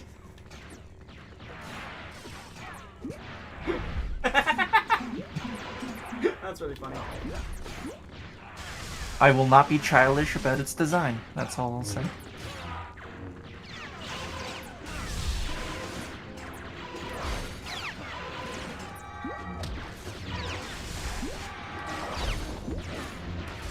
Yes, it. What? Oh shit! I closed the door.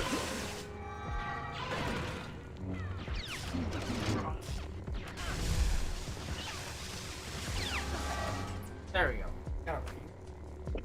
Again. Just twice the fat, double the threat. That's really. Yeah, I don't know. Customer entitlement is such a weak thing to deal with.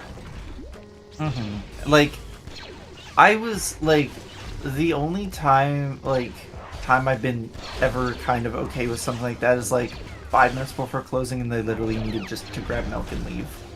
Yeah, Like something no, like like, there's times. I think there's times where it's like, oh, I fucked up. I need to get my medications. I know it's close to closing. There's reasonable times. It's the people who have no respect. The people who aren't going, I'm sorry for coming in so late. It's like, just, and then being really rude to you if you have started closing and they just don't want to leave. And you're like, well, door's closed. Yeah, it's like, I don't know what to tell you. Like, we've done cash out. Go away. Yeah. So that was a whole thing. See, now I'm riled up. Angry. Oh. Okay, it must be through the around the corner.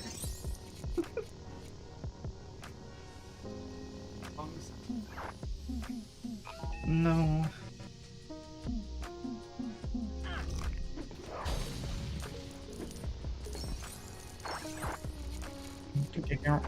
Oh, you just walked What? in again. I was like, Oh, that's probably like okay. a puzzle thing I need to do. No.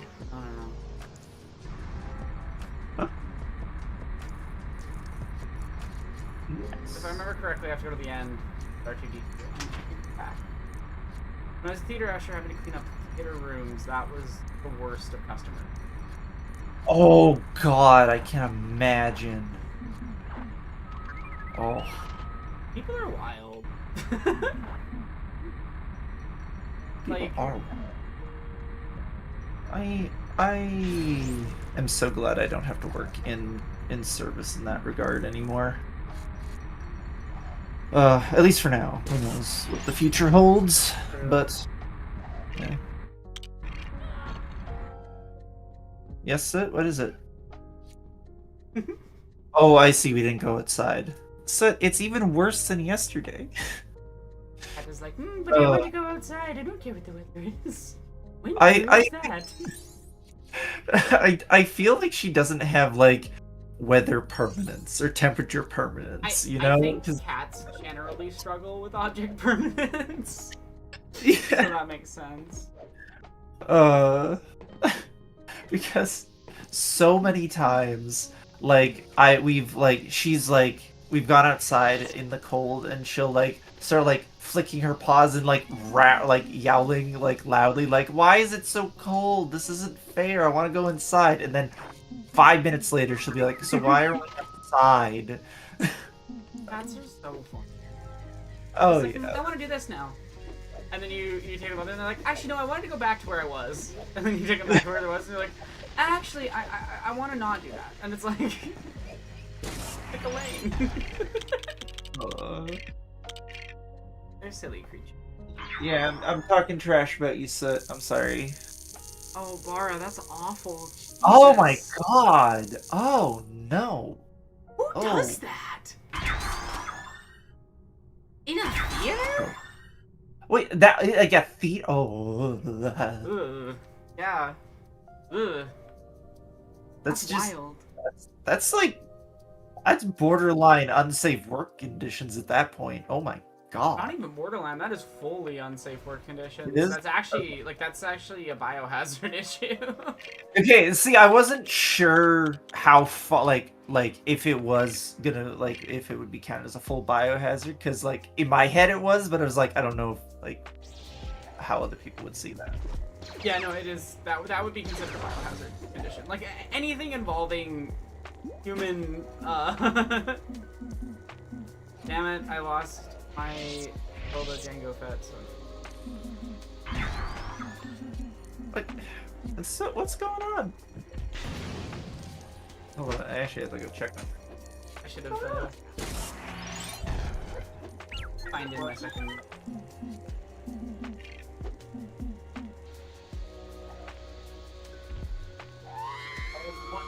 R4.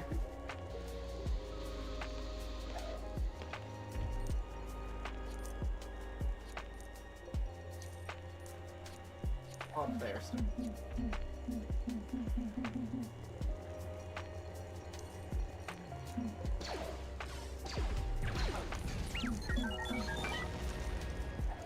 She wanted her treat.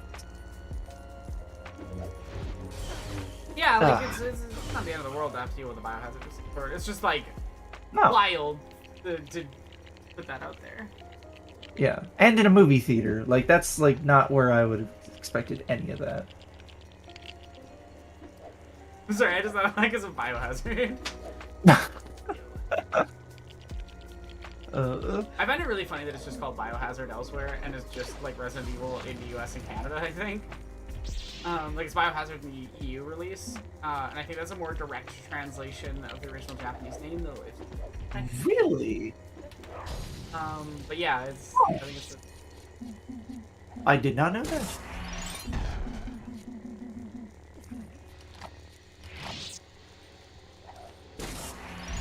Nice.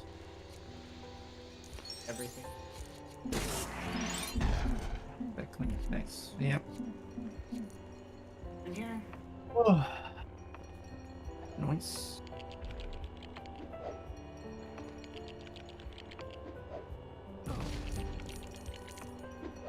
Oh, right. I was gonna mention this before I got distracted. The Benoit Blanc, puppet thing. It's not him on Sesame Street. It's a puppet him on Sesame Street. Wait, what? It's a puppet. It's a puppet. It's a puppet. Yeah, it's That's a puppet. even better. I know. I'm so excited. I should have talked to my mom. We want to watch Wake Up Dead Men together because we both love Benoit Blanc. It's been too long since we've had a detective series like that. It's so nice to have, yeah, just like a fun detective series back in the mainstream. Exactly. And yeah, I just like Ryan. I like Ryan Johnson's detective stories. I think that's where he is at his best work. Going all the way back to Brick, obviously.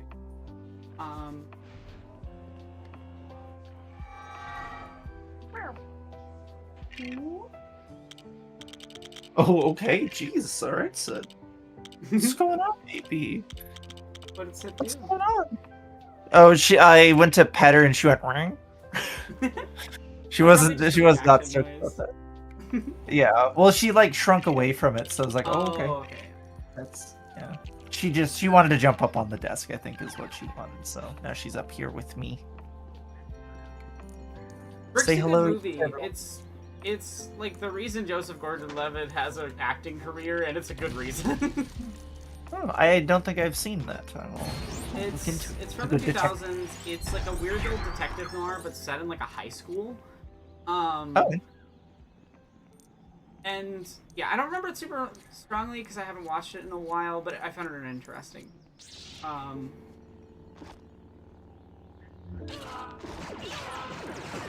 Yeah, it has actually like a lot of actors like way before they made it famous, I think.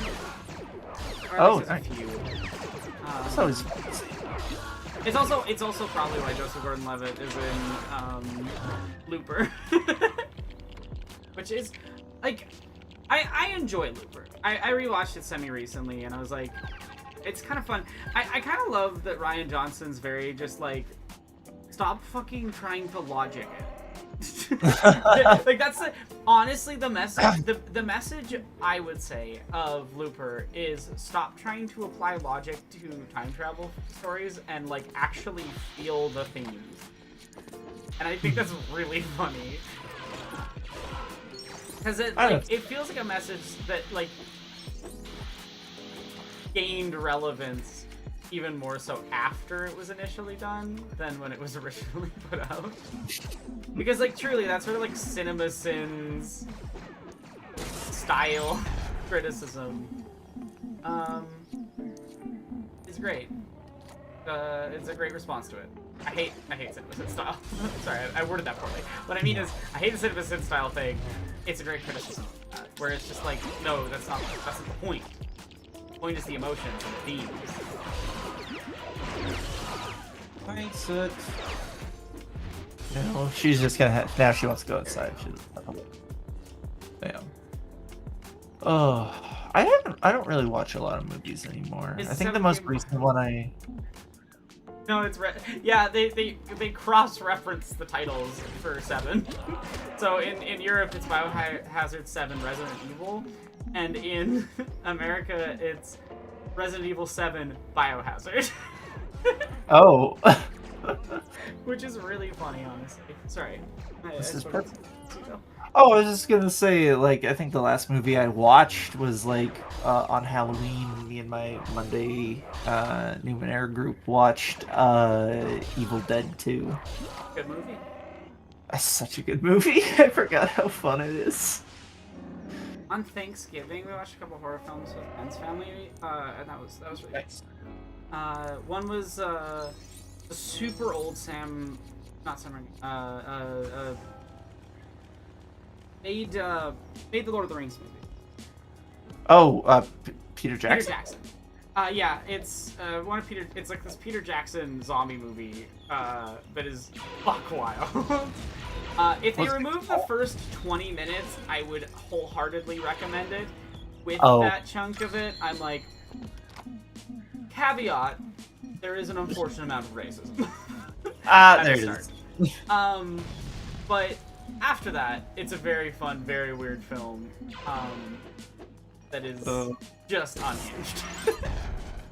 Gotcha. Okay. Oh.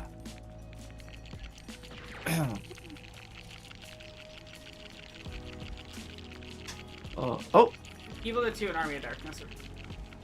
I love Army of Darkness. Did you ever watch Ash vs. the Evil Dead? I haven't, honestly, but I probably So- should. I I only watched the first season, but I enjoyed it for what it was. The opening is kind of like, why are we opening with a sex scene? What the fuck? That's wild. It was so wild. Like, I was like, oh, okay, because when I first watched it, I had I think I had watched Evil Dead or Army of Darkness, sorry, that year for the first time, and I Yeah. was like, oh, okay. And then I watched them, like, okay, and then it immediately it's just They said just we can do happening. R-rated TV now. And we'll Yeah, for it. and I was just like, what? Why? What? It feel like nothing like that happens again in the whole series. It's just like, why? It's so out of place, but it's the very first thing you see. Ooh, nice time telled. I've heard good things about that game. I wanted to try it. And yeah, you should expect it as Peter Jackson. And it's so annoying because it's completely unnecessary to the film. Like, the film could have been made without including that element. You could just cut directly to, like, there's a weird monkey in the zoo. Like, you don't need to have a backstory that the monkey comes from this specific island and have, like, really bad caricatures. Ooh. Yeah. Ooh.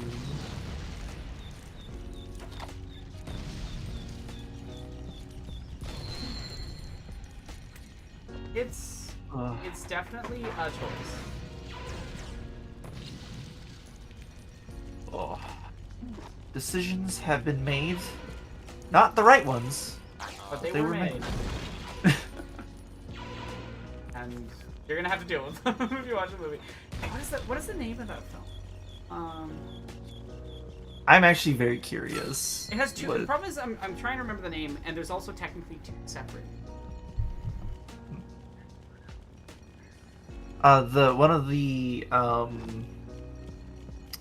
I also like So Bad They're Good movies, and I may or may not have stored on my hard drive all of the Neil Breen movies, except for the Nice. newest.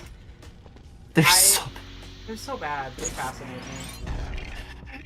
Like, Honestly, I think Neil Breen is one of the most interesting, not in a good way, film directors of this decade. Like, he is sort of peak. What are we doing here? yeah, it's like, oh god, have you seen the newest film, Dark Crossing? No, I've heard it's a Neil Breen film. It's a Neil Breen film, but like, if we went back to like Double Down Era? kind of era, because like most of it is CG or just green Oh screen. yeah, that was the one that was all green screen, and then he said the new film wouldn't have green screen, but the trailer literally has green screen shots in it. Yeah, Yeah. and it's really bad in a lot of regards, and I could not follow it. Like it's a Neil Breen movie. It's almost impossible to follow to begin with, but like, I literally had no idea what was happening for like the vast majority of the film. That's wild. Yeah, Like, it's just like, okay, why is there a car? How is it more What? incomprehensible than a usual Neil Breen film? That's impressive. One of my absolute favorite moments in it though is a green screen fight scene, but there's only like characters in the whole film, so there's like doubling up like The same like two shots. actors like 67 Same- times because it's really hard for me to find anyone that would act in his films. Yeah.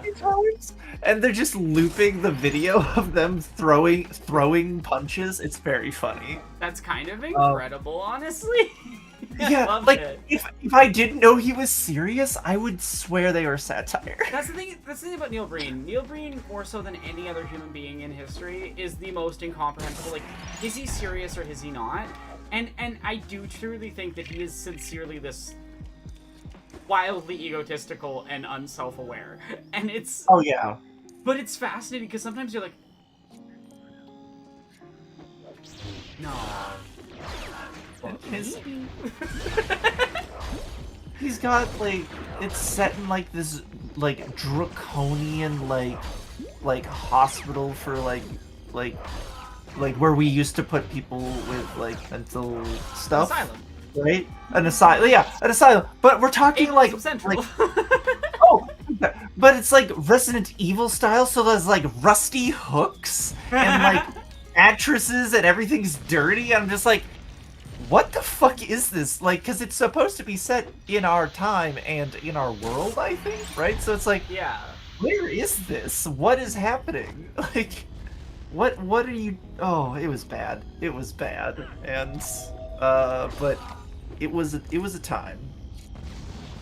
Oh, Neil Breen, please Oh, change. Both never change and please change a lot.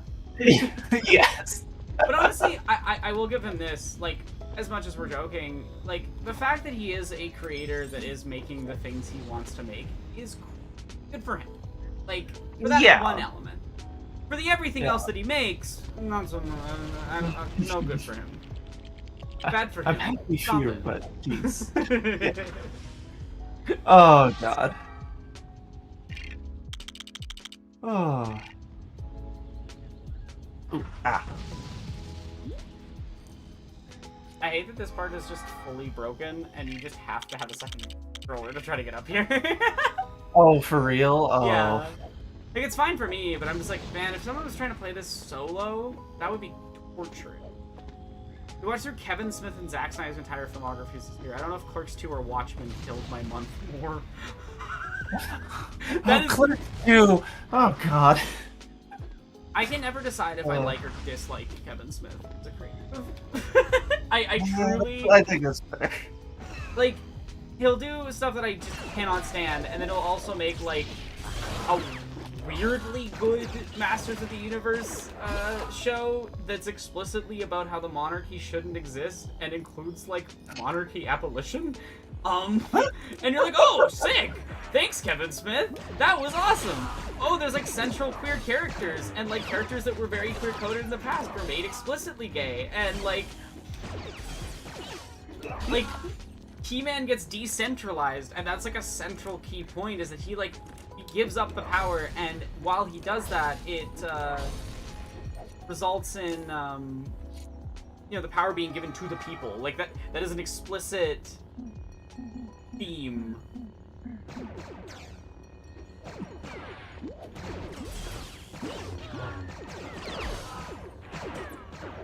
This mini gets really annoying again. I think I can't quite reach it. Oh, worse. Oh, never mind, you can do it. We're all good.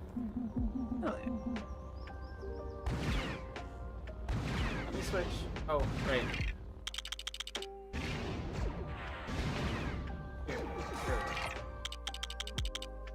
I didn't want to screenshot. Oh, I hate that controllers now have just like screenshot buttons that you occasionally press by accident. At no point have I ever wanted to press the screenshot button on a controller. What was it? There was a one of the Souls games I was playing.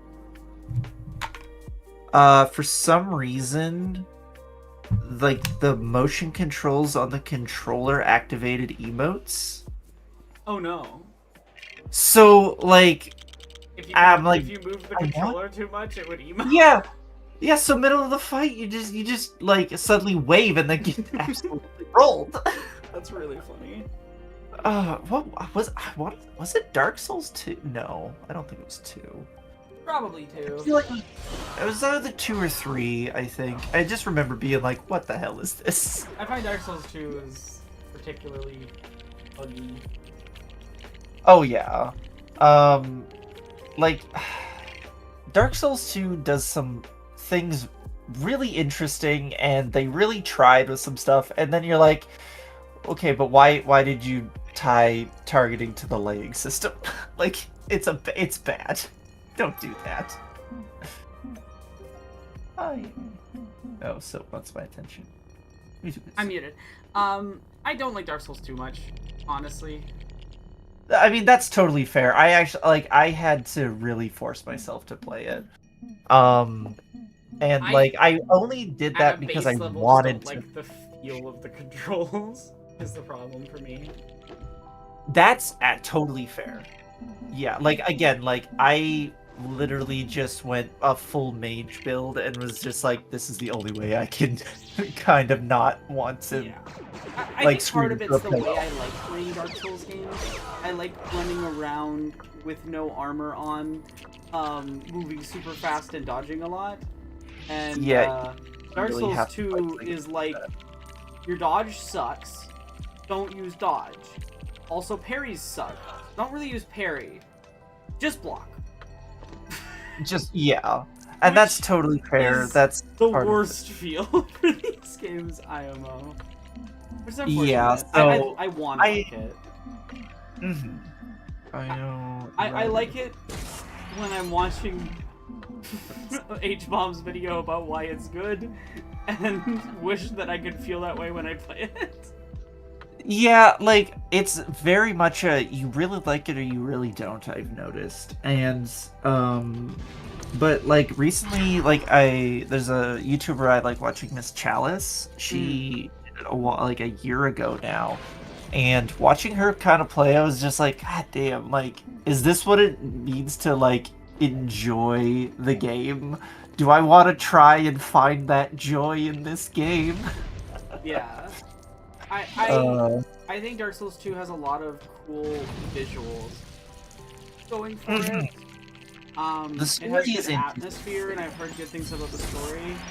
Mhm. I just truly hate even just the experience of walking in that game.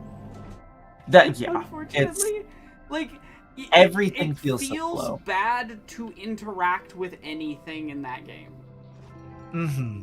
I should have known when I Which, first played it. I should have known when I was in Majula, when those little if you go to the far corner oh by my the god, house, the there's pigs those that you three little can't pigs. hit.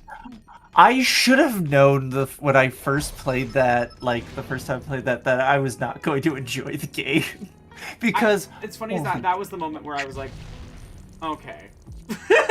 yeah, those pigs are the goddamn worst. I hate them because they're super fucking tanky for no reason, and you can't hit them, like you said. So, when I did end up playing all the way through with magic, I was like, I can target them and hit them. Thank you. Yeah, and Yeah.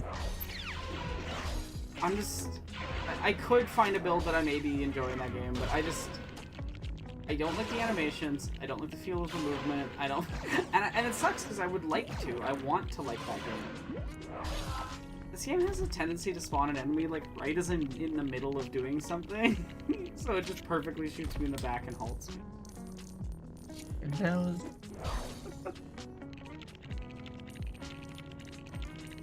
Nice. Oh, I'm glad you like her content, Jet Hammer. She's great. Okay, that's probably a different zone of the map that I'm just not accessing. Oh, I bet that's through here.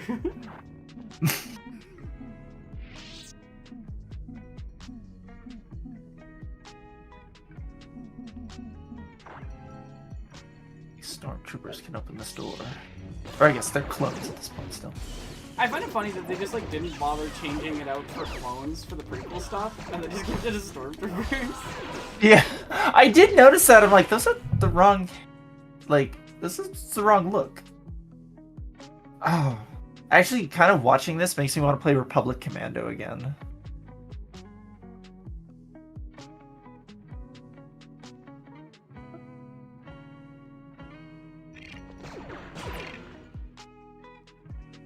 Sorry, Pen was telling me something. I'm back. Oh, good. Yeah, I want to like Dark Souls 2, and that's why I find it extra frustrating that I truly just dislike the sensation of playing the game. And I really can't say that for Dark Souls 1 or 2, 1, 3, Sekiro, Elden Ring, any of the other ones. They just even movement feels bad. And I find that fascinating. Why does it feel bad? weird thing. I love Liza P, which is a parry game, but I do not really like Sekiro. I didn't love Sekiro, honestly. I get why everyone else likes it. I think on an intellectual level, it is a very well designed game. I think this is very much a personal preference. Yeah. But I didn't connect with it as much. Like, I like watching people play it. Yeah. It's a game that's more fun to watch than it is to play for me. Yeah. Yeah. So, but I was just like, when I first tried it, I was like, I don't like parrying. I never parried in a Souls game or anything like that. Not my thing. Played Liza P, and I'm like, okay, I love parrying now. It feels amazing. When done right? I have a love-hate relationship with parrying. I like if it feels good, it's great. I like Dark Souls 1's parry. Though honestly, I think it was a bit unfair on Sekiro because the first time I played through it, and I only realized this after the fact when I went to play another game, the controller I had, the button that was tied to parrying was fucked up. So I just thought Sekiro had really bad parry timing. It does not. Yeah. I just genuinely had a issue with my controller.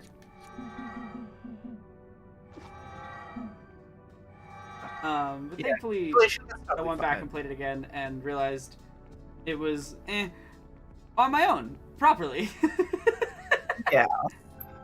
Yeah. I where did I get up to? I got up to like this big walkway that like led into like an enemy base. I wasn't too far into the game, and I was just like I've been trying to like do the game properly, and like I'm not terrible parrying, but like when I'm getting like two tapped by guys and I can't make any progress, this is just not enjoyable. Yeah. So, but I like watching people play it because you can get some really wild and cool like. No, when people are good at it, it has a nice rhythm to it. I will disagree with the point made in the chat, and I get where you're coming from that perspective. That is a perspective that only comes from bad fans of the game talking about it really poorly. Dark Souls games are not difficult for the sake of being difficult. They have a significantly higher amount of variable difficulty than people like to admit or acknowledge. Because that would go against their silly fandom nonsense. Yeah.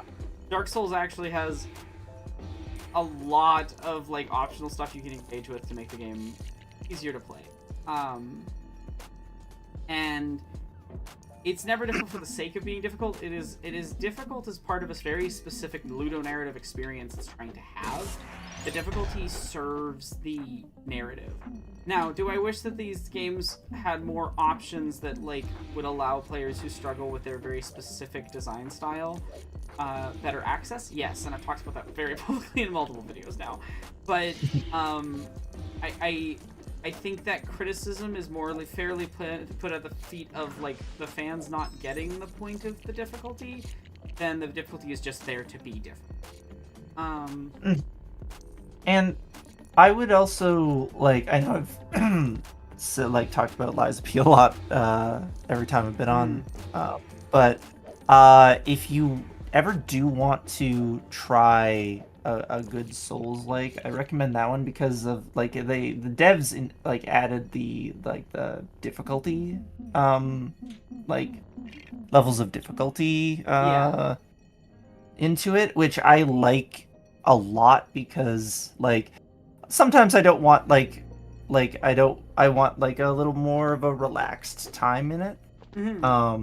And it also like keeps that skill ceiling there if I want to challenge myself, but also makes it a lot more accessible. Yeah, but it also makes it a lot more accessible to a lot of people, and I'm super happy about that. Yeah. But I do know that it is also partially a me thing. Yeah, I just because I really love what oh, I hate that is a timed thing that you have to switch between characters to do. It's fine because I just did the setup this time, but I was just like, well, why? Why must I do this? It should just pull out of the wall and stay pulled out of the wall. My hot take for this level. Would be better if it just...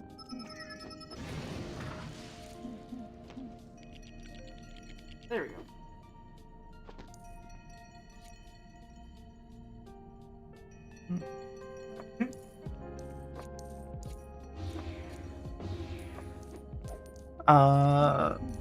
I will be probably hopping off in about 25.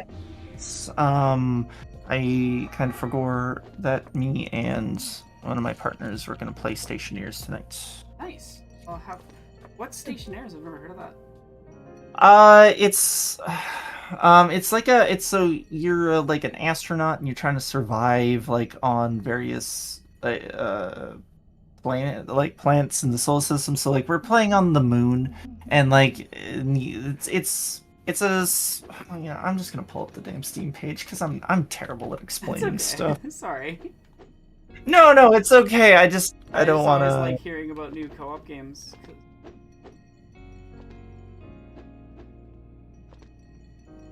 So Stationeers puts you in control of the construction and management of a space station to run by yourself or online with friends. Complex atmospheric, electrical, manufacturing, agriculture, and gravitational systems require your thought and management at all times. It's very much a crunchy survival game. Oh, okay. Like Sam.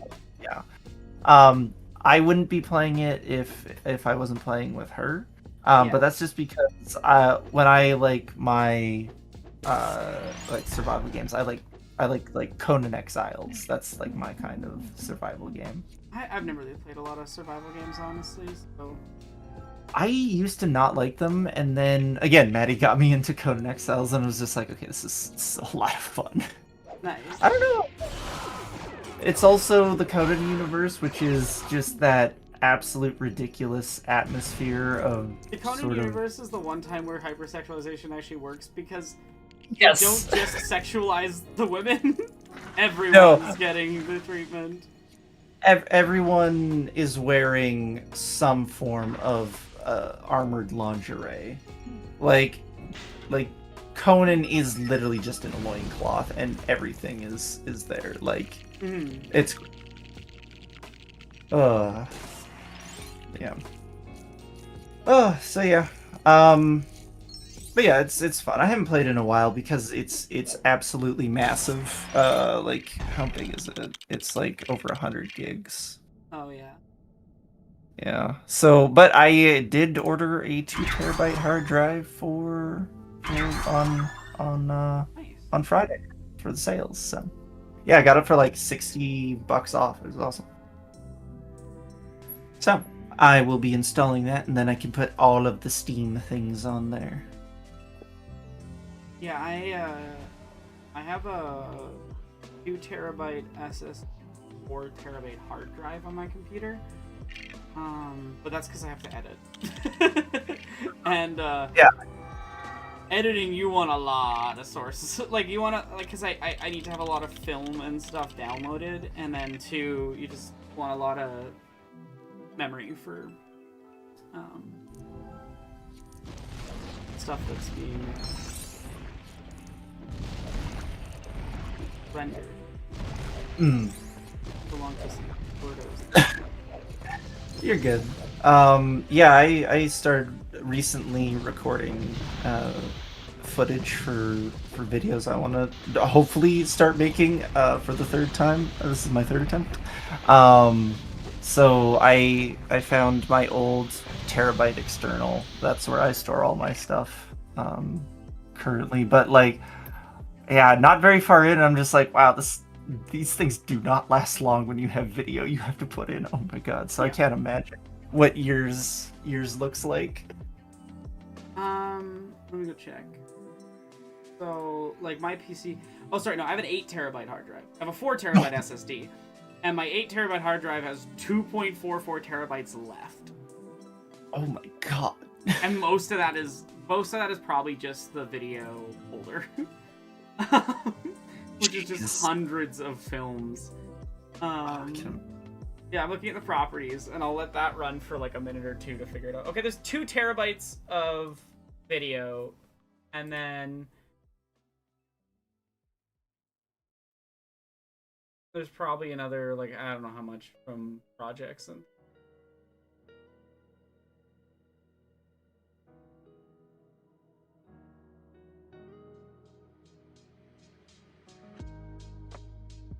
And my games, I don't even want to know. 300 gigabytes. Whew. Oh yeah. Oh wait, no, Yeah, I and there's should- my Steam library. My Steam library on that drive is probably a lot. Oh my god. Hmm.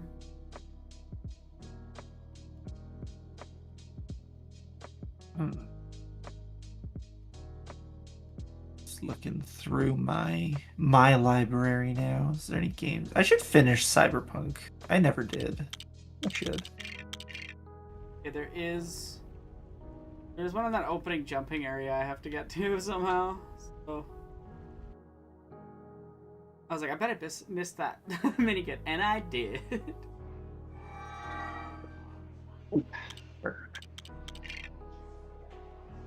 I think it's totally fair to dislike Souls games because of the difficulty. To be clear. Yeah. Just to jump back to that thing. I don't think anyone who dislikes it for the difficulty is wrong.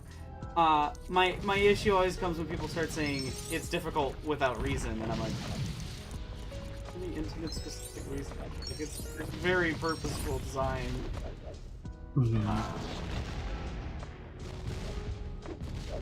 It'd be like someone saying they don't like the color correction in my videos because it's pointless. It would make me very annoyed as an artist. I'm just like, it's not pointless, it's very purposeful. Ah! Oh.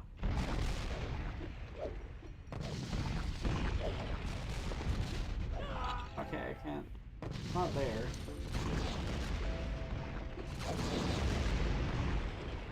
Can you not go around that corner? Is it not there? That's where I was. Somewhere around here. Where are you supposed to go? Okay, I'm gonna watch the video. That's fair. Uh, Oh yeah, it is a wall. Okay. Huh. Later.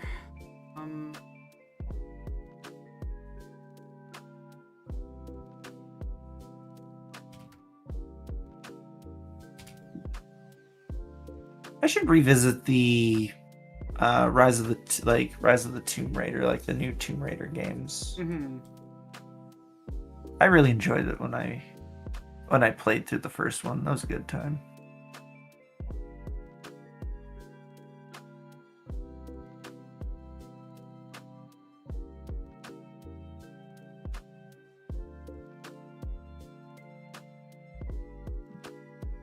Oh, I must have already gotten that one then. I did one Oh. where it is. I Huh. got double confused.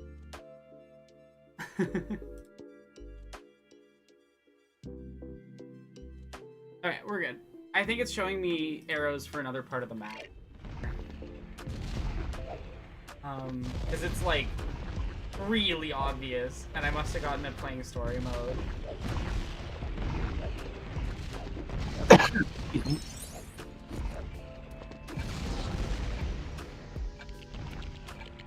I figured it out.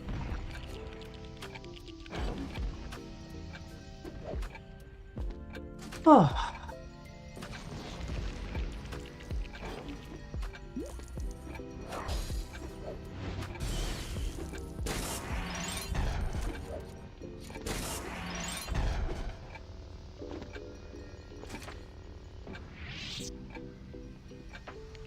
Nice. Go.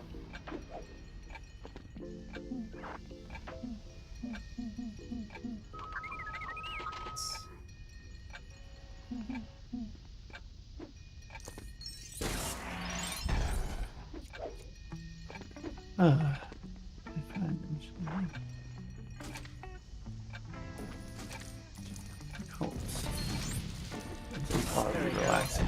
That's fair. That's fair, Jet Hammer. Go. That's like me with Elden Ring when I'm not deciding to do a challenge run, though. I find it very relaxing. Honestly, I fell off of Elden Ring long. It is pretty long, I will say. I feel like and I also just feel like a lot of it's nothing. Like, it has the problem that I have with a lot of open world games where they're big to be big and not...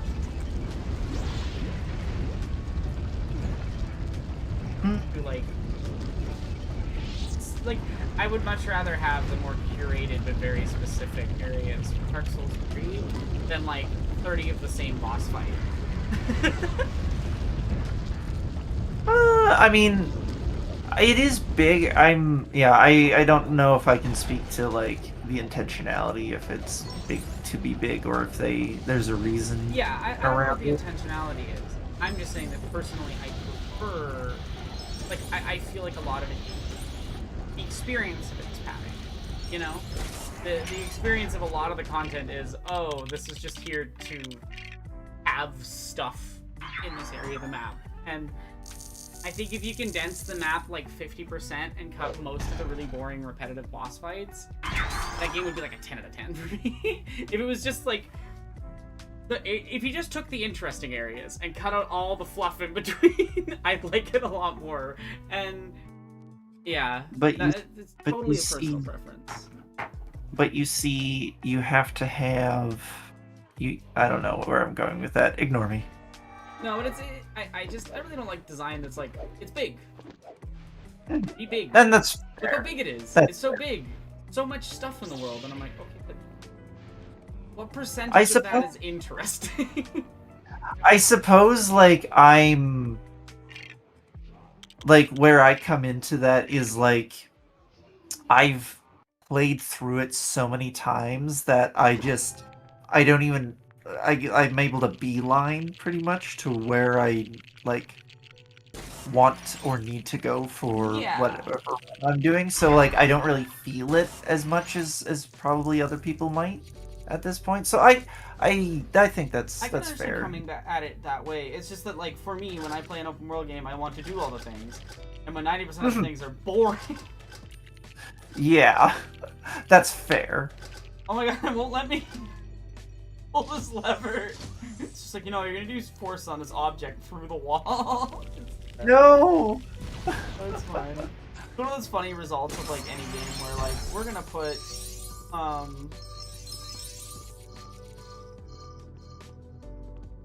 this behind a locked thingy, and you're like, what? Oh, sorry, we're gonna have everything be one button. And it's like, okay, that works really well if you have good contextual coding, but if at any point it doesn't, and then you're like, oh, wait, I can't do the things I'm trying to do. Boba Fett famously shooting stormtroopers, yes. Boba Fett shot some stormtroopers. Boba Fett's a bounty hunter, like... That's true. He just goes after whoever you... I love this weird forced perspective room. Oh, I hate... my brain. What? I don't know why that forced perspective bothered me so much. There's no reason to perspective.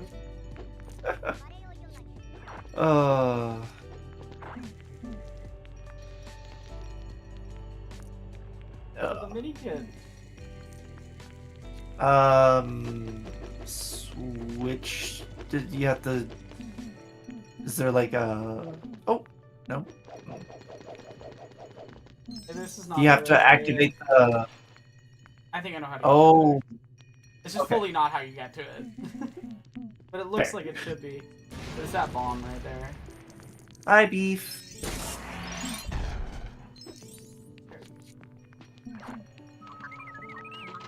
Oh, ow, ow, ow. Also, Jethammer asked what your favorite Tomb Raider is. Oh, me?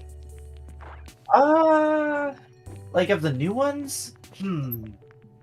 That's a good question. I actually never played the third. I have it, but I never ended up playing it. But, so I can only really talk about the first two. you know, I got to say, I like the story of the first one a little more than I like the second one, but I like the second one's gameplay a little bit more. But that's just because they were able to refine a lot of their stuff, right? Yeah. But yeah, I think if we're talking story, probably the first one. And because I really like both of them have like mystical, magical things in them. But I like the first one's magic a little bit more, like the ooh, what's happening? Which is actually why I was not a fan of. I mean, there's a couple reasons not to be a fan of the Uncharted series, but I really didn't like anything like the 2 and 3 Uncharted because they just fully left the cool mysticism behind and like the magic stuff that the first one really had, and I was like really excited. And then they were just like, well, no, it's not magic, it's just things, and I'm just like, well, that's boring. And then I played the fourth one. I like the fourth one well enough. I'm not a huge fan of Naughty Dog's design stuff. And that is totally this is a totally like this is a me. Not they are bad. I'm not saying they're bad. I just don't care for. I swear, guys, we're real art because we're like a movie. We're like a movie, guys. Oh my god, we're like a movie. I don't know. As a designer, I find Naughty Dog annoying. And that's totally fair. Like that's part of the reason why I have a lot of trouble. Good art. Just can't with the like insecurity about video games art form. Oh yeah, so it's fun. It's Darth Murdoch and Jacob. It's a dynamic duo. Hell yeah. I would be in a dynamic duo with a bounty hunter if I was in the Star Wars universe. That makes sense. Oh, I played a little bit of the Star Wars TTRPG. Yeah. Once. That was fun enough, but I definitely liked my blasters. They were very fun. I like my blasters in just about any Star Wars thing. Blast. Yeah. I love Star Wars. Ah, yes. This is reminding me of why I love Star Wars. Despite the everything. I have so many Despite problems all with of Star it, Wars, and yet also, I do love it. God, that's like when so I haven't in a very long time, but I used to play the MMO a lot, like KOTOR, yeah. Yeah, KOTOR. Or not KOTOR. Is it KOTOR? It's the Old Republic. Oh no, No, it's it's just the Old Republic. It's yeah, the Old Republic. It's Star Wars: The Old Yes, Republic. KOTOR. Yeah. SW. If I'm being honest, the stories are all amazing. It's some really good Star Wars BioWare writing. rating. Better than a lot of mainstream BioWare rating. Still has the many issues with BioWare being BioWare. I think BioWare is really bad about queerness. I'm gonna piss people off when I inevitably make a video about it. But you gotta turn General Chat off. Oh my god. I've never looked at it. Don't. It's thinly veiled racism all the way down. Oh god. Yeah, the word Jawa gets thrown around a lot. That's all I'll say. Yeah. Weird. So that's the type of like veiled racism that pops up in fandom spaces where you're just like, the dog whistles got weirder. What are we doing here?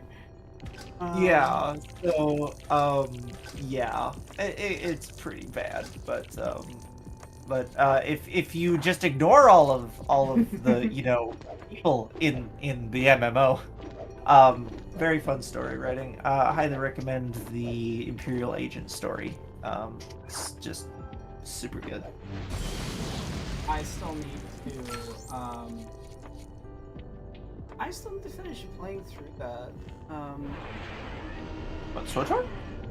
Yeah. Okay. I have it. I paid for like exactly 1 month, so I have unlocked all the story and everything. Because it has like a monthly subscription thing, but you can just pay for exactly 1 month. You get like 90% of the benefit.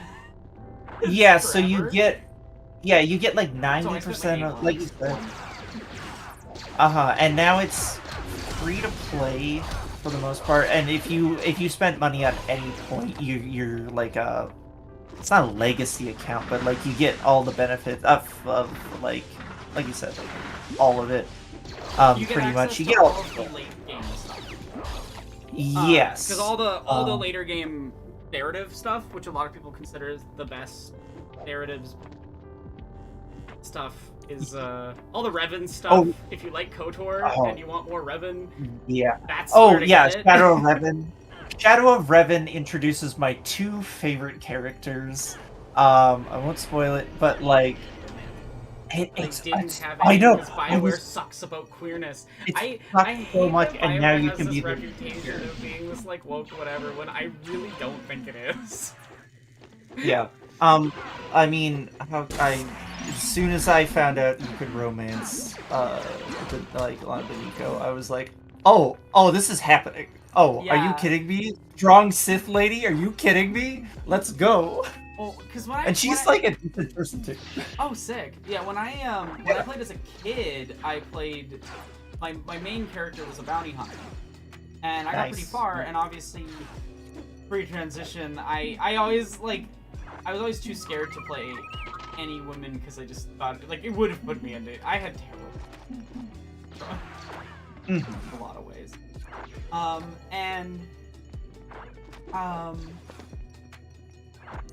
I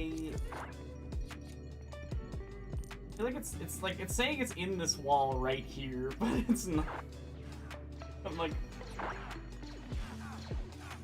okay, maybe it's in the next one. I'll check that there isn't anything. Push box forced. I have to go here pretty quick, so I just didn't finish my one thought on Yeah, the please, story. Sorry. No, totally okay. Yeah, like I got a few minutes, but yeah, you're right. Like all of those stories are probably the best. Like the thing I really like about the story writing in it is like what you do in various stories like do affect the overall story of everything else. And like you can actually, if you want to, you can play the various classes stories in chronological order. You just have to jump around a lot. It's kind of interesting. But I would say, yeah, Shadow of Revan, and then Knights of the, is it Knights? No, it's The Eternal Throne, and then Knights of the Eternal Throne are probably the 2 best things in that game. They're fantastic. So I keep meaning to play through them, but I have to beat the base campaign on my new character. Yeah. Oh, and also. But my point was when I was playing that character, I was like, oh, I'm gonna romance Mako again. Yeah. Nope. It's really annoying. And it's the reason I don't like it with her specifically. I think most of the characters' sexualities work for them. Mako is the most fucking lesbian-coded character in that game. Oh my god, yeah. It actually bothers me. It's like, okay, just imagine like a little mechanic's lesbian, like a lesbian that works in a mechanic shop, walks up to you and it's just like, I am only romanceable by straight characters, but I'm still going to act in a way that does not feel congruent with that at all. Like, she's the peppy queer, and I love it. Yeah, like she has a very specific vibe that does not. She Got really it anyway. Matter. But yeah, it's great. I love it. But yeah, if anyone's looking for a strong narrative, highly recommend Shadow of Revan. I don't remember the guy's name that they add on the Republic side. It's something Sean, because he's the son of Satele Shan, but I don't remember his first name. He's fine. Maybe she just hasn't figured it out yet. Actually, I don't remember if No, I don't she's remember only an option. Like even in even after the DLCs, yeah. details. Okay, I couldn't remember. It Yeah. just feels, again, I'm being very specific. I think most of the character sexualities make sense. Like, there's characters that are just gay, or and again, we've talked about, like, I prefer when the writing's like that. It's the when women who are very clearly queer. There's a specific type of queer-coded woman in games that get and media generally, where it's like, we're gonna make them look a lot like a look, talk, act in a very queer woman way, but specifically have them available to straight men. Yeah. I gotta hop off now. This was a nice little. I hope you finish. Best of luck. Wow, you're a war criminal. Okay, that's nice. Yeah, I was kind of just laughing at the fact that it's like, oh, that, like, you can just You can just vet guys. Cool. you just vet guys. Oh.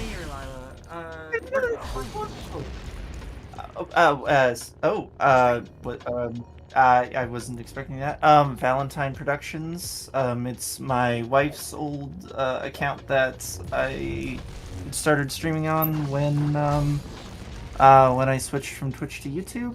I'm currently playing through Baldur's Gate 3. And then I might do the Solasta games next, or the. They're like a. It's D&D. It's pretty short in comparison. That's not. It's very SRD, like it's the free SRD stuff. For the most part, it's pretty. It's enjoyable enough. But after that, I have no idea what I'll be doing. Same. And I'm going to start making videos and actually engaging with my Patreon again. I don't expect anyone to, do anything about it, but I'm gonna start writing and doing videos, and I'm very excited to have some time for creative stuff. So yeah. But yeah, thanks for having me again. I hope we get to hang out and do stuff. We will. Yeah, for sure. Last thing, I did get an email about the upcoming game jam, so I don't know if you're gonna be there, but I'll try and stop in and say hi. I will. That's the plan, anyway. Alright. Yeah, of course. Yeah, because Michael just put it out, like, yesterday, I think. Yes, yeah. But, yeah, anyways, have a great night, everyone, and I'll talk with you later. Bye! How do I leave? Oh, where's the button? There's the button. Bye!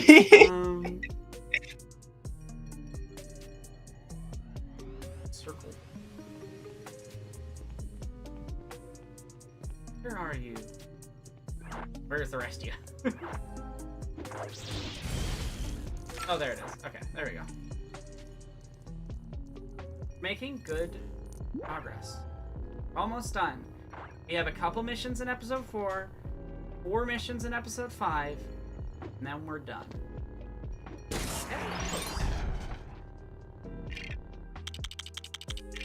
Gotta go as fast as possible.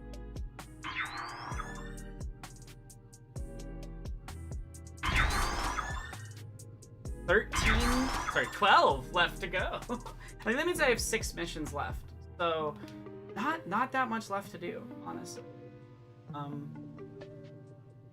And some of them I'm only missing like 1 mini kit, so I don't think it'll be too hard for us to.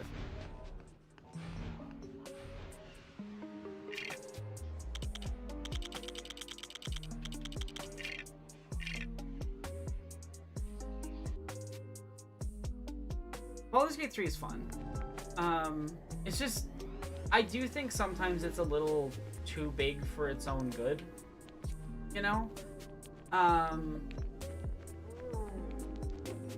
Especially like Act 3, there's just so much going on that if you take any sort of break from it, you're just like, I don't know what's going on anymore or where anything is. Act 3 is just dense and massive, and yeah, I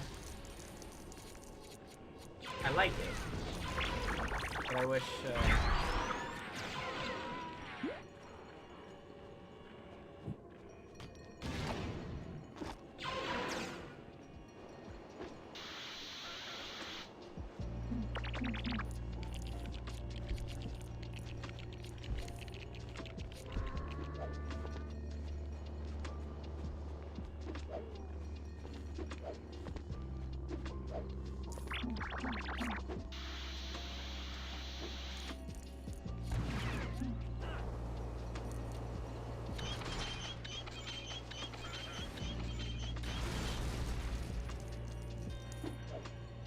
That is so fair, Deadhammer. I mean, I don't really have that experience as much now, but when I was really interested.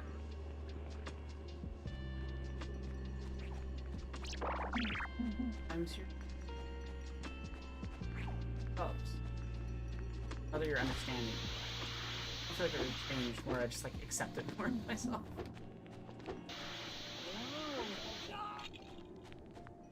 Can't jump across.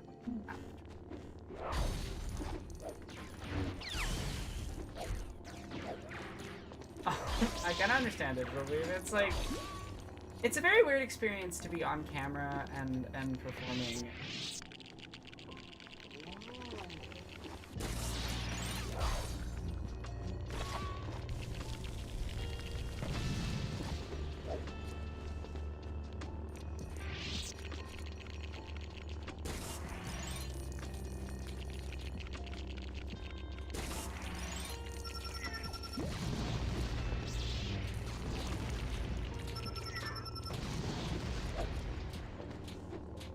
I love how weirdly long the explosive effects in the game last. Super jump.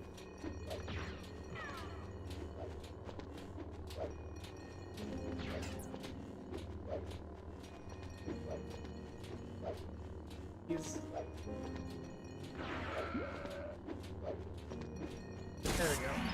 Barely made it even with super jump.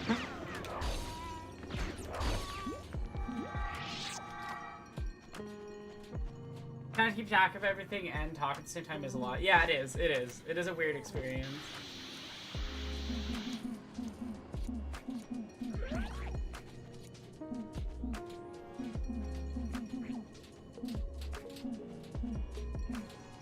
Where's my small character?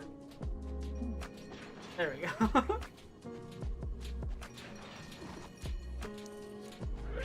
The Star Trek MMO is kind of fun, honestly. I would say, like, if your friend's already into the MMO, they probably know enough to kind of guide you a little bit. But I'd ask their, like, for their help, you know?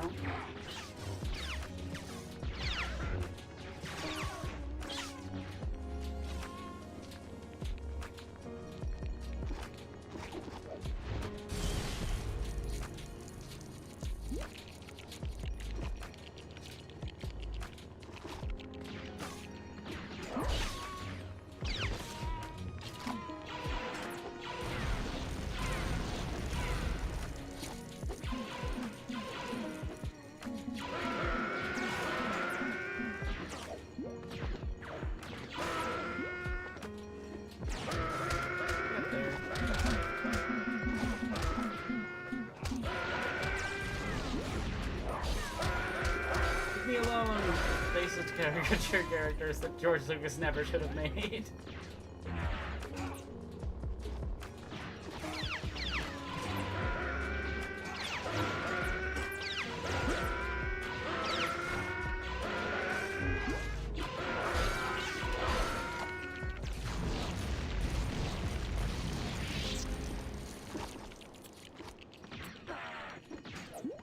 Leave me alone! I'm busy! Trying to do something.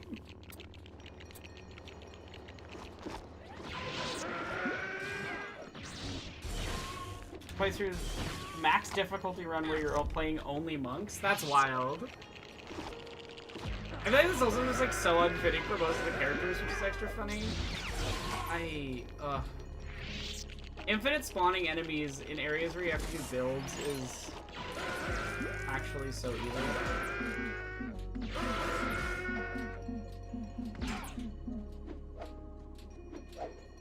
Okay. How do I get up there?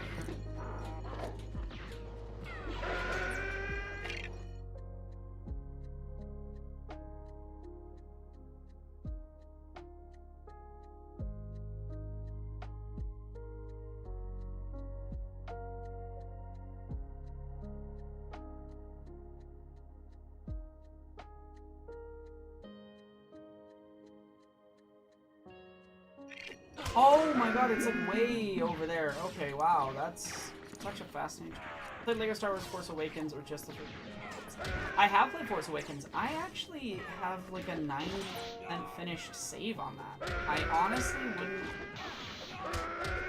Wouldn't mind. Oh, that's like a barrier that you can't get across.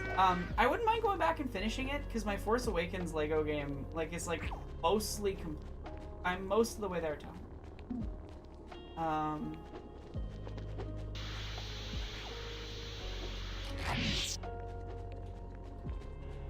Yeah. Oh, I love Dirge. Especially Dirge Karlach romance. Makes me happy. It's so well written. I generally dislike most like metaphorical mental illness representations, especially when they do like violent stuff, but Dirge is one of the times where I've actually liked it at all. So...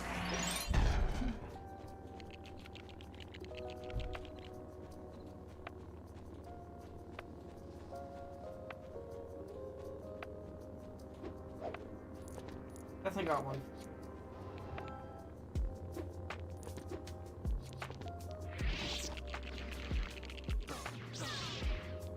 Oh, I hate that you can't build or get shot at. Let me take damage, I don't care. That would require romancing a guy. Oh, I'm never gonna do it. But yeah, like Redeemed Dirge Karlach is so good. It's so good. I love that one.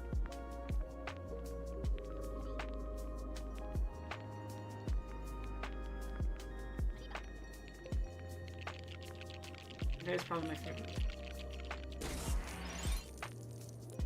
What's TFA? Oh yeah, Lego Force Awakens is a weirdly good game. Like I don't care that much for the Force Awakens itself, but the game is pretty fun, even if it is one of the ones that has voice acting. I think voice acting shouldn't be in this is my hot take. I prefer silent Lego games. I think that the choice to have like a silent film style Lego game is good. I think it was fun. I wish they went back to that.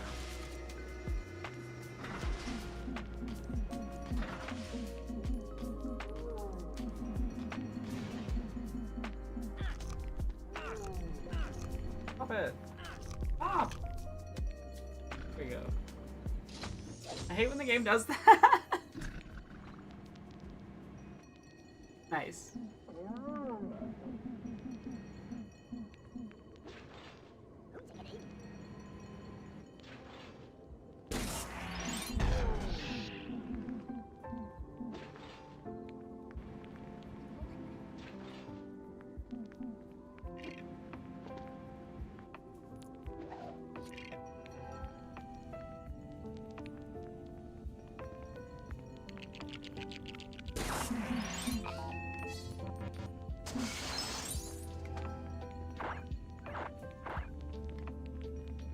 I don't think there's anything in here.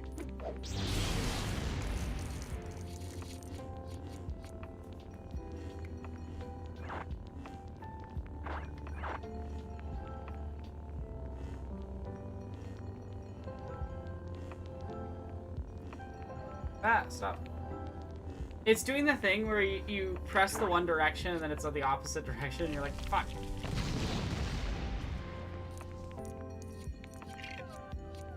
That was a waste.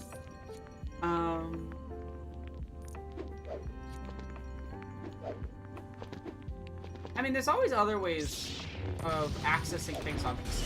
That's all I'll advocate. That's all I'll say. You can always get to them in other ways.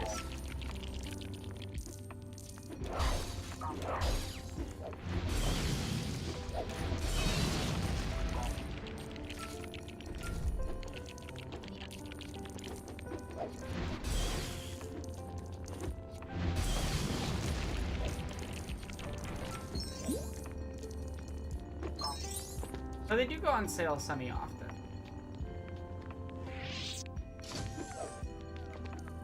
I can't believe I didn't bother doing this mini kit while I was playing through the level on story mode. I truly was when I was playing the story mode, just like, go, go, go, go, go, go.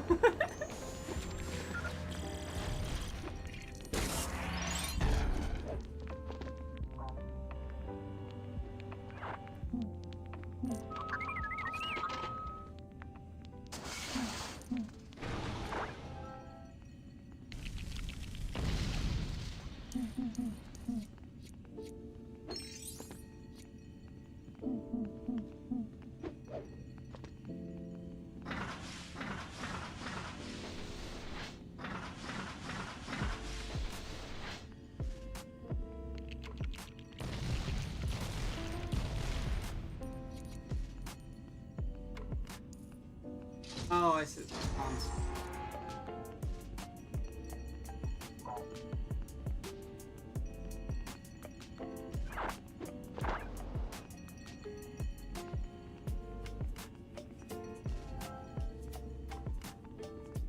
There it is. Perfect.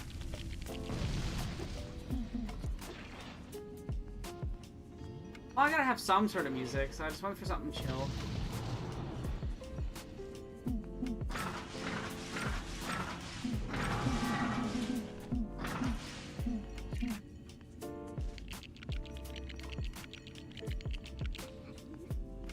The mini kit jingle is quite loud. Oh. There we go. Don't change the RPG. Why? You were here to store a character and nothing else.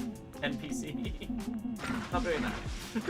I find it fascinating that they don't use Django or Boba for jumping across gaps for the companion, like the CPU companion. They just like will not do it. And it's so annoying.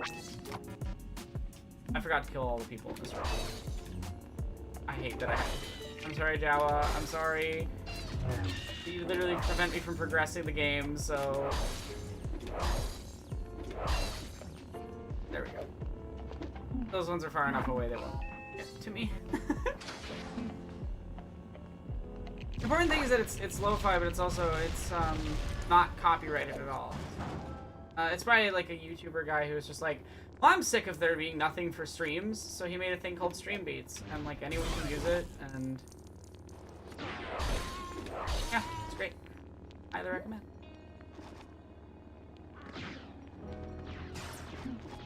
Games to make room before we have days.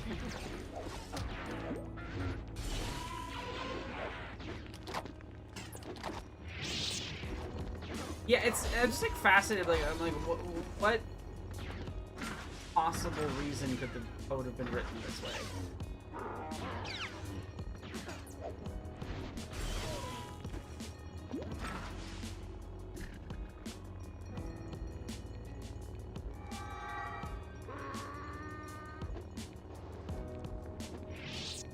How do you supposed to?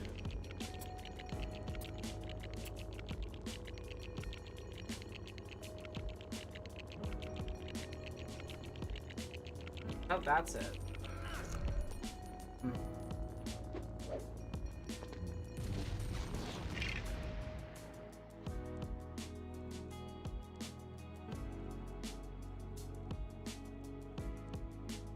Oh, I see.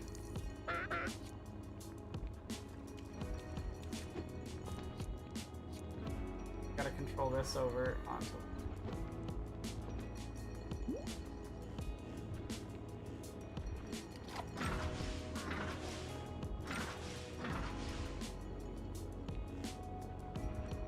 That makes total sense. I'm silly. I can't believe I think I can control that. There we go.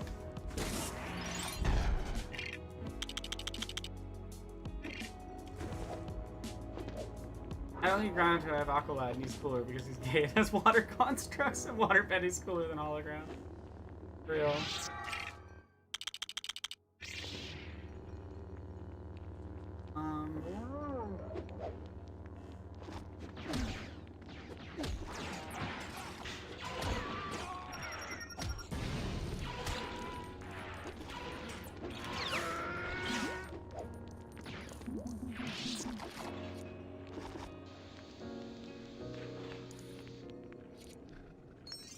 That was just funny.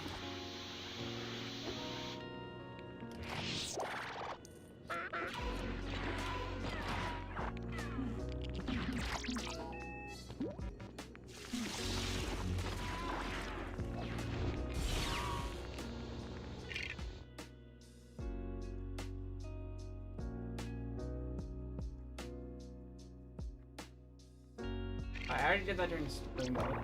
Oh god, I hit that. I hate that there's a screenshot button. Leave me alone. I wish I could disable it.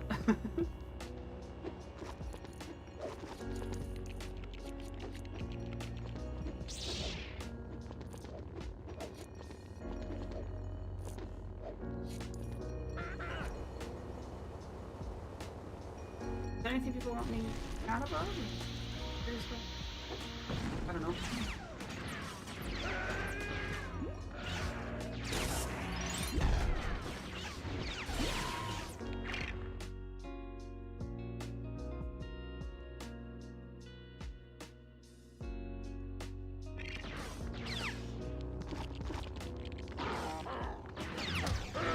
Why does it infinite spawn me? Who decided that? I should have unlocked invincibility before I did this.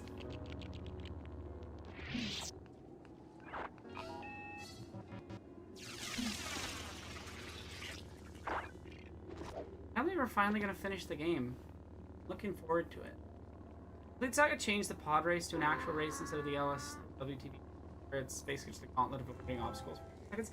Yeah, so in TCS, it's like an actual race, rather than like whatever they were doing in the original one.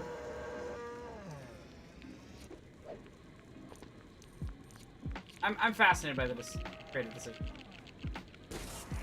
on the original LEGO Star Wars in Spawn.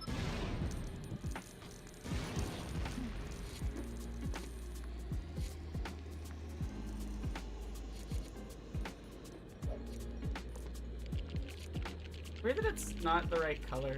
Or that it'll change. No, like, is a different color than every other grapple point in the game. Weird. I bet it's a texture glitch.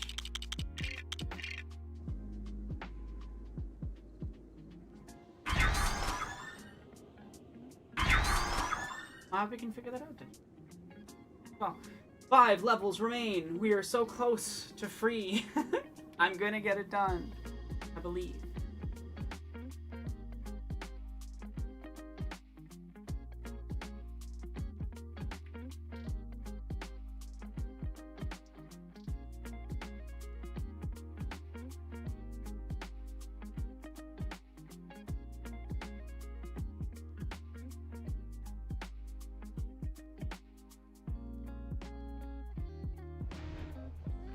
LSWT.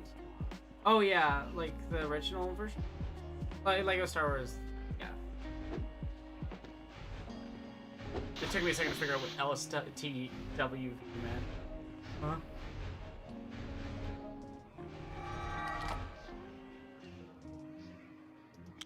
Yeah, I kind of prefer the missions from 1, 2, and 3 a little. 5, 6 for the most part. Though there's a few bits in 4 and 5 that I really like in TC.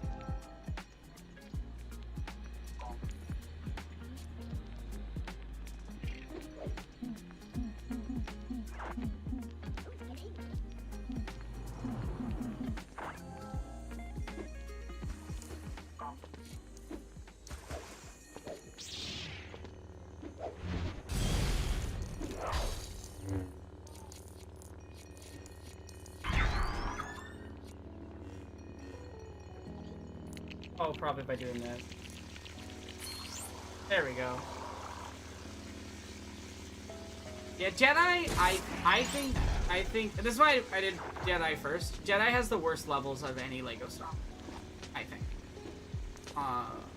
Or at least my least favorite, or the most annoying. It makes a lot of baffling decisions.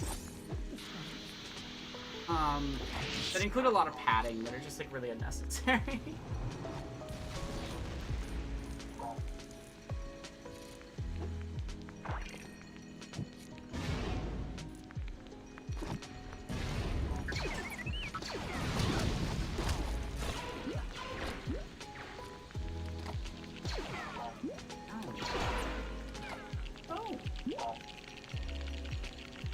Contraption.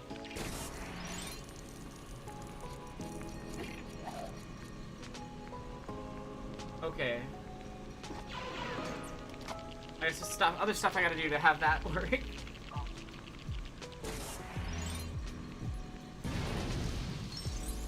I think the biggest problem too is that like a lot of the Lego Star Wars 2 levels have a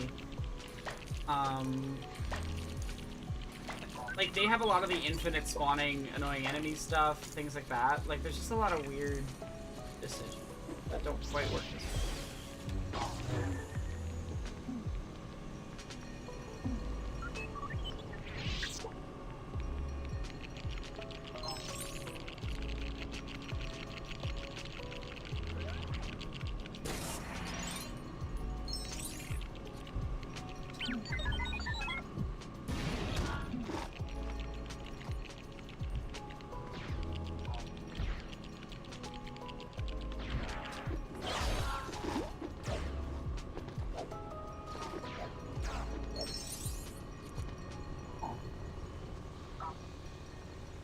I'm so confused, like what do I need to do for this specific mini kit?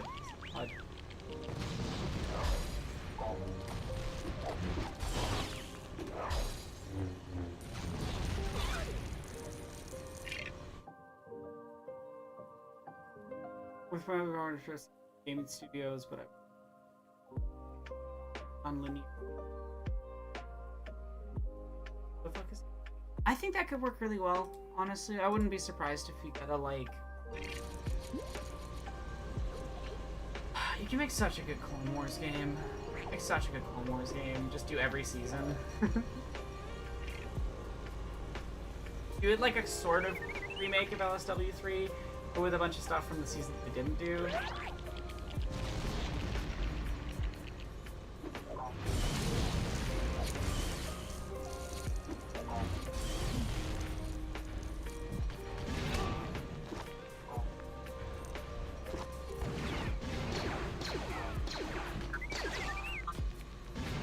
Alright, those are definitely.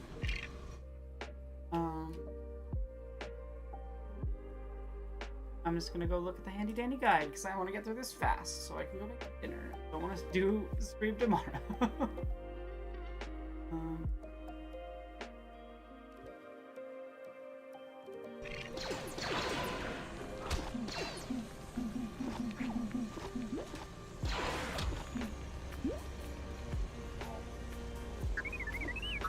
Drive this onto the.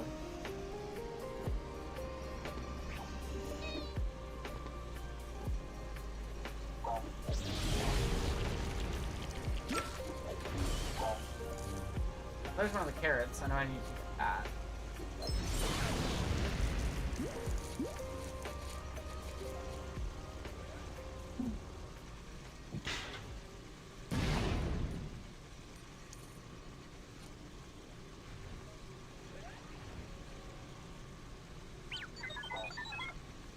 Okay, I need to find the carrots first.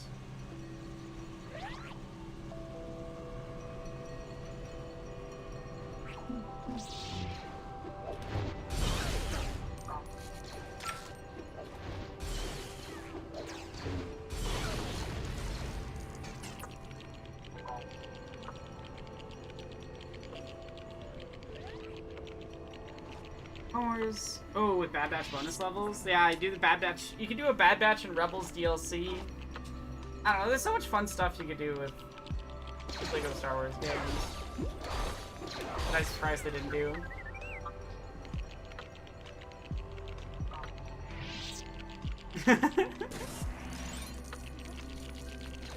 First two from Avengers film that have 5 levels? Yeah, like that's what I mean. Like you could do something like that, and I think that'd be really fun. Lego Star Wars Ahsoka's story. You just do all the shows.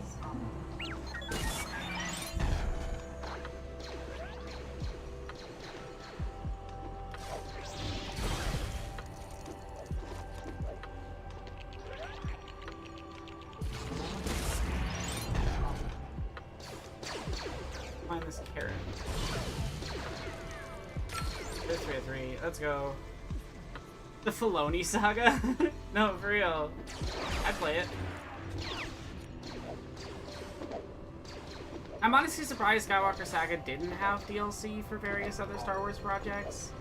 That really confused me.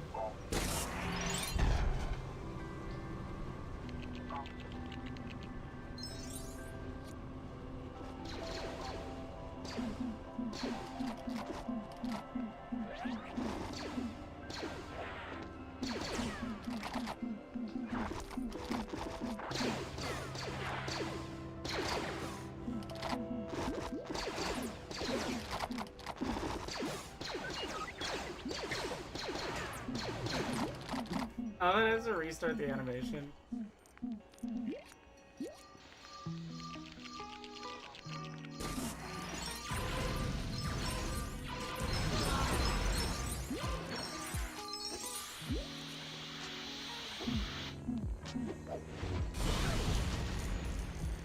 I hope that didn't glitch things out. That totally glitched things out. I'm a fool.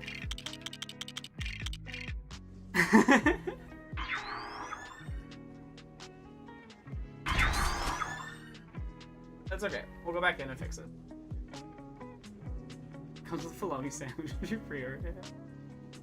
I do prefer the dialogue-less LEGO games. However, we do have to thank them for the lines C-3PO speaking. Your middle name is not Danger. Your middle name is Hyphen. That's really funny. I didn't know that it happened.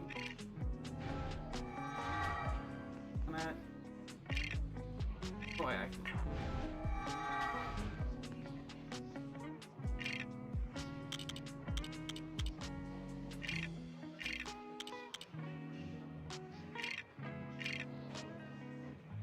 That's so cute. C-3PO and R2-D2 are such, like... They have the same energy as Statler and Waldorf, a little bit. Just, like, two old gay men.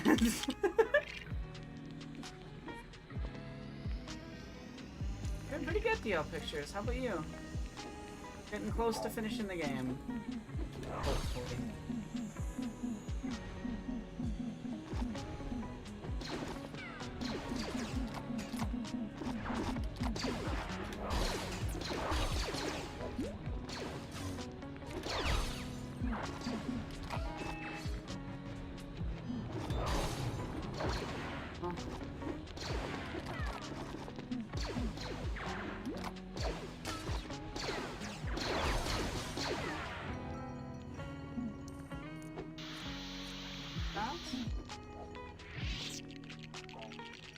Yeah, they're the odd droid couple, for real.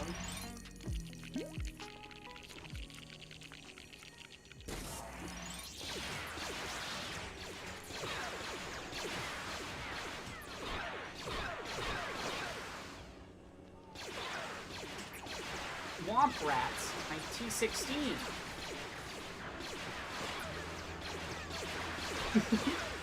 Passion. Station to get power converters.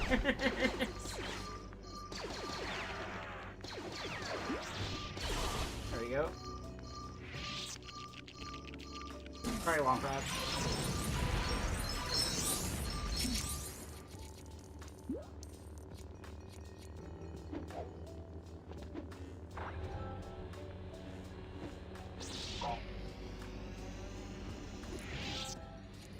Sure, I gotta bring this over.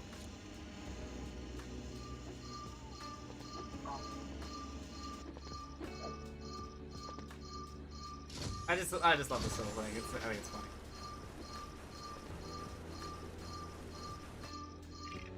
It's clean. Look how clean it is.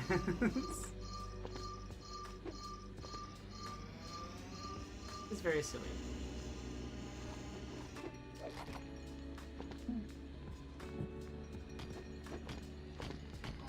Did that Jawa just steal my ride? I didn't know it could do that.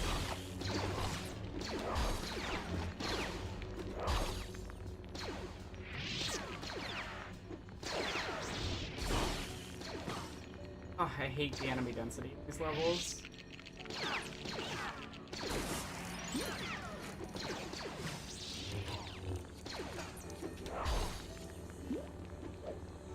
There's too many of them.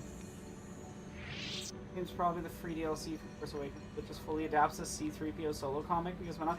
Yeah, I remember those. Like the Force Awakens Lego Star Wars game has like a weird amount of like really good side content and like mini stories that weren't in the film and stuff because they had to pad it out because they're like, well, what story are we telling here?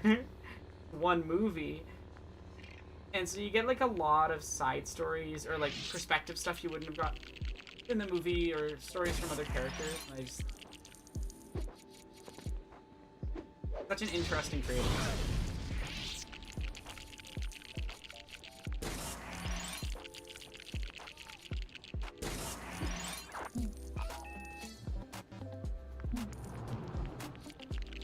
Maybe sometime I'll go back, go on stream, and I'll complete whatever I have left to do on Force Awakens. I was close to 100%.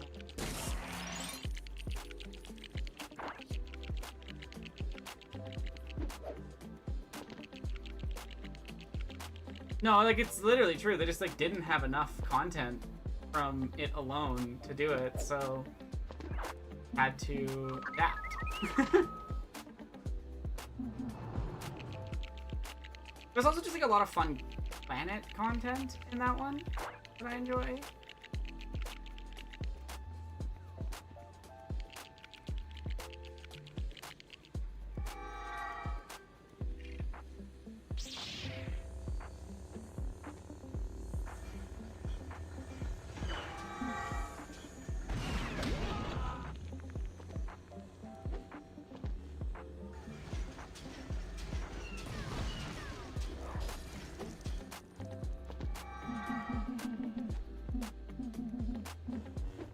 There we go.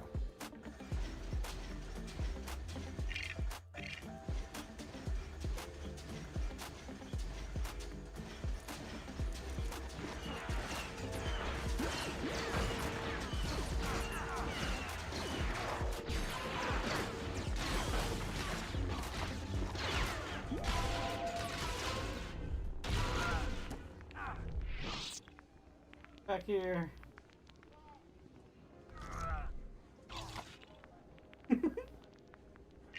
Making sure I haven't missed any.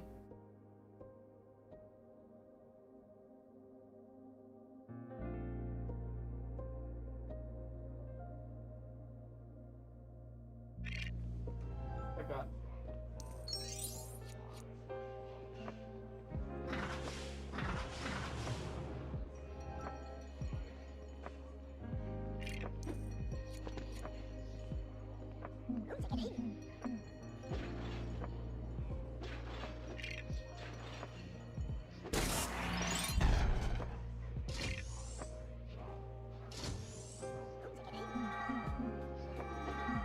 There we go. What was the requirements for on that game? Probably one of the things I didn't do either.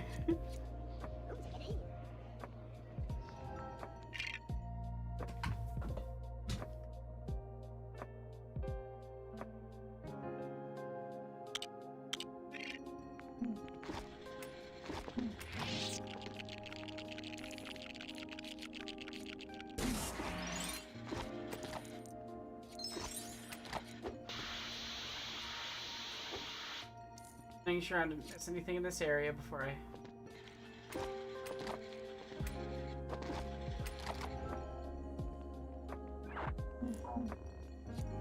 Nope.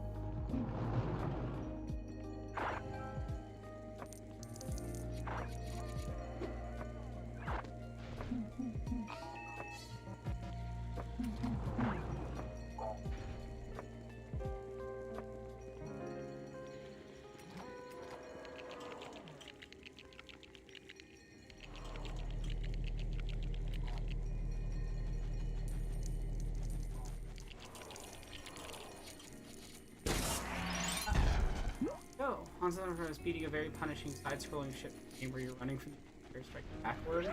That's wild. Kind of curious about it now.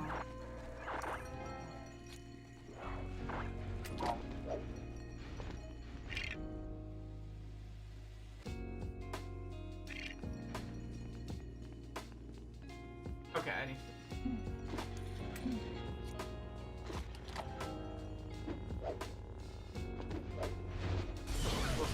Giant rash. There it is. That's one.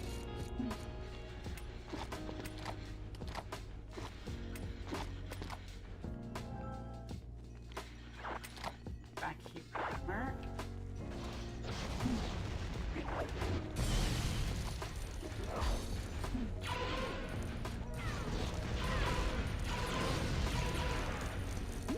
Two.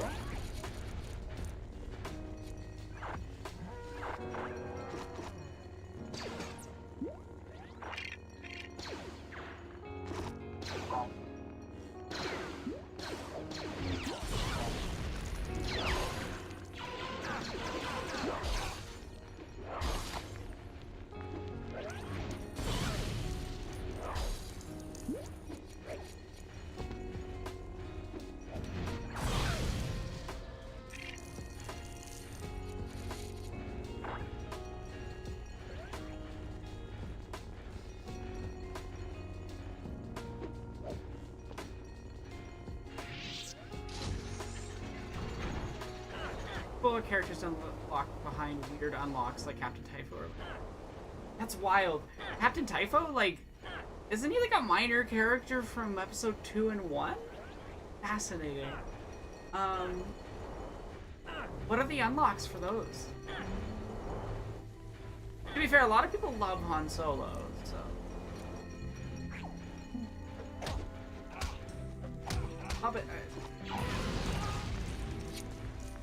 This game way too often, like, does not do what you want it to do, and it's kind of funny. Where's Captain Typho, a Star Wars story? That probably exists. There's probably a comic or something.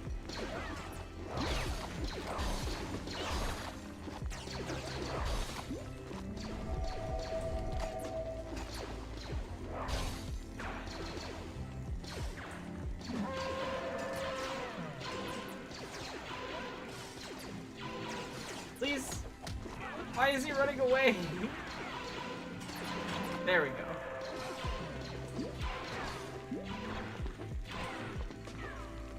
There we go. Guarantee that one's lit. Yeah. Lit! So close to finish.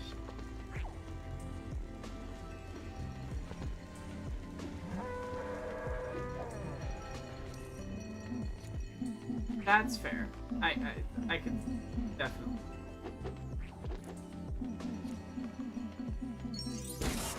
I think I'd probably like Han Solo less if I didn't see those films as kids, honestly. Or how many? Oh, interesting. Except that doesn't he die?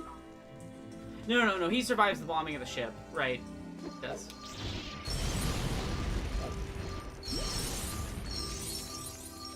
The money is very funny.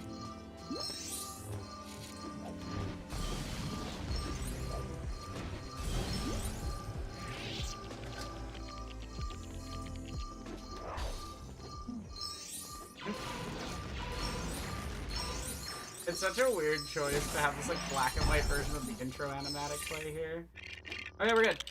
And next level. I had to speed it up. See how far I can get.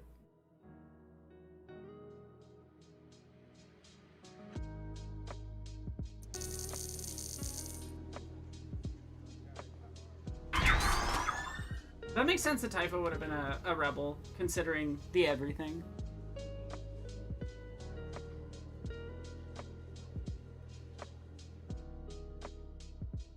It's Skywalker side, it's fully possible to beat Palpatine in Revenge of the Sith using Typho, and that's amazing. That's really funny. I will agree. Very funny. So... 4 levels and we're free. More. I believe.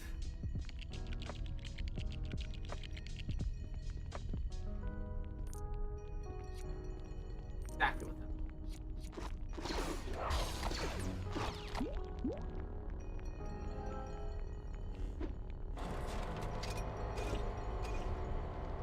Oh shit. I do like 10 of these.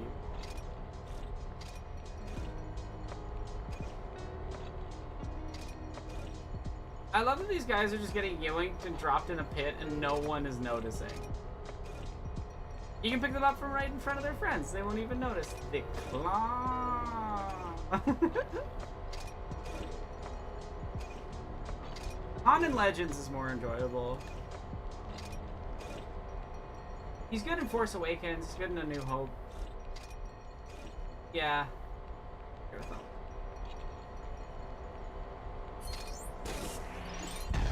There we go.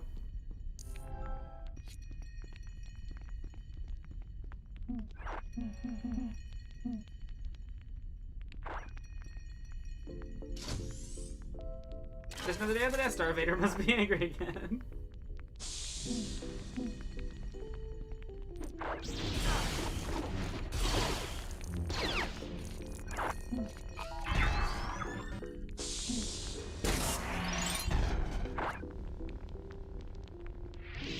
I was looking for paint.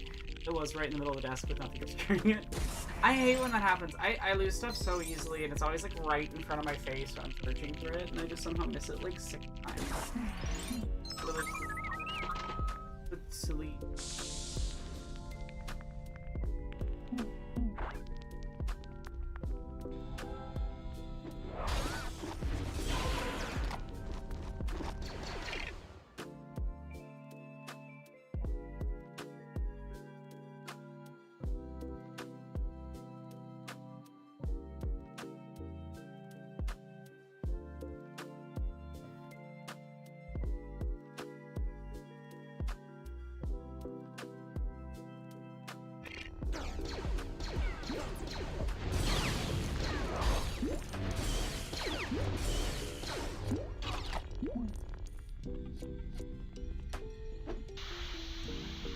All good. You never have to apologize for not talking a certain amount in the chat.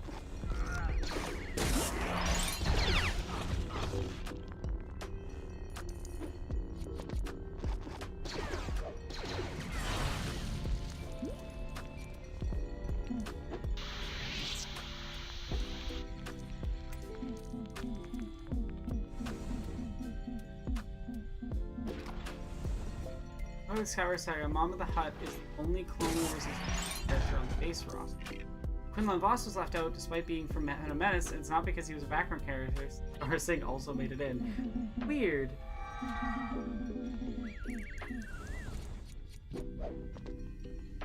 Good decisions.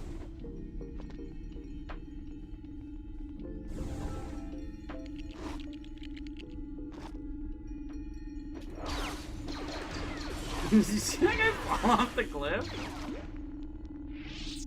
Imagine how long he'd be falling for. Like, he didn't just die, I didn't just kill him. He's gonna be flying down into the pit of despair for a good 20 minutes before he does die.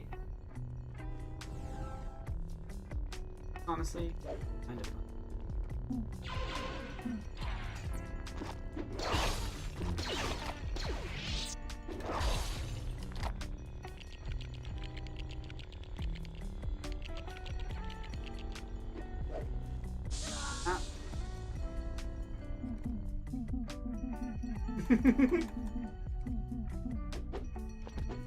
No, little Lego saver, don't jump to your death.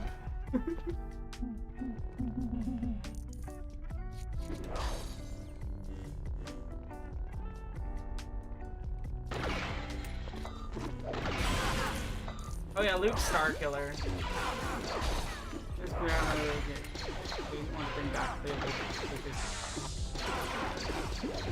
yeah. Starkiller is so funny to me, like, because that was originally Luke's name. Starkiller. It's like so childishly edgy that I kind of love it. And that's why I love that Starkiller is the name used for Starkiller in Force Unleashed. I love Force Unleashed. That game slaps.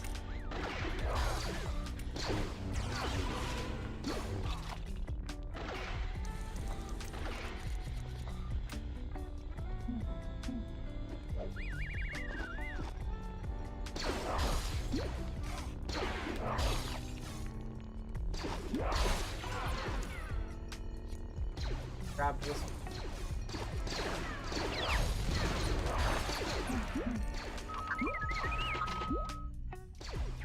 Galen Malik Starkiller is a secret character in LEGO Star Wars 3. He is, yeah.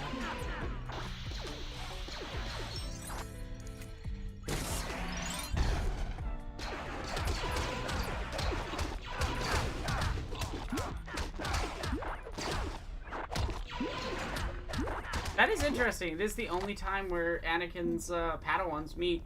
Honestly, like, there's such a good story you could tell if you really wanted to in the Ahsoka show of, like, Starkiller versus Ahsoka. That would have been so interesting. Not doing that.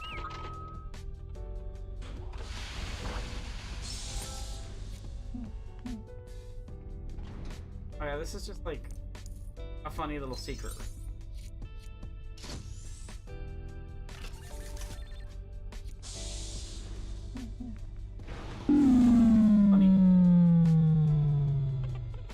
Force Unleashed. Yeah, no, Force Unleashed is so fun. I really enjoyed that game. It's a lot of fun on Wii in a weird way, even though the Wii version is objectively a worse version of the game.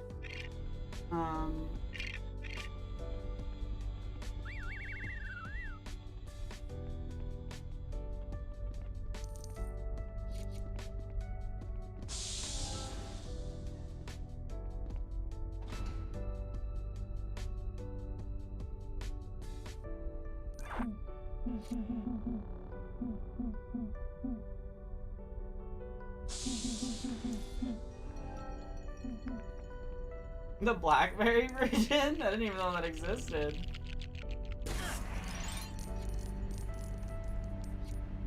Gonna spawn stormtroopers as soon as this gets close to. Oh no, it didn't spawn them. You game? So kind. Oh, they just didn't respond because I'm playing a Sith right now and I didn't shoot.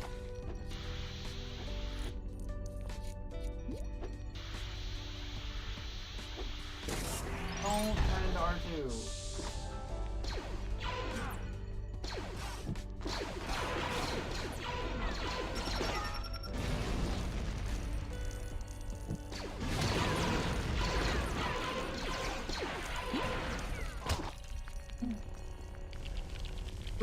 True bar. It probably would have. Just funny to think about when you think about it.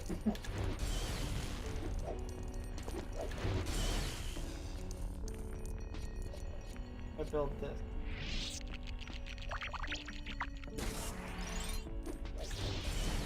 There we go. Eric made him switch to Tribal Ahsoka and it wasn't Galen and he's a random guy. It was actually like, I don't know, it's funny, it's like Star Wars is both obsessed with constantly doing reference nonsense, but then never does it when it's like actually would have been thematically interesting. I'm always baffled by this. No, come back. Come back. I wanted to switch back. Bye. I'm gonna fist fight this with you.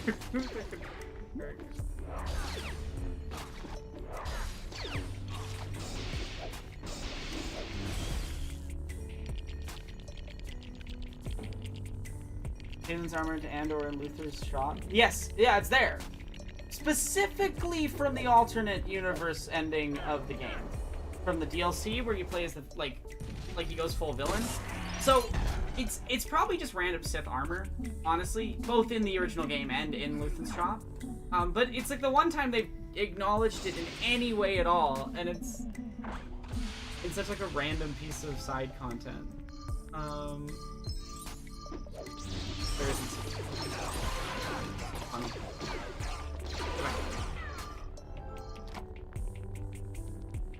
I love that these elevators are actually physically elevators with like, you actually do move up and down in the space.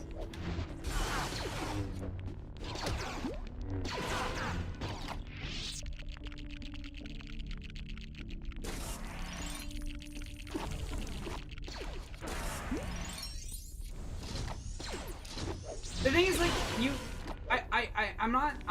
I kind of prefer a more low-powered Ford as well. I think, like, when it becomes silly, Acura levels of stuff, I do think it's a little bit much.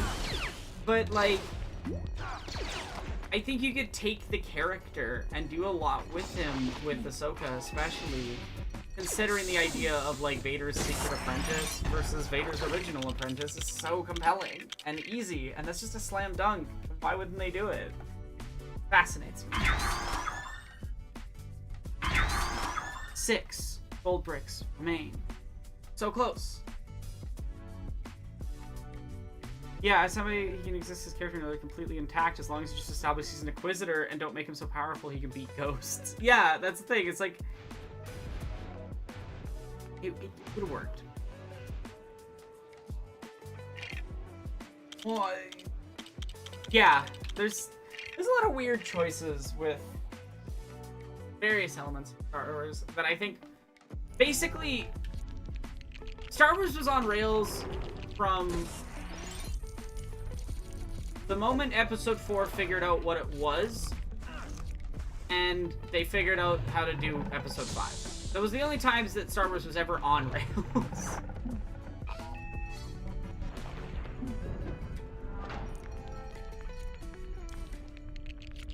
Yeah.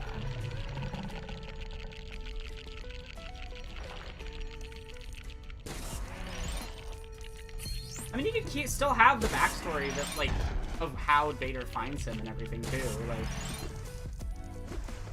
there's no reason why you couldn't do that. I don't get it.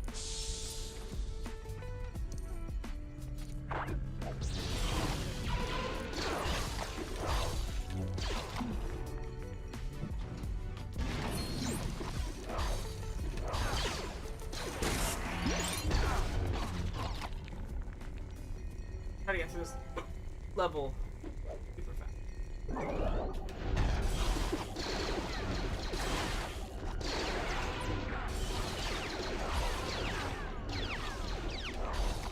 The thing is, like I honestly think you could just have Ahsoka's, like, you could have just replaced one of the characters from Ahsoka Season 1 with Starkiller, honestly.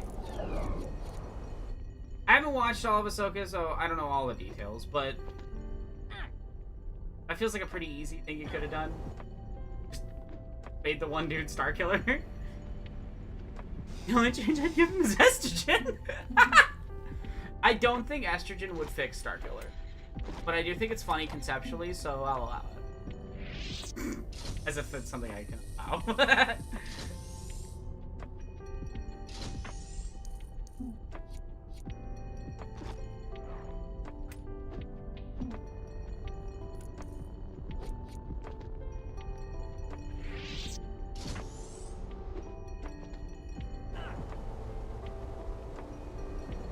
I didn't know that.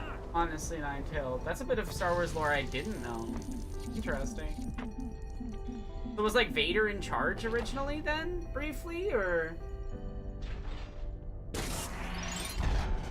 It's interesting it became kind of the exact opposite of that.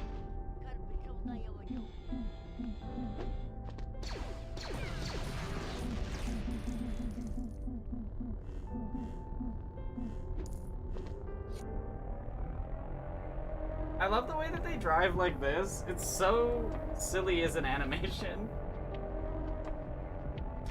Lay back. Driving my tractor. Having a good time.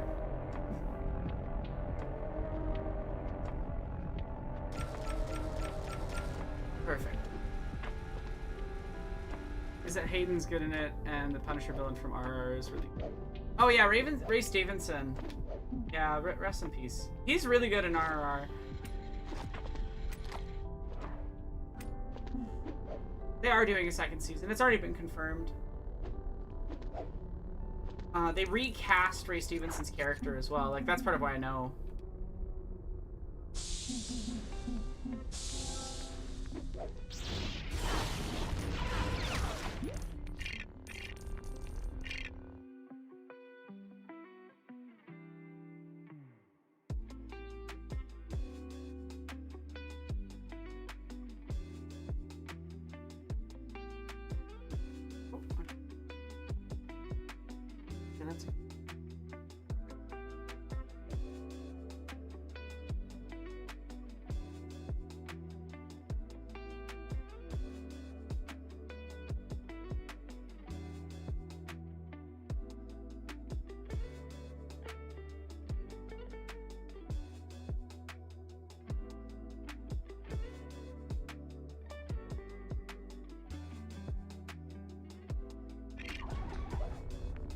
It is a very funny choice to have the officers be the toughest.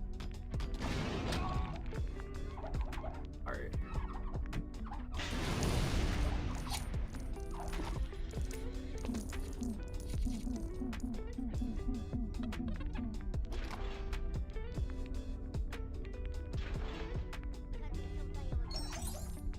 Okay, that was just funny. Empty.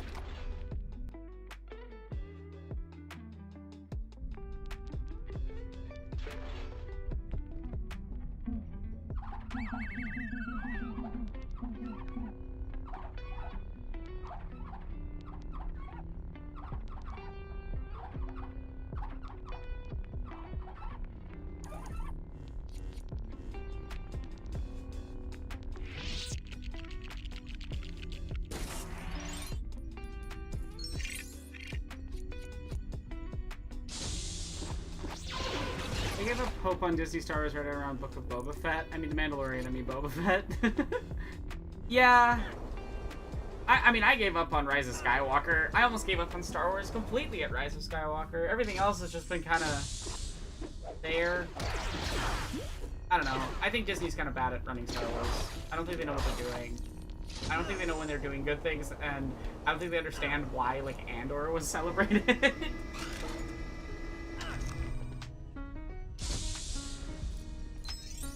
To be fair, like, Mandalorian still gets watched, but...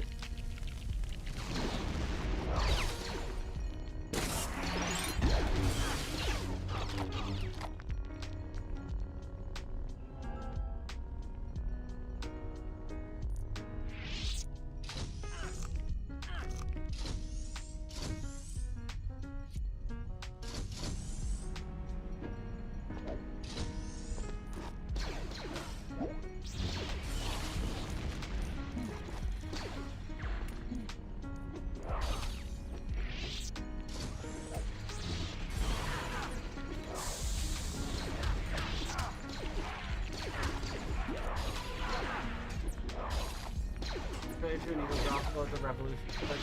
I didn't hear that. I didn't see that trailer, but that's wild. What?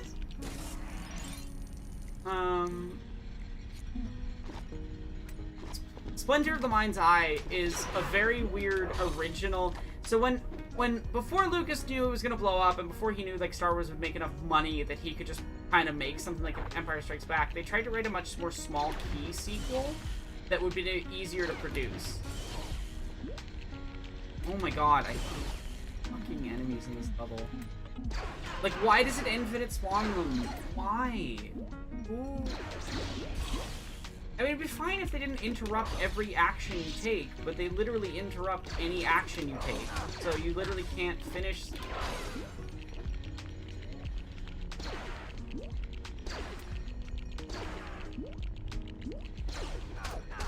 It's so evil.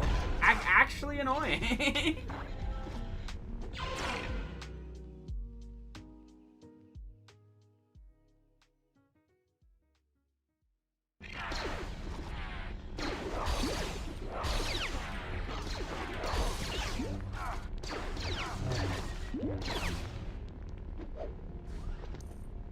Skeleton Crew is fine. It makes some very wild decisions. I've only seen 2 episodes. It's The Goonies, but Star Wars, the way I describe it.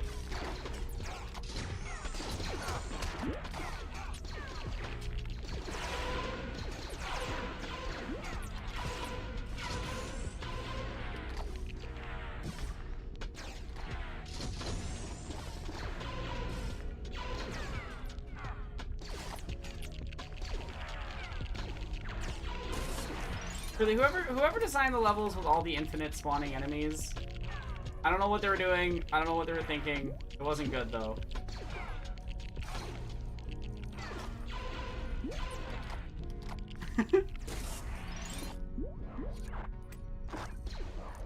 Depends what you're going for. If you want something that feels more aggressive, I'd go red. If you're going for something more passive, or like you want a more cool palette, I'd go blue. Yeah,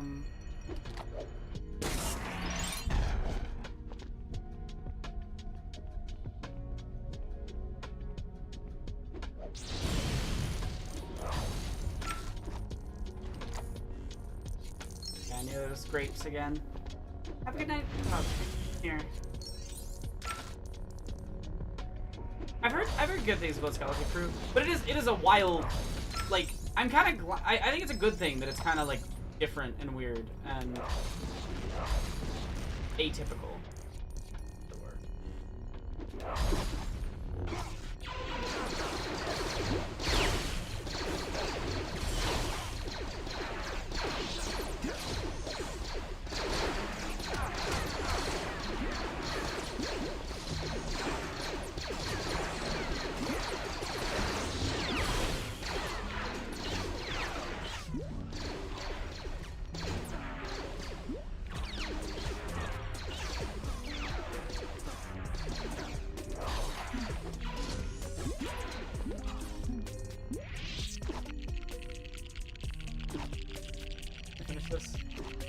Leave. On.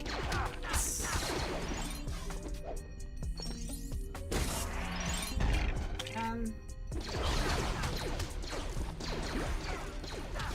Oh, it's gonna be room.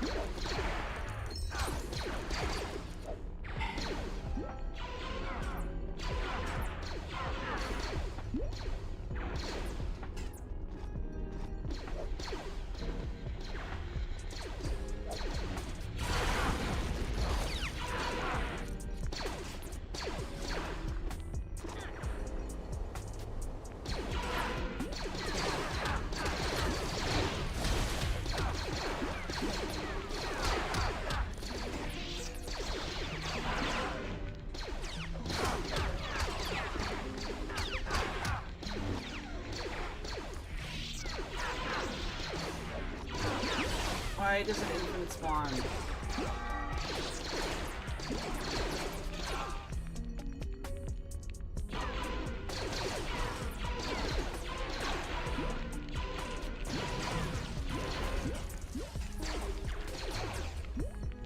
Trying to control two characters at once.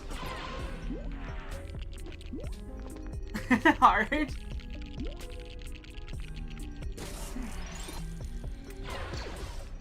But the fandom jackasses are so tiring and childish. I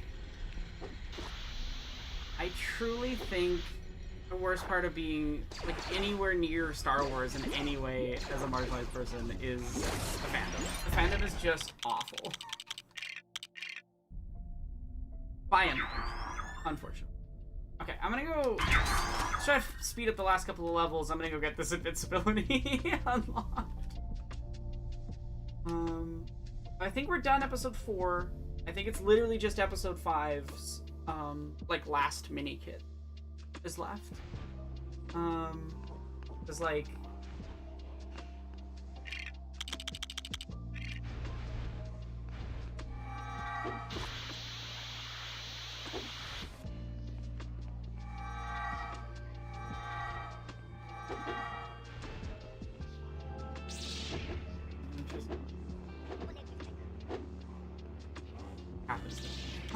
yeah, like it's hard.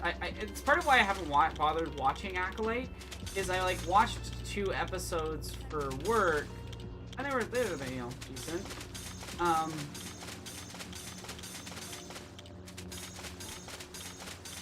But I just know the story's never gonna be finished, so I'm like I don't really want to get into watching the full show when I know I'm never gonna finish the story.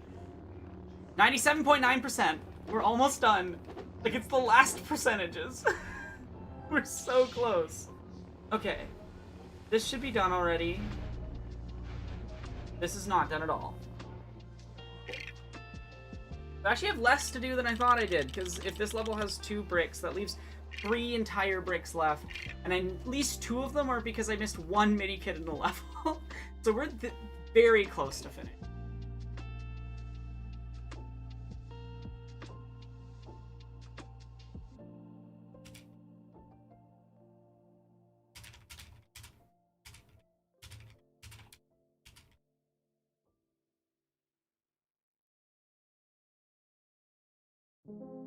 Alright, I'm just gonna post that we're, like, really close.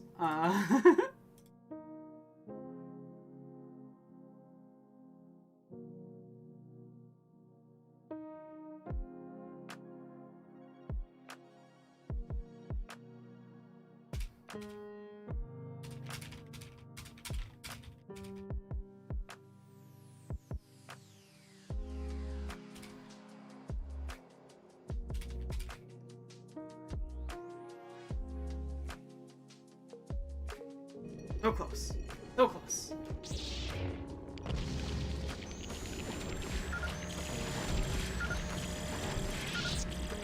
I love that these turn into little mini kit visuals.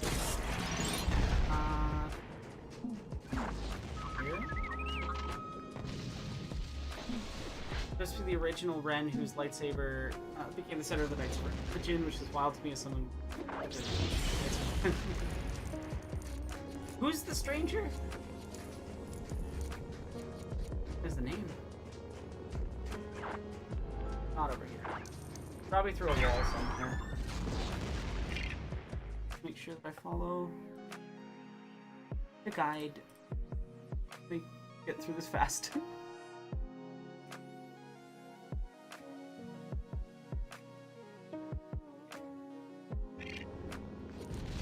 I agree that the Exile is more interesting as a concept. I mean, yeah, the Exile is more interesting. Acolyte villain with scary gold mask. Okay, yeah. That makes sense, honestly, that he was going to be the setup for the Knights of Ren. That makes total sense that they would have made that, like, a central part of the show. Oh yeah, I've got a bunch of extra power-ups now. I may as well use them. 4 times 10 goes, why not? 2, invincibility, tractor beam. Tractor beam's fun. Super lightsabers. Fast force, super blasters, dark side. Deflect bolts, super thermal detonator, super Jedi slam, super astromech, force pull. Deflect. Troopers. Force grapple leaf. Yeah, super slap. Why not?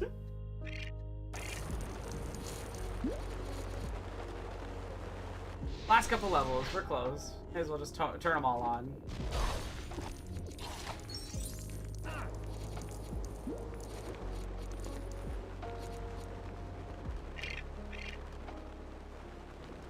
Thank you for reminding me of that, Obscure. Funny that the official name is Power Bricks, but I truly grew up my entire childhood believing the term was just Red Bricks.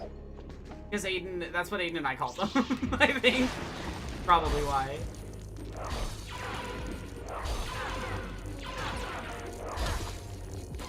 Basic digital keys.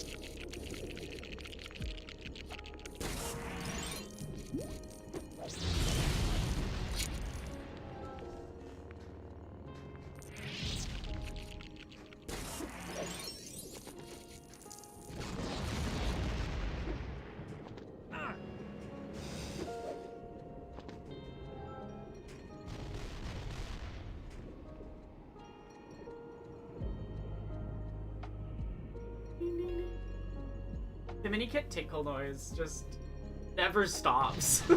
Like, it's not very noticeable if you play the game in a normal way where you play through it with the audio, the normal music on, but it's so noticeable without that. And I think it's just really funny.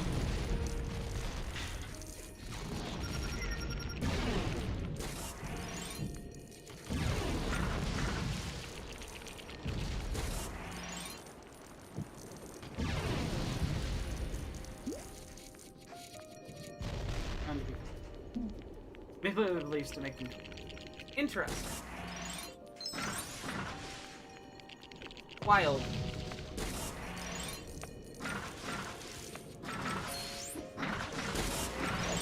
Yeah, free. Keep going. It's a couple more levels left and we're free.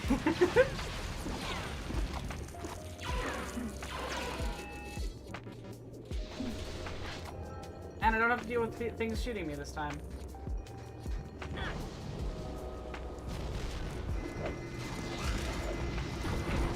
No, like, the Disney's choices fascinate me. Like, the Knights of Ren are such a random concept, thrown out kind of whatever in Force Awakens, because J.J. Abrams loves mysteries.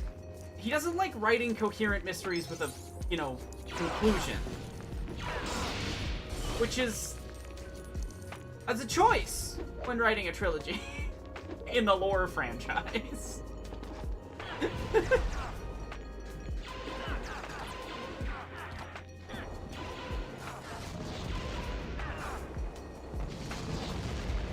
Lego Spider-Man, my mini-kid senses been tingling. I think that kind of basically happens, because you can play as Spider-Man in a few of the games.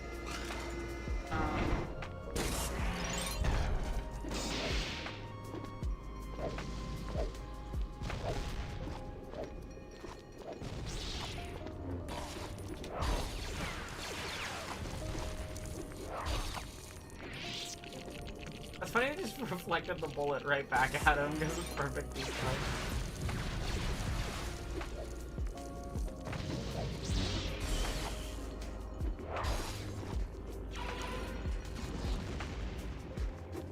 Now there's many kits over there, but I don't know how to...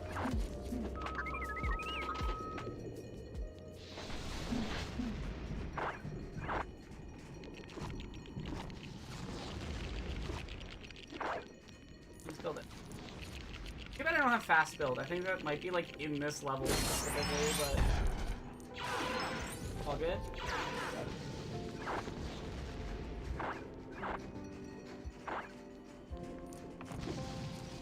I need to like shoot this thing over here with this thing. Yeah!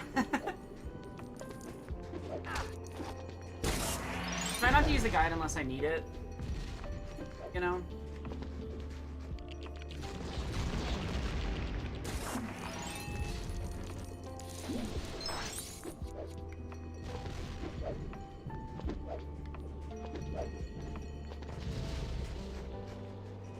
Oh.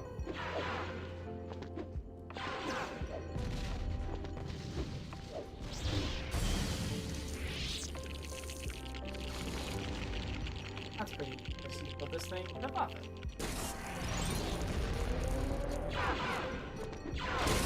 There we go. Making progress. And this is the last level where we actually have like a lot to collect. So the next couple should go pretty quick, and then I'm done. 100% of the game. 90, 100%.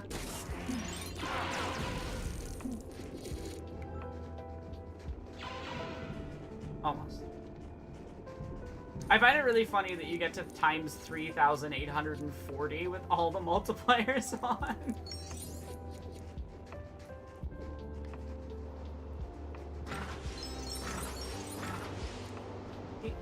Good. Idea of KOTOR 2 Exile been sent to the future. And has found Anakin and through circumstance with the Jedi mentor. I feel like it would be more interesting. Stormtroopers actually, for once, do have no aim.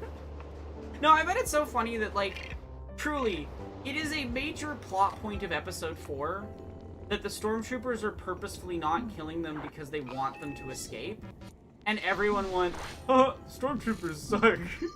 And firing, and I'm like, Obi-Wan's such a fool. And it's like, no, that's the entire point of Obi-Wan saying what he says.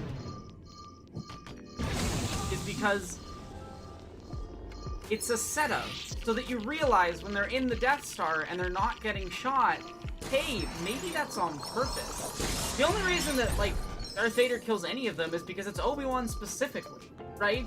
Vader easily could have literally force choked them from across the room. Like, that's the whole point, central point, is that, like, very often there are narrative reasons why the characters aren't dying, and it's not just like, oh, the Stormtroopers can't aim.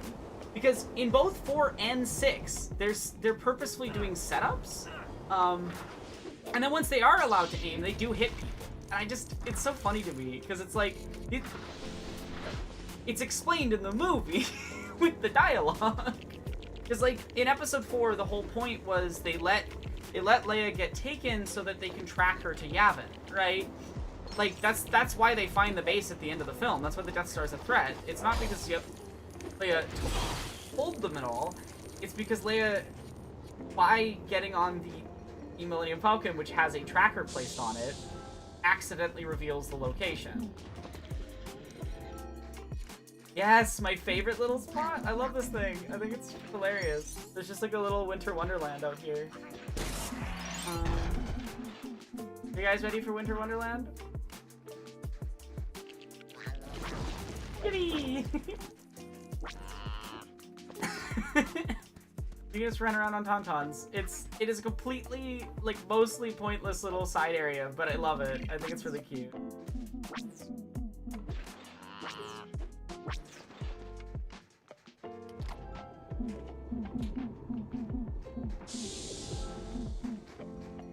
Yeah, like, the whole point of Only a Sith Deals in Absolutes is showing the hypocrisy. Like, the media comprehension in the Star Wars fandom is not comprehending. Okay.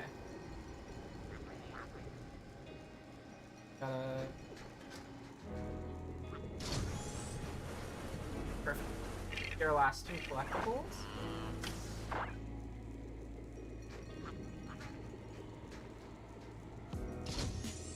Slot machine was not in my favor. There we go.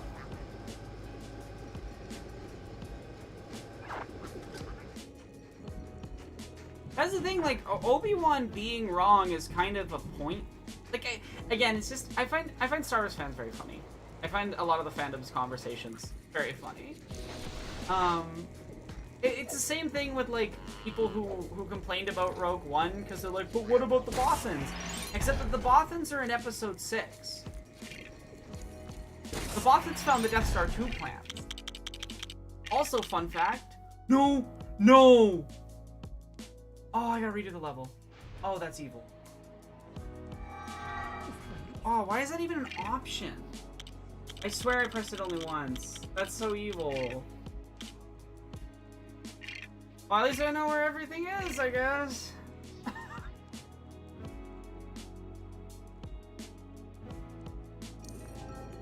I feel really dumb right now.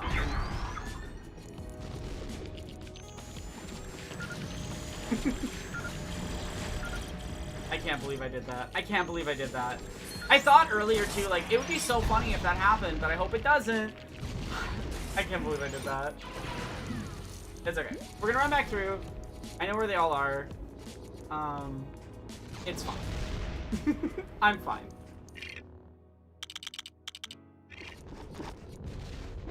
I can't believe I did that. Oh, I just want to go make dinner. I'm so close to finishing the game.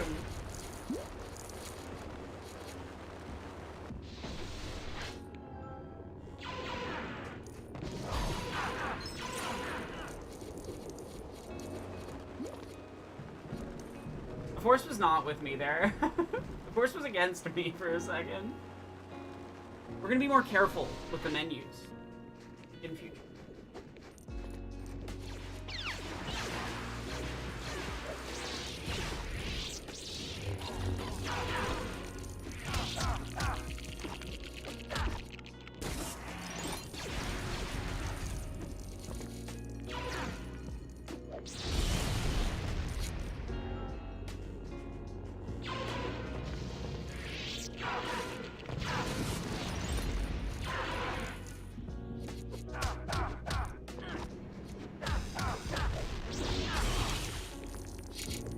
Yeah, why would you not want to save progress? That's wild. It is. Good idea around Rogue One, where Cal Katarn was serving on one of the Death Star destroyers and Death Star activation news, but causing defect, and this whole storyline of trying to stop the Dark Trooper plans would happen between A and H. That makes sense, honestly. I hate that we like Mandalorian does like a bad version of Kyle Katarn's story, honestly. Like that. Again, perfect example of like, oh, you want to have all these references and things. You're gonna have the Dark Troopers, and you're gonna have no Kyle Katarn.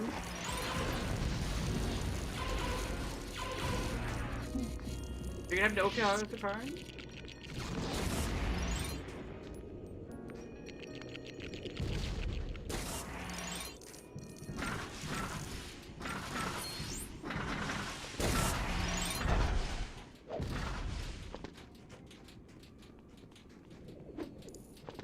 Well, the thing is that, like, Finn could have been Kyle Katarn, story-wise, and would have been better.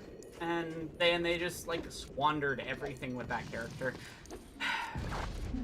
John Boyega getting the short end of the stick with his character purely because of the racism of the writers and of the fandom makes me so annoyed.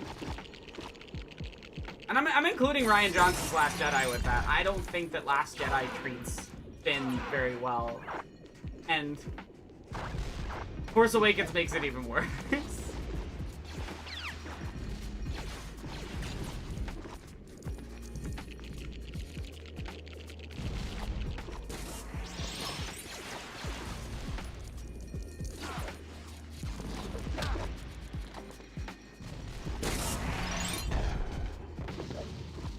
John Boyega deserves so much better. I mean, I'm really thankful that he's spoken so openly about his treatment and what was wrong with it. Cause yeah.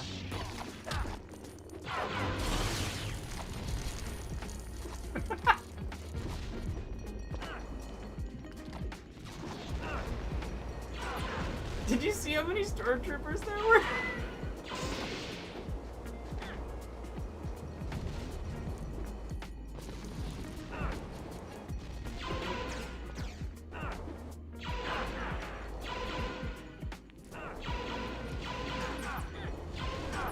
Ice physics for a block pushing puzzle is always a strange choice. And it's like also super inconsistent, which makes it even funnier.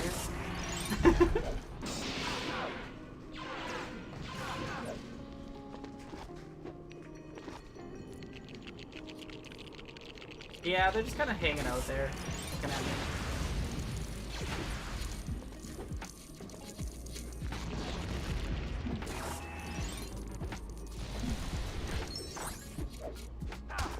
One more I gotta get. I don't forget. I don't want to do this level in it again.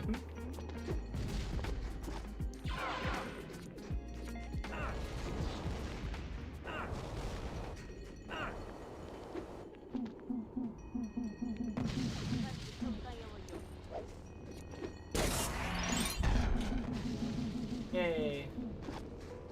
I think TLJ was leading towards interesting things with Finn, and I like the idea that he had to confront why he's fighting the... Yeah, no, like, that's fine.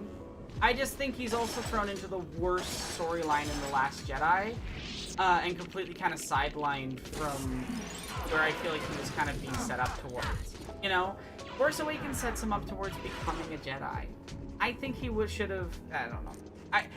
Again, part of the problems with Last Jedi have nothing to do with Last Jedi, but rather like random decisions on Force Awakens. It's hard to judge Last Jedi adequately. Yeah. Oh, I got the pun digital view. It was good. Sorry. Don't care at all.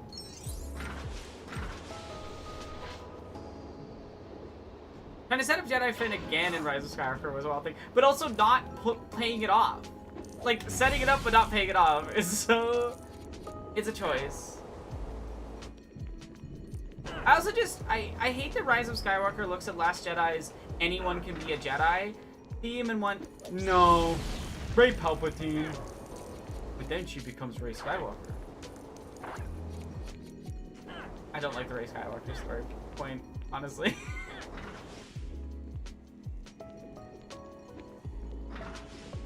I don't think it will.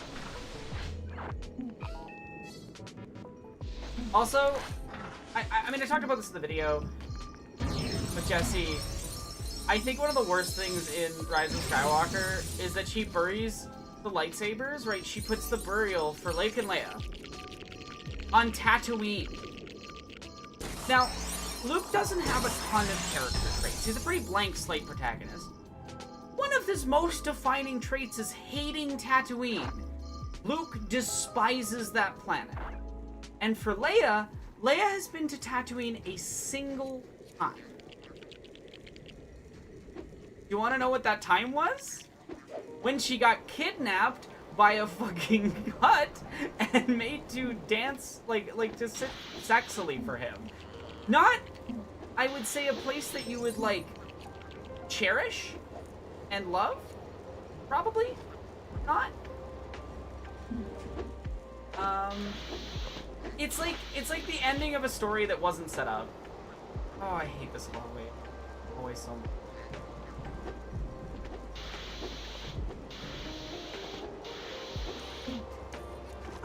You consolidated the two ideas of Finn in Episode 9 by having him take either Leia or Ben's former lightsaber and use it as inspiration to go rebel. Yeah, like, there's things you could have done. Rise of Skywalker is 2 million things of, like, anything you could have done probably would have been better than this. But yeah, I think laying Luke and Leia to rest on fucking Tatooine is, like, actively disrespectful.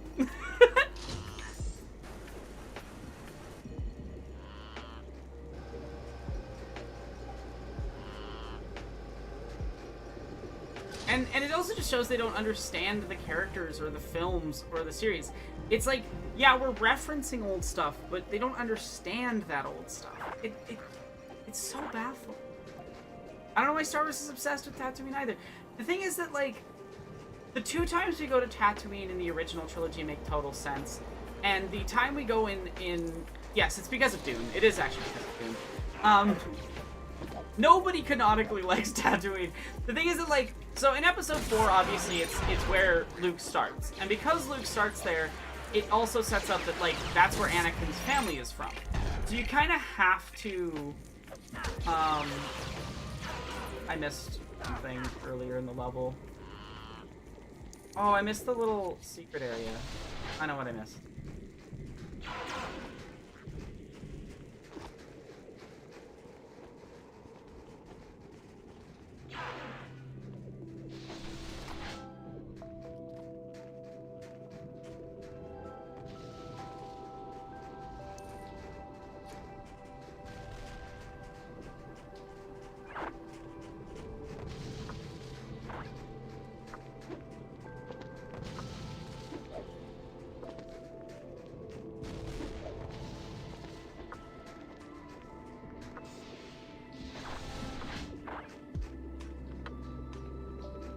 I got this one. I'm missing one? Okay, I know it's that tunnel spot, but I can't remember where it is. I'm gonna...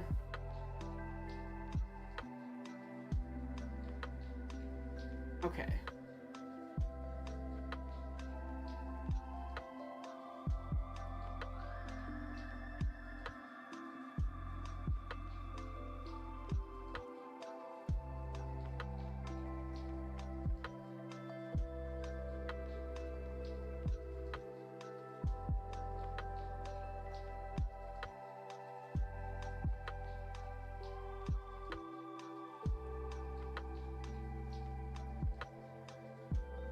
Oh, I see. I know where I need to. It's like every Arthur and writer is finding some excuse to go to Tatooine. Yeah, exactly. Like, it doesn't make sense. When the name of Disney was but a distant nightmare, Boba canonically came back to the Sarlacc pit every year and bombarded it from orbit out of spite? Wait, really, Digital Beef? That's awesome. Yeah, no, it's like they always find an excuse to go to Tatooine. Tatooine is not important. So you have this contradicting thing of, like, Tatooine is both the most important and also canonically least important place in the galaxy, somehow, at the same time. And I find that fascinating. It's such an interesting thing. Also, it's up here. I messed up.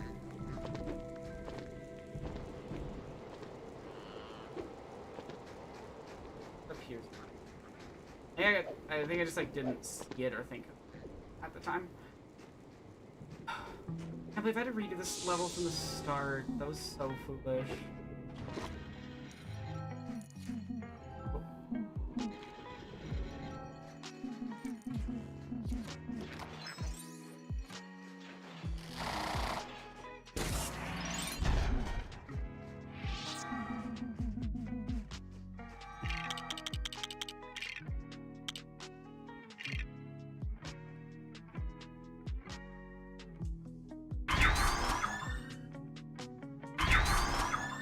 There we go. 3 left. We're this close to being done. I can't believe I messed that up. I can't believe I messed that up. So close to the end. Sequel era Naboo is a hellscape. Wait, what?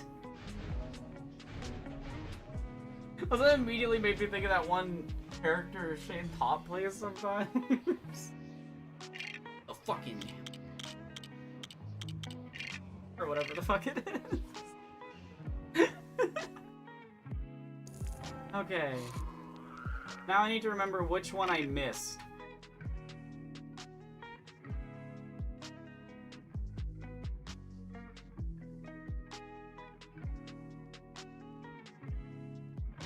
Got those 3. Continue to those.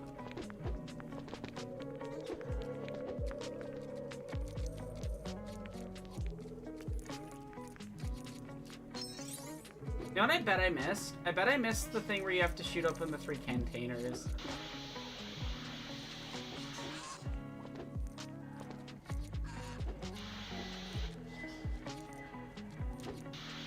I didn't know that. But yeah, Naboo would have made way more sense, because at least it would have been, like, Leia's mom's planet, and there would have been some fucking, like, anything that connects her to it.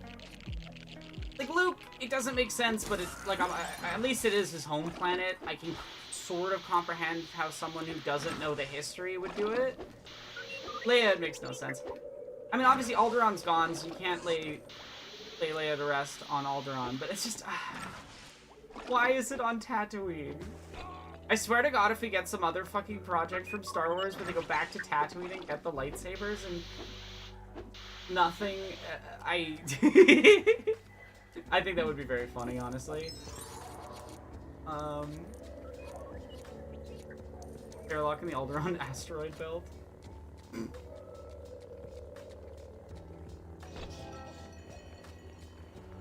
Yeah, I knew it. This is the one I missed.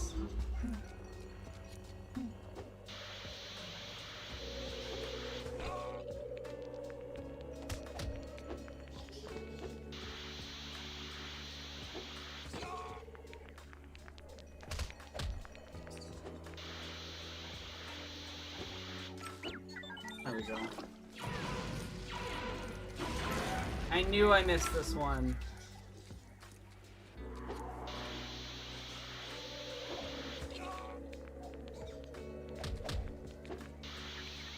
Come on, come on. Go.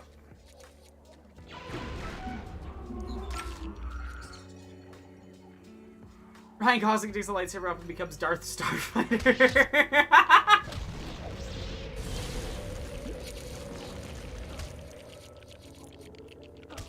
Actually, I can just this all the way over.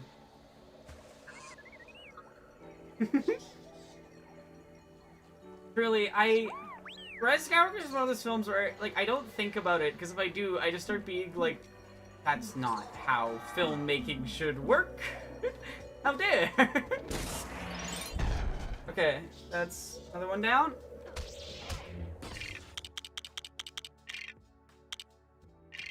I don't trust the save and exit button anymore.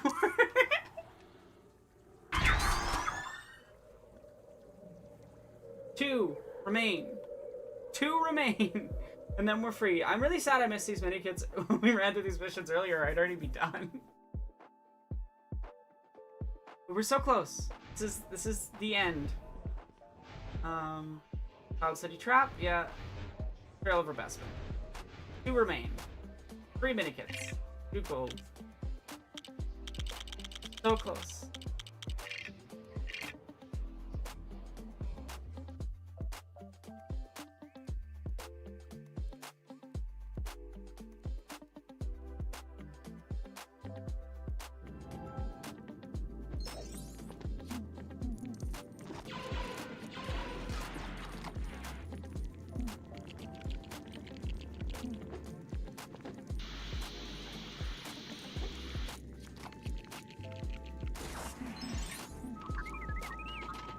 Always true. I love how the Sith's like, we have a rule of 2. Anyway, there's 57 of us at any given time. We're all cheating on each other.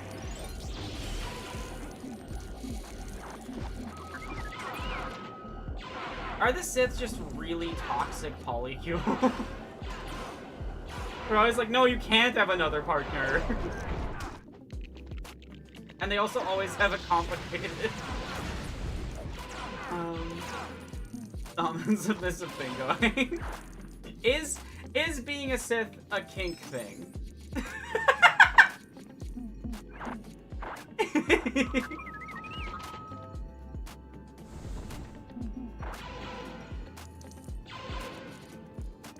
So I figured out one of the ones I missed, which is apparently that I need to pick up and drop a stormtrooper into the pit using the thing there, which is fascinating choice. So I'm gonna leave some stormtroopers alive, and they're going to be a useful test subject for later.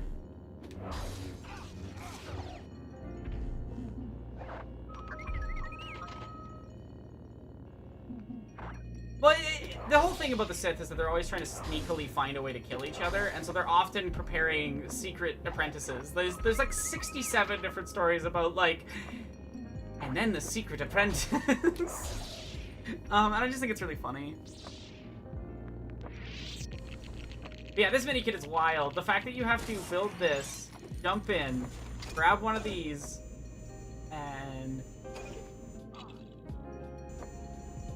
maybe it needs to be one of these guys. Oh, I know. You have to dump him here.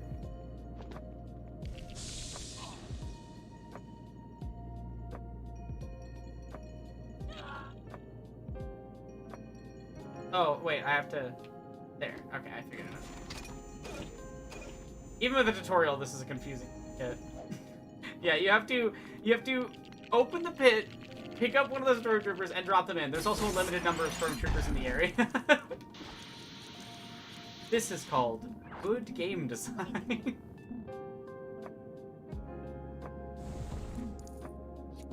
I forgot that Han Solo, Frozen, and Carbonite is a playable character in this. What a wild choice. Okay, we're missing one more as well, so...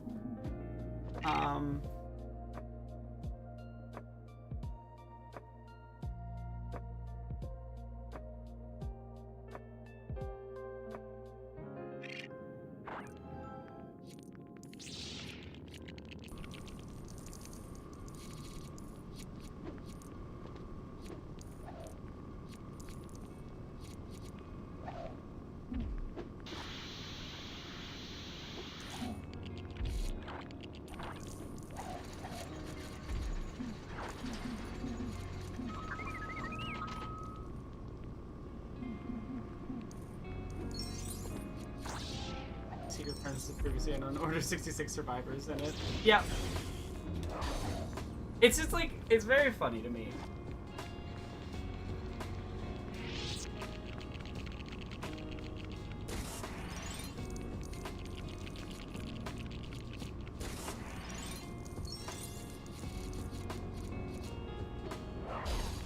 You're training Maul while Plagueis was around. And training Dooku while Maul was around. Dooku was training Ventress, Maul was training Savage, and Sheev was training Anakin at the same time. Yeah, like literally. It's so funny.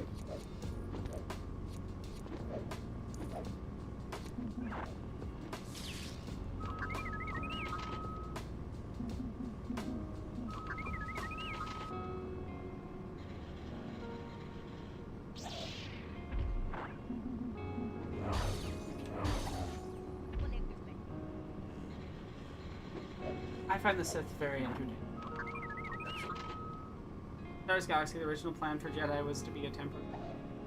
Get hunted by the Empire, and if you live long enough, they would send Invincible Vader to kill you. That's kind of funny, honestly.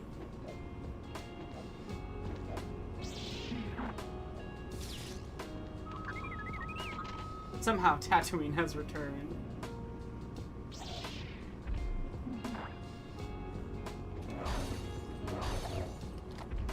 Literally digital beef, that is what it is.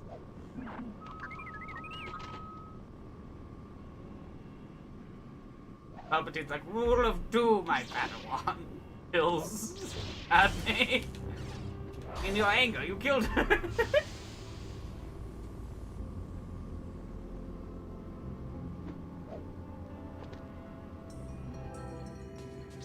Oh, right, this fucking... Okay.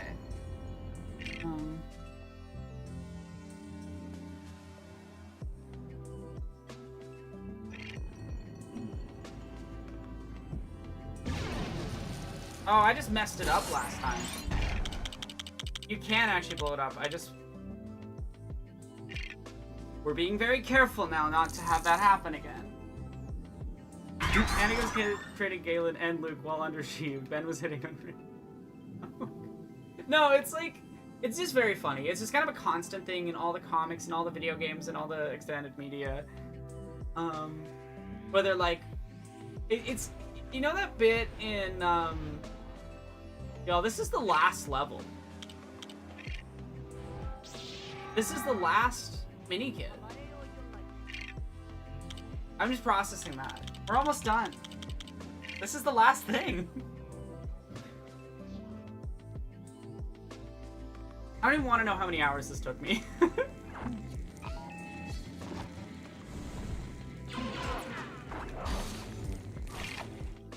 make sure I have the thing up so I don't, like, miss where it's the last mini kit.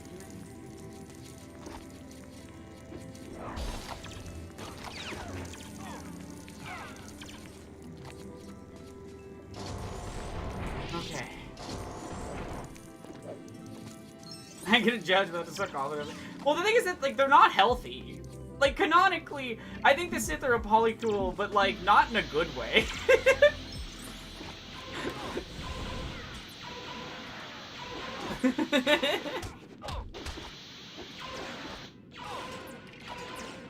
Again, anyone where they're like, you can only have me, but also, if you don't get someone else, I'll probably kill you in your sleep. Replace you with a more powerful Padawan. So you need to get a powerful Padawan to overthrow me.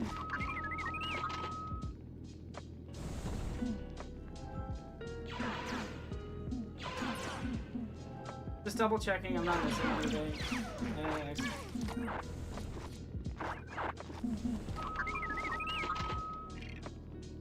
7 hours just today, yeah. Easily. I mean, again, there's a chunk of that where I was drawing. Like, there's other stuff that I've been doing throughout the streams, but...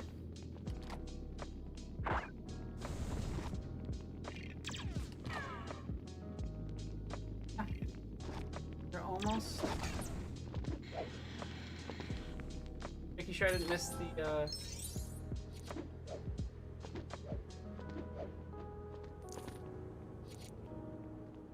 Probably 28 hours, yeah. Somewhere around there. Definitely more than 24. Actually, no, it would be somewhere around 30. Again, I'm sure I can play this game much more efficiently now that I know it. But, it's a really complicated queer magic together. That's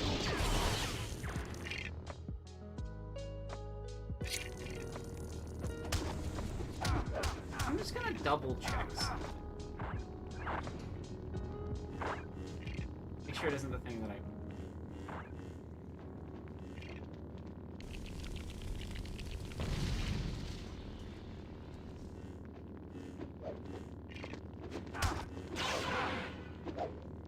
Someone speedrunning this game in 9 hours, I don't know how you would do 100% in 9 hours. I physically don't know how it happened.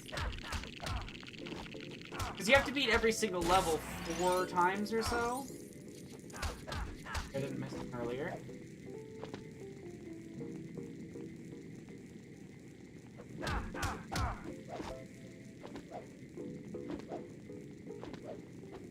I was chasing him, obviously.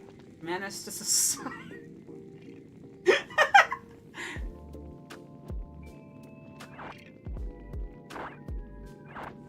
Yeah, like, I'm sure there's a lot of specific, like, do these levels first tricks and things, but it still doesn't change the fact that you have to do all the challenge levels with no extras, and that you have to...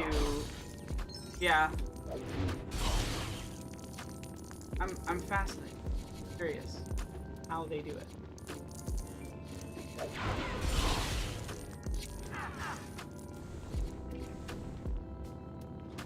Just gotta find this. I just really don't want to accidentally miss the last mini kit somehow. You know? So there's the second one. But I just want to make sure I build all 3 of these, and if it turns out it's just bronze, like a whatever, then we're fine.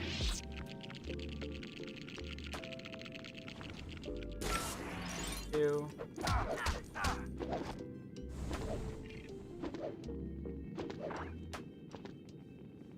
That is true. I do think that Palpatine works on a rule of 1 situation.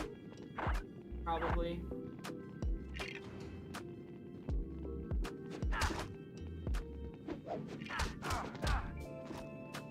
You know what? One thing I will give, like, Rebels and to a lesser extent, Mandalorian is that they actually, like, humanize some Ugnaughts, which is nice. Oh, that makes sense. Yeah, Palpatine would do that.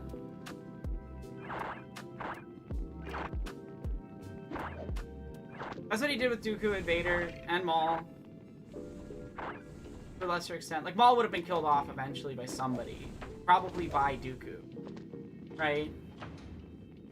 Am I like missing what one is?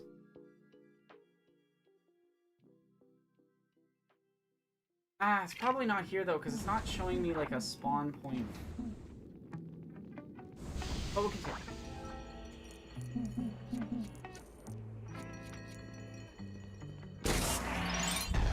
You gotta be kidding me.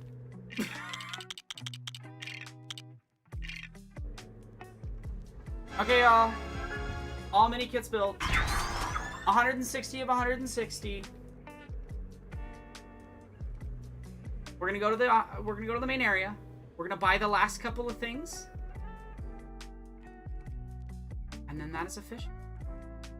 Lego Star Wars. Really close. I gotta do like 2 more things. But I want to see that 100% on the thing. Yes, like Luke was supposed to kill Vader to become his next.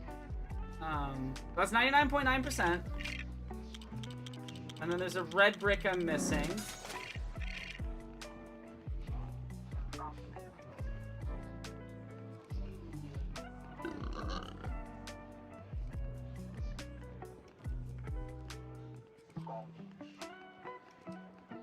Okay, I'm gonna turn my camera off for 2 seconds because I want to take a photo so I can send it to my younger brother, show that I did it. Because I can't screenshot while playing this game for some disables it. Okay. Wow. That's weirdly anticlimactic. It's done. Now I'm gonna go outside and build the final building.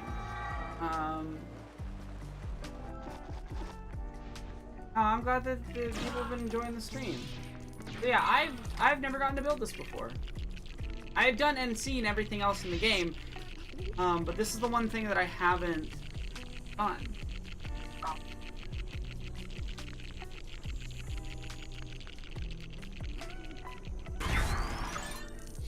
All extras unlocked.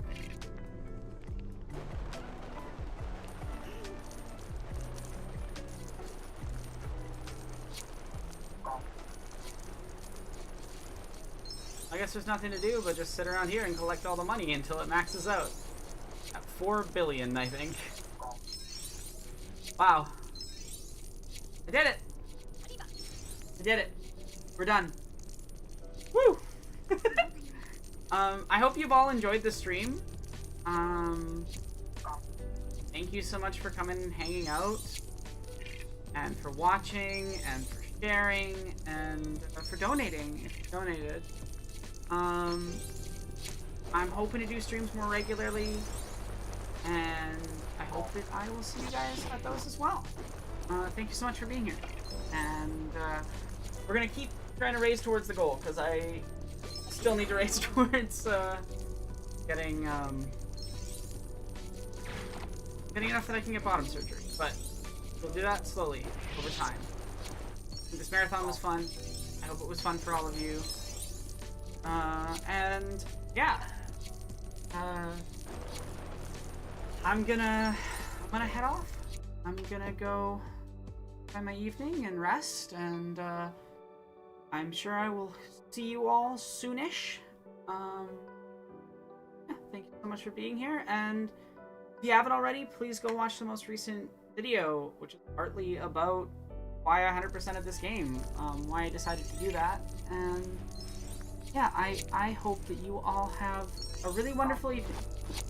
Thanks so much for being here.